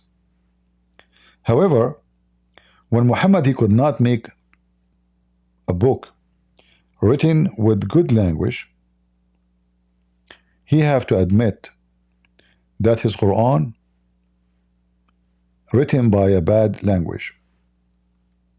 So you find in chapter 6 verse 112 that the shayateen is the one who come to you with eloquent language. But if you ask Muslims, and the Quran itself says that the Quran written by eloquent language. But when Muhammad get busted, the Arabs start laughing at his Quran, which is written with very broken Arabic. He said to them, okay, you know, for every messengers, we make Allah he make enemy to the messenger. Why he make them? Look how stupid this language. And then the evil ones among them and the jinn inspiring each other with flowery discourse. I don't know, the word is saying, the translation is kind of by the way of deception. But in Arabic it says, by a very eloquent, decorated language. Very appealing. It's a high skill language. This is not about just like I speak nice. No.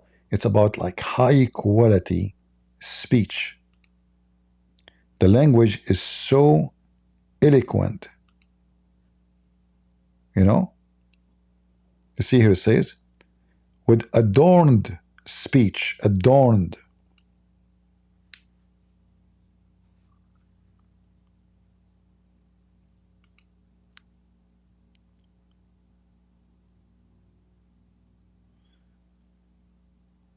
Yeah, I have a special nice language. Huh? You know, once there's a guy, I was in a park and there's a guy, he sat next to me. He started talking to me, and honest to God, I have no idea what he's saying to me. He's speaking a very heavy accent, you know. I don't know what he's saying. I say, yeah, okay, you know. No. This guy, he thought like I'm being rude to him because he talk, I say nothing. I don't know what he's saying. I have no idea what he's saying. He's speaking English, yes. but he's speaking he's American. I'm not saying he's like a migrant. No, I am the migrant, not him. So it's my English is the bad, not his. But I have no idea what he's saying. So I say, okay, all right, you know. And then at the end, I understood he is talking about, he have those, what they call them, the house you put in the behind your truck, what they call them, I forgot. Yeah. So he point his hand at it there. I say, oh, it's beautiful. So now I know what he's talking about. Finally, you know? Like finally I know what he is talking about. He's a nice guy. He's not being rude or anything. No, you know. I wish I can engage in a conversation with him, but what he's talking about.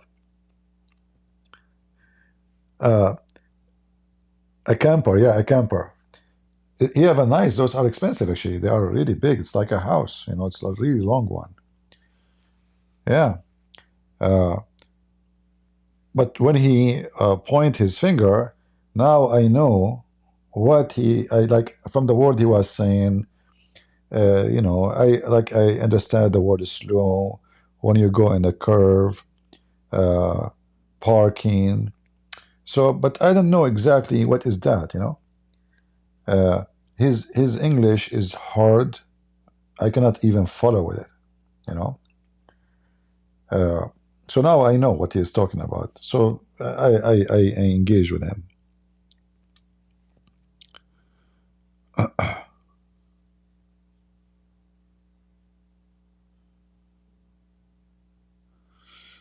All right.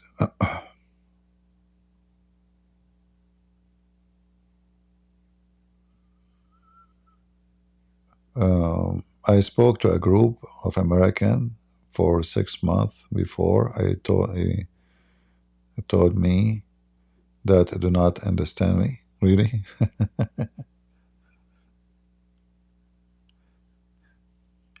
Yeah, you know, I'm glad that I mean, people they can understand me, but I might have difficulty to understand some people because, you know, if you have a certain accent, I'm not used to hear it, and you speak so fast, or you might use some words I never heard of before.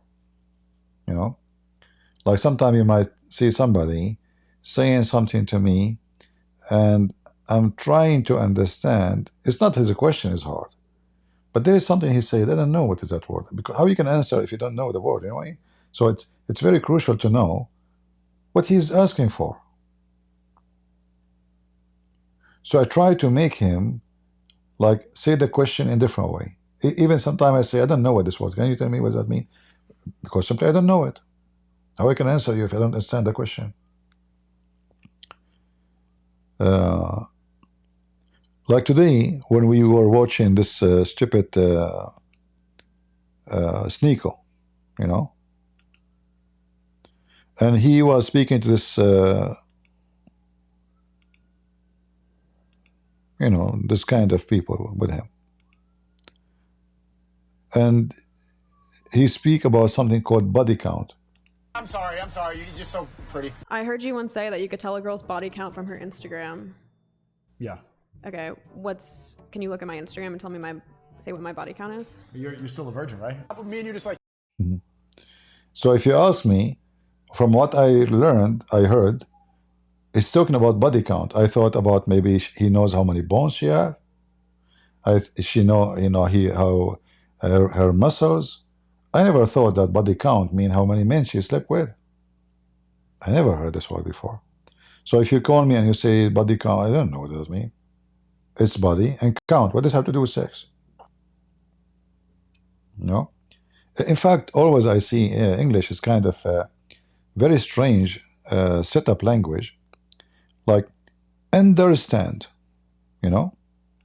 What under have to do with stand and how together make it about understanding.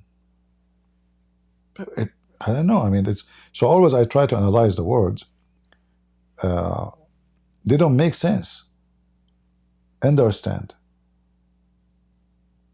But then you think about it a little bit more deep. So it sounds like saying you have a base of standing to stand on it. That will make it understanding, you know. So under, and then there is a stand. So under the stand there is a basement. There is like a rock, like building your house on the rock, as Jesus said. So if you don't have under, something under to base on, you don't have something to stand on. I did not study languages. I'm not professional in it, but always I like to think about how the words are made, you know. And you might find those things can sometimes fascinating. Languages can reveal a lot of secret, you know, even for ancient books like the Bible or ancient history. For language is the key for a lot of things.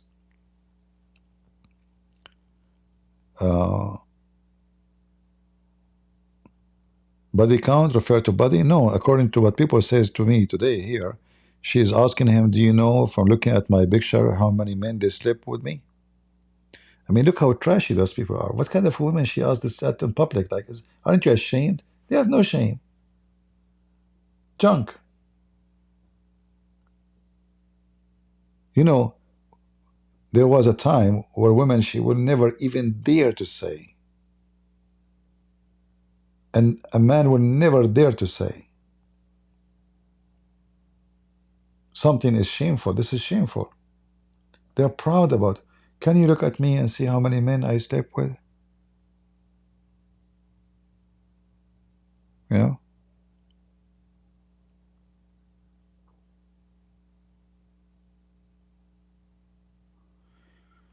No, this is not what they said. Guys, isn't it you who said to me today that body count mean?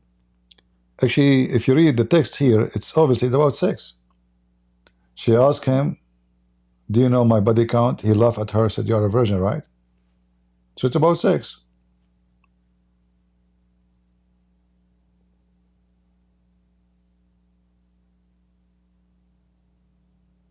Yeah.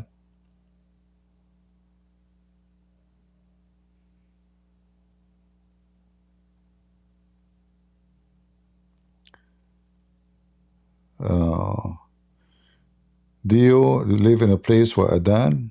No, I don't. There's no Muslims here. No potatoes around. All right. Did we have a good time? I'm going to leave. I slept only 3 hours today. And I'm not sleepy actually, but I need to walk a little bit. Sitting in, you know, for a long time is very unhealthy. You know, you're like when you stand up, oh, my legs are numb. I need to walk. So I need to walk a little bit, even though it's really late, you know, for me. But I better do so. When you deny that Jesus Christ is a Jew, you deny that he is 100 God, 100 human. That is stupid of you. Because being a human does not mean he is not a Jew, or he is a Jew. You see, guys, just as an example of stupidity and the lies of those people. When I denied that Jesus, he came as a human, anyone heard me saying that? Have you ever heard me saying that? Isn't it me who says that we keep reading from the Bible that he took the flesh of our likeness? That's what the Bible says. So what you are saying is just stupid. A Jew is an ethnic, you idiot. It's not about being a human. What you are saying, if he is not a Jew, he is not a human. Is that correct, guys? That's what he's saying. So you are saying only Jews are human. Are you Darwinists? Do you believe in the monkeys and stuff?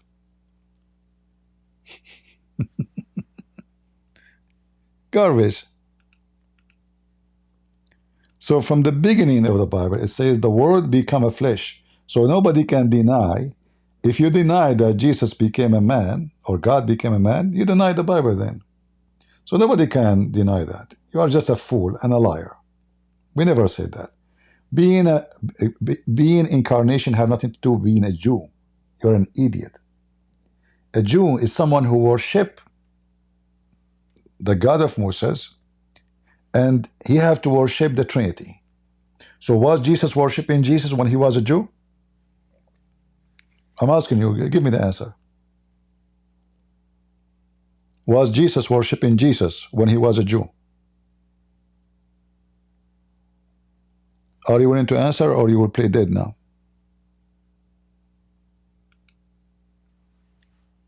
Huh?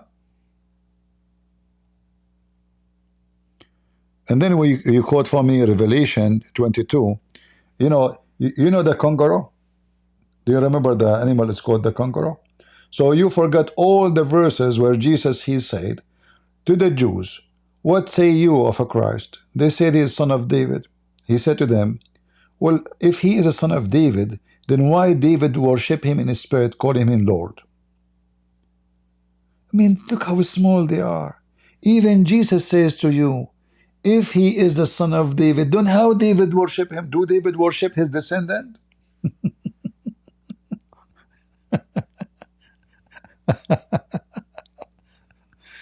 Funny, they try to smear you, they try to frame you, they try to lie about you. Let us change this picture of this dummy. It's not, we are talking about Jesus, not about such a trash.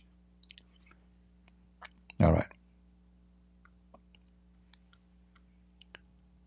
The Bible is so clear. God become a man, not God become a Jew.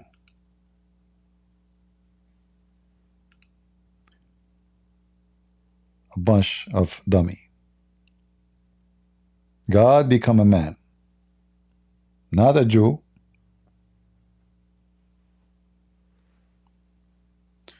So when God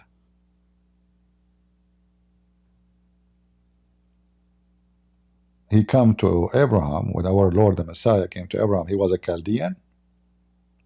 Like and now is he Jesus? Is he a Jew now in heaven? He's a Jew?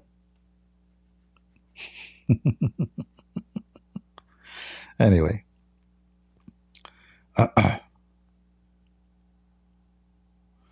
I love everybody in the name of Christ, but if I call you some words describing you, like, I get angry from people. They say lies about me or say things against the Bible. Jesus, the King of Kings, the God of the Jews, he is not an Arab, he is not a Jew, he have nothing to do with ethnic. He came as a man, he humbled himself, but he is not one of us.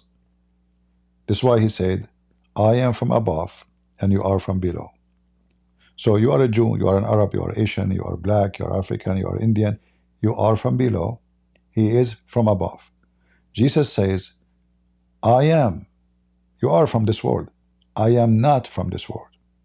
Isn't this enough to prove to you that he have nothing to do with any ethnic? You are from below, still you don't understand. How David worship him if he is his son, still you don't understand. And then you quote for me a verse from Revelation, which has nothing to do with our topic actually, because read it. But anyway, I love a Christian prince, but Christian prince don't. What do you mean? Should I love myself?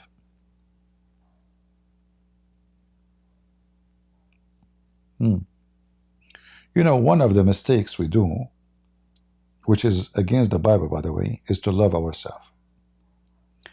The love of our, when a person he love himself, I'm not saying you should hate yourself, no, that's what I'm saying. But love myself mean I make myself the center of everything. If you are a person like that, and there's many, you will never be loved, and you will never know what love is. You are erasing from your life the best joy of life, to be loved and to love, because you love yourself. So you never see anyone you love, because even if you love someone, you love yourself. So let us say I love a woman because she's beautiful, but in reality I love her because I am selfish. I want to have this beauty. I'm not in love with her. I love the beauty. Same as a woman, she love a man, but she love herself. She never loved a man, but she found that he have something. It's like a child. He's spoiled. He go to the store. He start hitting the ground with his feet, buy me, I want to get this one. He love himself. He don't care how much his parents they work to buy it for him. He want to have it. So a person who love himself, he always cheat himself, claiming that he love things, but in fact he love himself only. Because he is self-centered, and he is not, and he can't be Christian. You see, for God he loved the world, not love himself. This is God. God himself, he loved the world, not himself. So he sent his only begotten son. So in Christianity, you learn with God, our Lord, not the Lord of Muhammad and the Satan, that you don't make yourself self-centered. But in fact, your love is to love, to be loving, giving, forgiving. That is Jesus. So you want to learn what love is? Read the Bible. That encourage you and your wife, if you are married, that will make your family stronger, will not collapse, because then you know you have, like, the Bible is like the cement, but it's a very unique cement of love, will bond you together by the love of Christ. For his love is about not himself. Even in the cross he says, Father, you know, forgive them, they don't know what they are doing. Why he is doing that? Because he is love, a love you cannot imagine. Imagine I just put hands in your hands, nails, I spit on you, I'm crucifying you, literally crucifying. You know how much torture and pain, slow death. And then he is worried about them. Father, forgive them, they don't know what they are doing. Who want to do that? How many of you is willing to think in such a way, loving way? So your husband get angry, he says something, you have big mouth, you start saying bad language. Where's love? So you share bed together, but you cannot handle little mistake together. You have children together, but the first fight you want to have divorce. Because simply there's no love. When there is love, you know, if you have a baby, and your baby he make a poo-poo in the middle of the bed, do you throw him in the store, in the floor, says what you have done? Do you beat him up? No. You hug him, he just poop, literally poop, shit. Another way, because of your love, you don't see his shit as shit. So love, it changed the way you see things, the way you see yourself, the way you see others. Love is the key for heaven. If we love, we appreciate. If we appreciate, we will be beloved, and we will be happy. If you are poor, today I made some tortilla bread and hummus. That's it. That's my meat for my meal for today. Nothing with it, actually, nothing. Just hummus and bread. I love it. I'm very thankful. Because when you appreciate, you don't complain. You enjoy it. Thank you, Lord, I have food. I'm not hungry. Here we go, I have energy.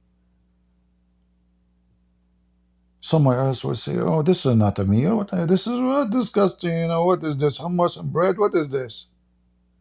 So he will never enjoy a meal. It doesn't matter what it is, because he don't appreciate. Appreciation will make your small house a palace. A leaking roof, a heaven, because you appreciate what you have. If you don't appreciate, even if you have a palace, even if you are a king, you steal. Like we found in the news, the King Charles and his son, the crown prince, are stealing charity. Imagine how shameful they are. King and his son. Still they are cheating and stealing the charity. So they are kings, but they are living like dogs.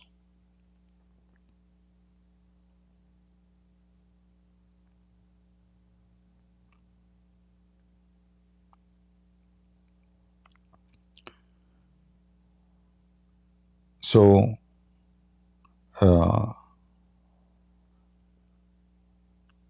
This is what makes Christ unique. For He's God, and God is love, and love is about being godly. All the sin in life, because we don't have love. You hate, you don't have love. You kill, you don't have love. You cheat, you don't have love. You steal, you don't have love. You know, because simply you love yourself, the center you. You cheat because you want to get your own, sexual joy. So you go behind your wife, you find other women. You are just a low person. You don't have love. You are the low, the lowest. You seek your own self-center desire, lust, because you never know what love is. You scam people, you take their money because you don't know what love is. If you know what love is, you would say, the first thing we were saying, oh, I'm going to hurt this person. I don't want to do that to him. I don't want to lie to this person and take his money. I don't want to fool this woman and make her think I love her. I have to be honest. I know that this will hurt her feeling. Why am I playing with the emotion with people? Why I want to say, why I want to make her think she is beloved, but I don't have feeling for her. Be honest. Never say to a woman, I love you, if you don't. Never say to a man, I love you, if you don't. Don't play with God gift. Those are God gift around you. Imagine you live in this earth alone. He will die second day. He will have depression. He will feel so lonely. You cannot even support your needs. Every kind of needs. A human being is a social creature.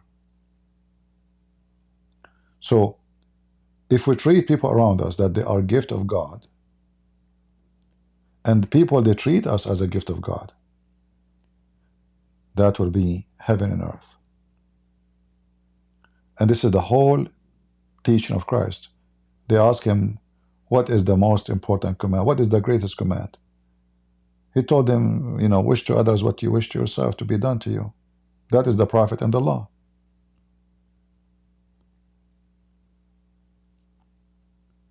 So the gift of love is the best.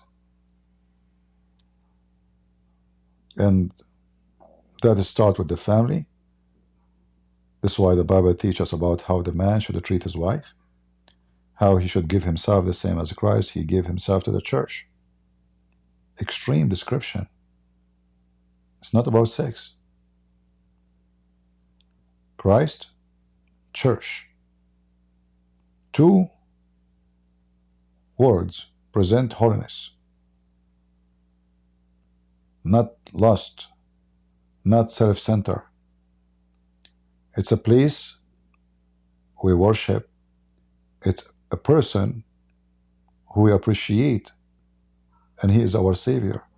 So Christ, he gave himself to the church. You give yourself to your house, to your family, to your wife.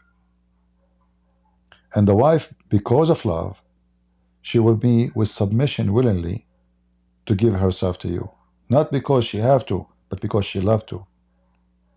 So if a woman love her husband, she would love to cook for him because he is her love. She enjoy it. She don't feel bad to do it. She's not feeling that she is a servant. So the man is the Lord of the house. The woman, she is the queen of the house. So the queen served the king. And the king, he served the queen. He protect her. He provide to her.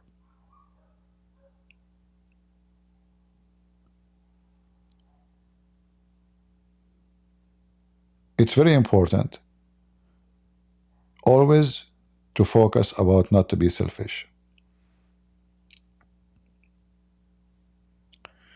Have you tried or made pin?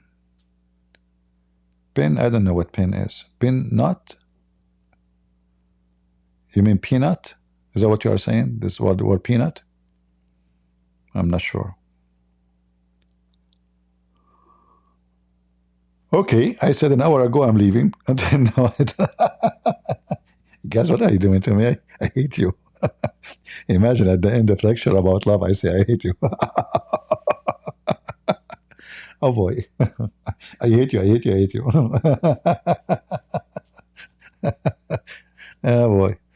Okay. So anyway, I want to say thank you guys for being here. May the Lord bless you. And this time I'm leaving for real. You know, remember very and every day that God is good and appreciation is the key of happiness. So I appreciate you all. I appreciate my faith. I appreciate my Lord. I appreciate whoever He sent in my way to be good, to be beautiful. And when you are beautiful, you see beautiful things. And the beauty is not about the beauty of a face, but the beauty of a mind, beauty of a heart, beauty of faith. And that is a Christ. So God bless you. And God is good. So is Jesus. I mean to that. See you soon. Bye-bye.